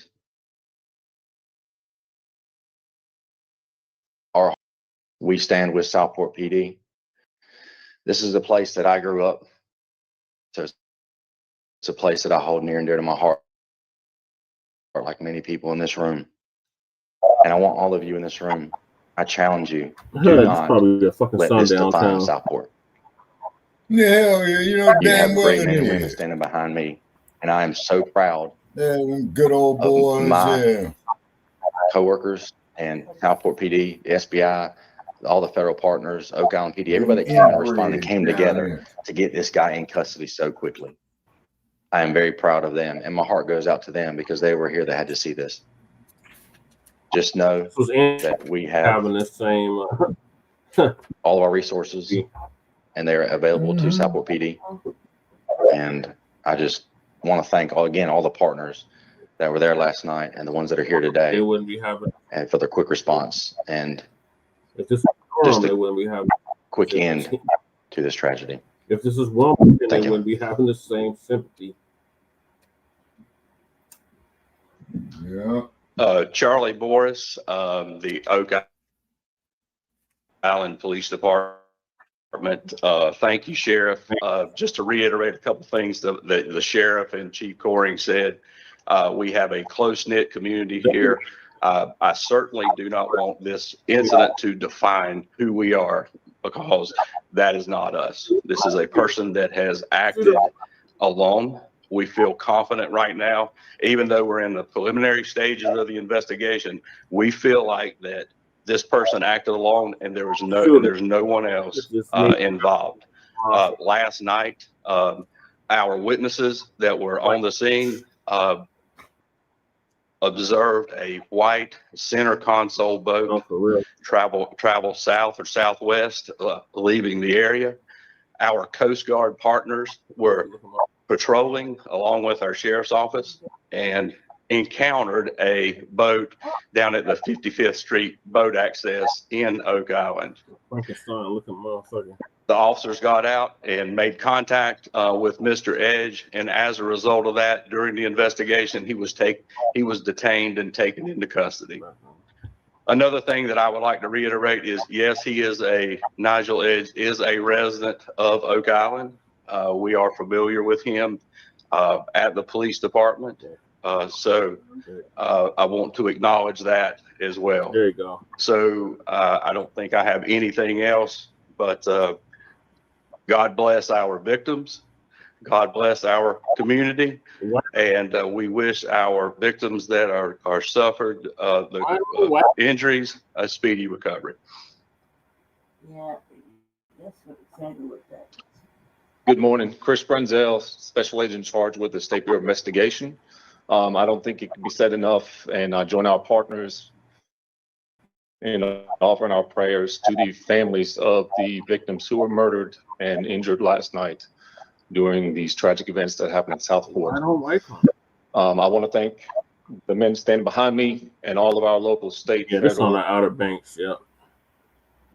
and every other partner that we have, U.S. Coast Guard that responded last night. Without these partnerships, we would not be able to stand in front of you to announce the arrest of this individual today. I bet you this is a lily white town. Listen. I also want to commend the men and women from all over the county and all over the state that responded to this incident last night.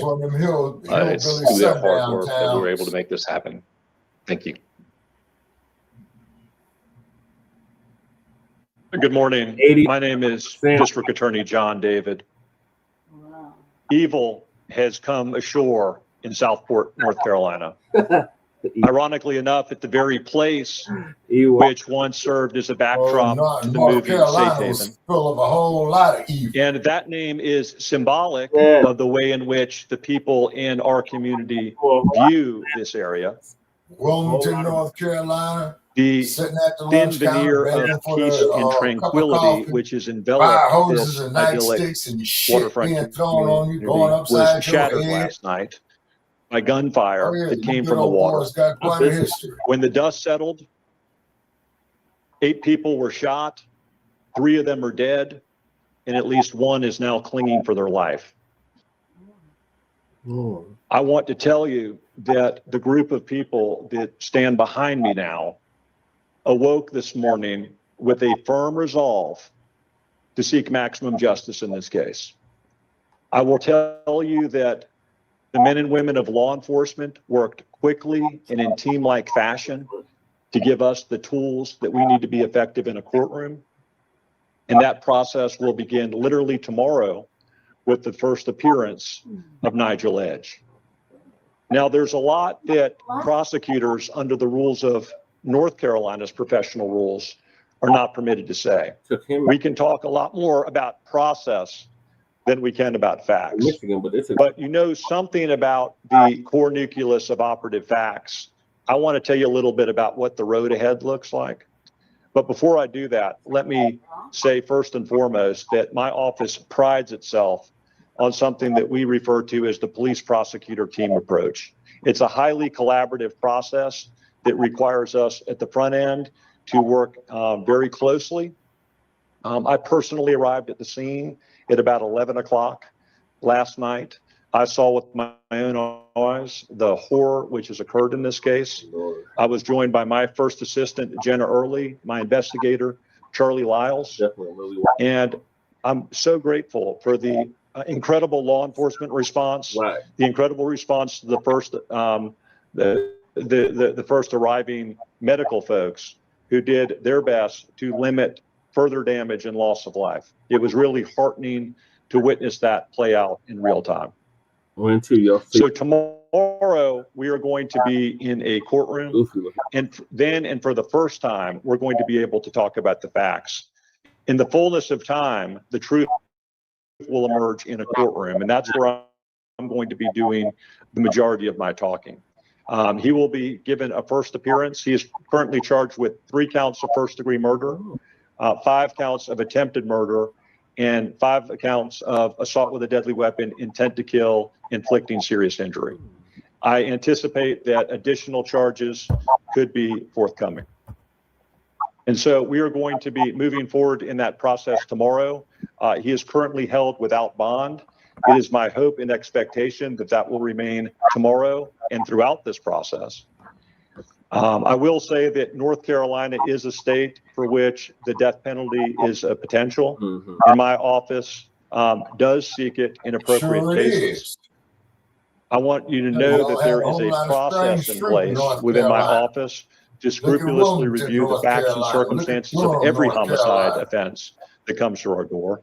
I have a team of senior prosecutors that meet as part of a death penalty review committee, and we make sure that we thoroughly evaluate the facts and the law on a case-by-case basis. We do that to ensure that we make our decisions on the basis of the fact and the law and not emotion, because it should go without saying. Hold on, let me pause and show y'all what this goofy looking motherfucker look like. Put him on the big screen. There he is. Wait a minute. Okay, that's a yeah, it look like an inbred for sure. He look crazy as hell. Straight dumpster. He's off the fucking Straight dumpster, looking crazy in the motherfucker. Straight dumpster.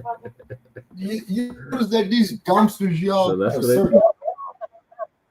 you know what I'm saying? You gotta have a certain inbred look. Yeah, They have a man, certain you know, inbred look to him. you know what I'm saying? And I Their can't parents were remember cousins. This is a very emotional time for a lot of people. We want to embrace the process that has served us so well over the 15 years that I've been fortunate enough to be your elected district attorney. Yeah, whatever. To sort of paint the picture of what occurred last night, the incident location where this occurred, the American Fish Company, which I've already indicated to you was quite literally the backdrop for the movie Safe Haven, had live music going on last night. There is an outdoor deck which faces the water, and there was a lot of people out there last night just enjoying live music under the stars. The threat, everyone who's a victim in this case, to this point, just appears to be a love of having a good time and enjoying all that Southport has to offer.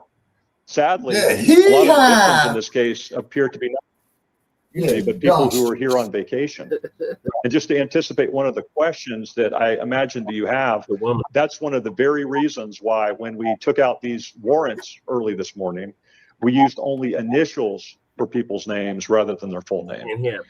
Some of the victims' families live out of wait a state. minute. Whoa. If you don't have his I wanted full to name ensure on the that we made warrant, homie, proper that might be a notifications false to arrest. them before they're hearing about it Am on I the right news. about that, Brother And Jay? so that is one of the reasons why the arrest warrants that you have contain only initials at this juncture.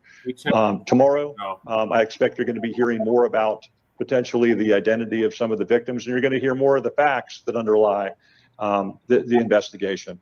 But I can't overstate how quickly this investigation unfolded. Very heartened by the fact that law enforcement was able to make an immediate apprehension. I'm confident, based on what I now know, that we got the right guy and that he acted alone. I will tell you that we ask for some grace because we're only in the first 14 hours of this investigation. And in my experience as being a prosecutor, and I'm now in my 30th year of being a prosecutor, facts frequently change, they evolve. And so I allow for the possibility that we're going to learn substantial new information in the coming days and weeks. But having said that, I think, and I feel very confident as I stand before you today, that law enforcement has given us the tools that we need to be effective. With that, we will entertain a couple of questions, again, with the guardrails in place being facts are still being developed, and there's a lot we can't say consistent with the ethical rules under 3.8 and 3.6. So are there any questions? Yes, ma'am. He's probably one of the keepers.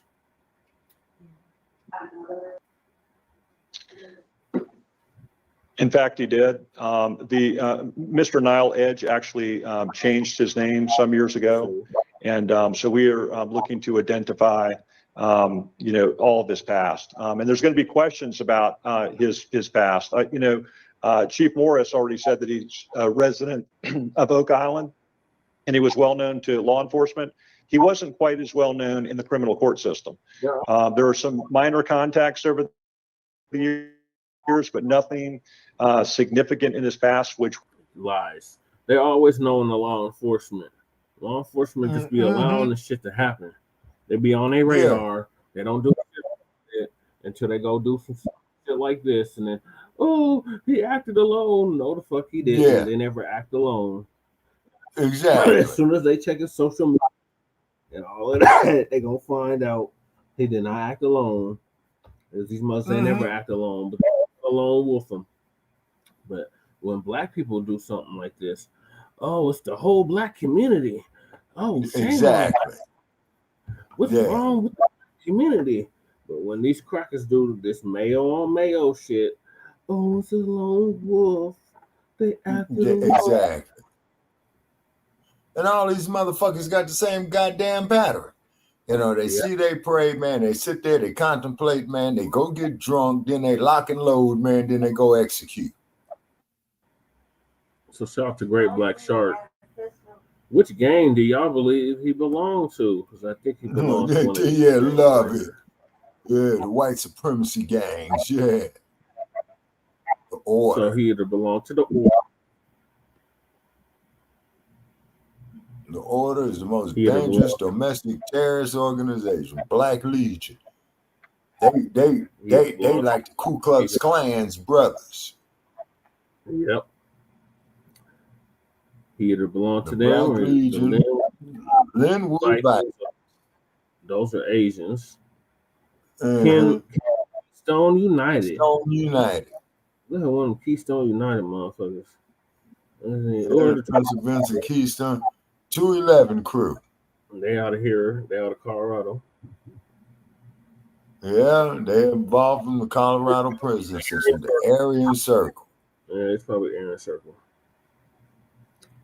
That figure did not act low. Right. Or his European kindred. And they want us to sit up there and love these motherfuckers. Right. Folks from doing a Heil Hitler sign. Just like Elon Musk was. Founded in 1994 by Randall Lee. They in Canada, United States. They known for deep racial hatred and anti-Semitism and deal with them with violence. They made inroads with land acquisition, also a key player in the hate music scene. Yeah. Damn. Like hits and all that type of shit. That's them. The Hammer Skins. Hammer Skins. I heard of the Hammer Skins. I think I seen that symbol out here in Vegas, man. A motherfucker on a motorcycle with that same bullshit right there with them two hammers. Yep, he's probably one of them members.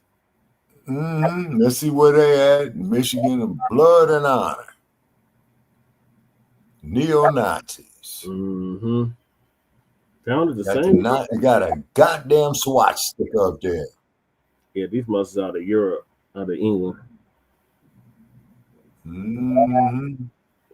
Yeah, so he more than likely belonged to one of those gangs. Yeah. Let's see. Well, what do y'all got to say about black on black crime? Boy, these here look like some wretched ass gang banging motherfuckers right here. You know what I'm saying? Yeah. Them motherfuckers was frightened. And they will lynch your black ass. For civil suits that he's instituted against people. And he's had some minor brushes with the law, but to this point, we're unaware of any significant criminal history. Again, they always have minor brushes with the law. Oh, what you gonna give you a slap on the wrist? Don't do it again. Yeah, exactly. That's what they mean by that. Yeah, we'll put you in solitary confinement, protective custody. State it's early on in the investigation, but as I stand before you today, I'm unaware of that. Yes, ma'am. think is kind of a one. Yeah, so the question is this common in our area? I'll tell you that violent crime is virtually non-existent in the city of Southport. This is an idyllic waterfront community that really enjoys a reputation. Y'all really believe that? No, I don't believe that for 1 minute. Hell no, man. That's straight sundown hillbilly ass town right there, and you better not be caught there after dark.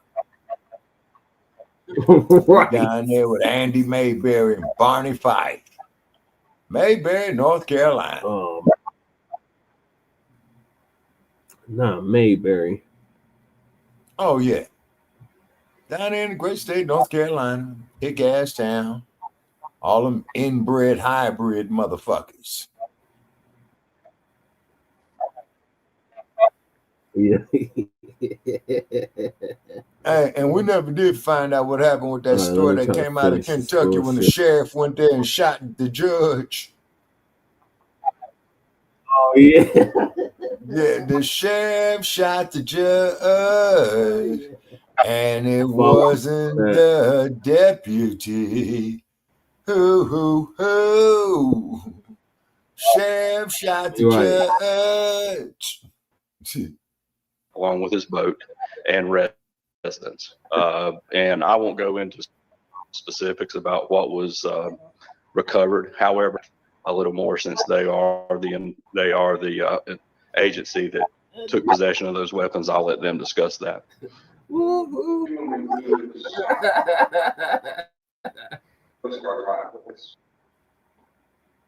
They killed me. Such a nice town. Yeah, so the question is, when he was encountered by the Coast Guard and law enforcement, what was he doing? That information was put out last night about the boat, which is very vague. That's a very vague description. There was no other descriptions other than a white center console boat that we were able to push out. Our Coast Guard partners, which the Coast Guard station is in very close proximity to here, were patrolling the area along with the sheriff's office. And as they were patrolling, they located a white boat at our boat access, our 55th Street boat access.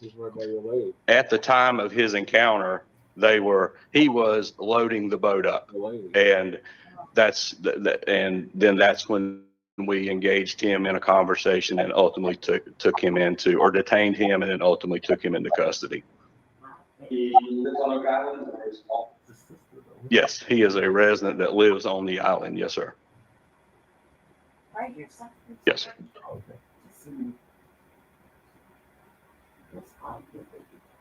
Yeah, I'm not going to speak on that. I'll let Chief Coring or the SBI will defer that question to them. Thank you. Yes. No, I don't have that. Chief Coring would be more appropriate to answer that question. Chief, let me say something. Yes. I think it's important to let you know why it is we have so many different law enforcement agencies at a local level assembled behind us. Brunswick County is the fastest growing of the 100 counties in North Carolina. We have 60 miles of coastline in 19 municipalities. Several of those municipalities have sufficient tax base to be able to afford their own local law enforcement agencies. And so the sheriff's office blankets the entire county. They have overlapping and concurrent jurisdiction over everything that happens in the municipalities. Yeah. And one of the unique features of this case is that the shooting occurred in the city limits of Southport, but the apprehension happened in Oak Island for a resident that lives in Oak Island. There's going to be a very comprehensive investigation that takes place, not only by the sheriff's office that blankets the entire county, but also by the State Bureau of Investigation. They are an assisting agency, and at my request and in that of Todd Coring and Sheriff Brian Chisholm, they were asked to come in last night and assist us in processing the crime scene and conducting critical interviews. So that's the team of people that we have assembled. And again, I know that there's going to continue to be a lot of questions on people's minds about what has occurred, and those answers will emerge in the fullness of time. But I want to circle back to where we started, which is keeping the victims and their families in the thoughts and prayers of all of us in this community. This is truly a devastating incident. For those of us, we're not just professionals, we're residents of Brunswick County. And our hearts and prayers are with the people that not only live here, but just enjoy our space. They are, some of them are literally fighting for their life right now in hospital rooms. So please continue to lift them up and keep them in your thoughts and prayers, them and their families. You know, there's going to be a lot. So much thoughts and prayers. Keep them in your thoughts and prayers. I only do that when it's white people on white people. Let's see. Yeah, exactly. Andy Griffin was based off of Mayberry, which is inspired by Mount Airy, North Carolina. I heard of Mount Airy, North Carolina. Yeah. Oh, okay. Probably another sundown town. Oh, I'm sure it is. Look at Barney Fife and Cooper and old crazy ass Warren that they had up there, and even had Gomer Pyle in there before he went to the Marine Corps. Bunch of good old boys. Opie. Yep. It's just outside of Winston-Salem. Same place where they make the Winston-Salem cigarettes, because North Carolina was known for tobacco. Tobacco. Oh yeah, that's another thing that they owe us on for the reparations on that. All the money they made off the tobacco. Yeah, so it's the cotton, tobacco, the sugar cane to get you good old boys up there like Jack Daniels, J.D. Vance, and Henry, Johnny Walker, and they even got that old bastard old granddad that come up there. Oh yeah, they own us some mighty fine money. So these crackers is going at it, y'all. Just stay out of it. Shit, look what the fuck you got out there, man. Look at this crazy motherfucker you got as the president, man. Yeah. Is it a wonder? I mean, look at this shit he's doing. The damn mayor of Portland, Oregon, man, had to go to 3 fucking judges and shut that crazy bastard down, man, for sending it. This motherfucker want to send a goddamn National Guard everywhere. This motherfucker wants to militarize the country. Yep. Now, let me show you something.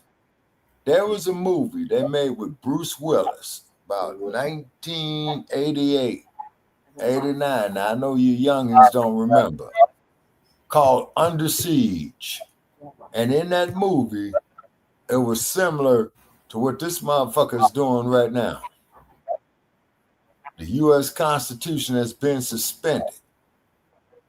It's all militarized now. See?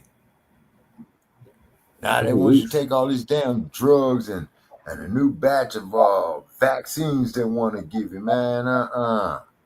Well, you missed the loop. We covered Google amidst the censorship on the jabby jab and all this other stuff. We gotta go back and listen to the past episodes because we covered all of that. Okay. All right. So I'll listen to the past episode. What else we got? Because I'm about to call it a night. This is it, Shabako. We're done. Okay. End of the show. All right. So thanks for having me. And for our listeners out there, you might can check me out on TikTok. I don't understand it, but I already had like 15 arguments with brain dead motherfuckers up there. You know what I'm saying? So we want to check that out. So we're gonna do Bacca's Black Experience Enhanced on Tuesday. Yeah, most definitely. And what we're doing on Tuesday, which is tomorrow night, okay. The last day of the month of September. Okay, yeah. September the 30th. The title is going to be, we're talking on current events as they unfold, because there's so much shit that's going on, man. Hell, tomorrow may not even come at all. Yeah. Well, the rap was already supposed to have happened, Shabaki. Oh yeah, well I damn sure see this motherfucker happening right now. You got this crazy ass president, got everybody intimidated, but it sounds like the courts are starting to grow a little bit of balls, because I think what's going to be his downfall, because you heard that the dumps is going after James Comey, right? Yeah. Yeah, the former You FBI director. You talking about, not James Coleman, Comey. What is his name? Yeah. Comey? Yeah, Comey, C-O-M-E-Y. Yeah. He's also going after another motherfucker up there. And then Kash Patel, that crazy looking fat with his cross-eyed ass, Yeah, gonna sit up there talking about don't mourn the death of Assata Shakur. You trick, fuck you. Yeah, but he wanted us to mourn the death of a white supremacist Charlie Kirk. Yeah, exactly. You see the bullshit right there? Mm-hmm. You know? And then I'm up there was arguing with brain dead motherfuckers about Assata. And I'm up there trying to tell these youngsters, motherfucker, I'm talking about what the hell I lived through. Well, man, we're in the age of George Jetson and his dog ass you. Man, fuck you, man. Get off that shit you use. Right. Yeah. And I don't like doing that. I'm up here first talking to the people. Listen, stuff like that, them motherfuckers start getting ignorant with willful ignorance. Yeah. All right. Well, thank you for joining us, Shabak. I'm about to end the show. Thank you, Shabak. Okay. Yes, I was late. Okay, so we are going on Shabak's Blacc Experience in Hattons here on StreamYard tomorrow, which is will be September the 30th at 6 p.m. All right. So we're going to bid you all a good night from Sin City. Raiders got their ass kicked and no good bastards. Great. They lost by 1 point and lost to the Chicago Bears. Yeah, got their asses kicked right here in Las Vegas. But, you know, the Chi is the hometown, so I don't mind it too much. But the Bears ain't looking good at all. Yeah. Not in the least, you know. Yeah. And then I see I got this notice. These motherfuckers going to be inspecting fire alarms in a few hours. Oh, no. Okay, folks. So I'm going to bid everybody good night here from Sin City, Nevada. Come on, 7-Eleven. That's right. At 68 degrees. That's cold in the motherfucker shit. I gotta wear my damn coat and shit. All right. Y'all take care. All right. Good night. Mm-hmm. All right. Thank y'all for tuning in to season 5, episode 45, part 2 of the Front Line Blacc News. Join us tomorrow or later on today for part 3. In the meantime, make sure y'all like and subscribe to all of our platforms. Front Line Blacc News on YouTube and Facebook. The Revolutionary Agenda on YouTube and Facebook, and Shabak's Blacc Experience Enhanced on Facebook and Twitter. And join us this Tuesday for a brand new episode of Shabak's Blacc Experience Enhanced. Yay! Black is dangerous. So peace, love, light, reparations, separations, and delineations, and Black empowerment. Chan Krumah and Lady Chase signing out from the Mile High Income and illegal migrant flooded city. Soon to be arrested and deported city. Come on, Tom Holman, come to Denver, Colorado. No, you got to come back.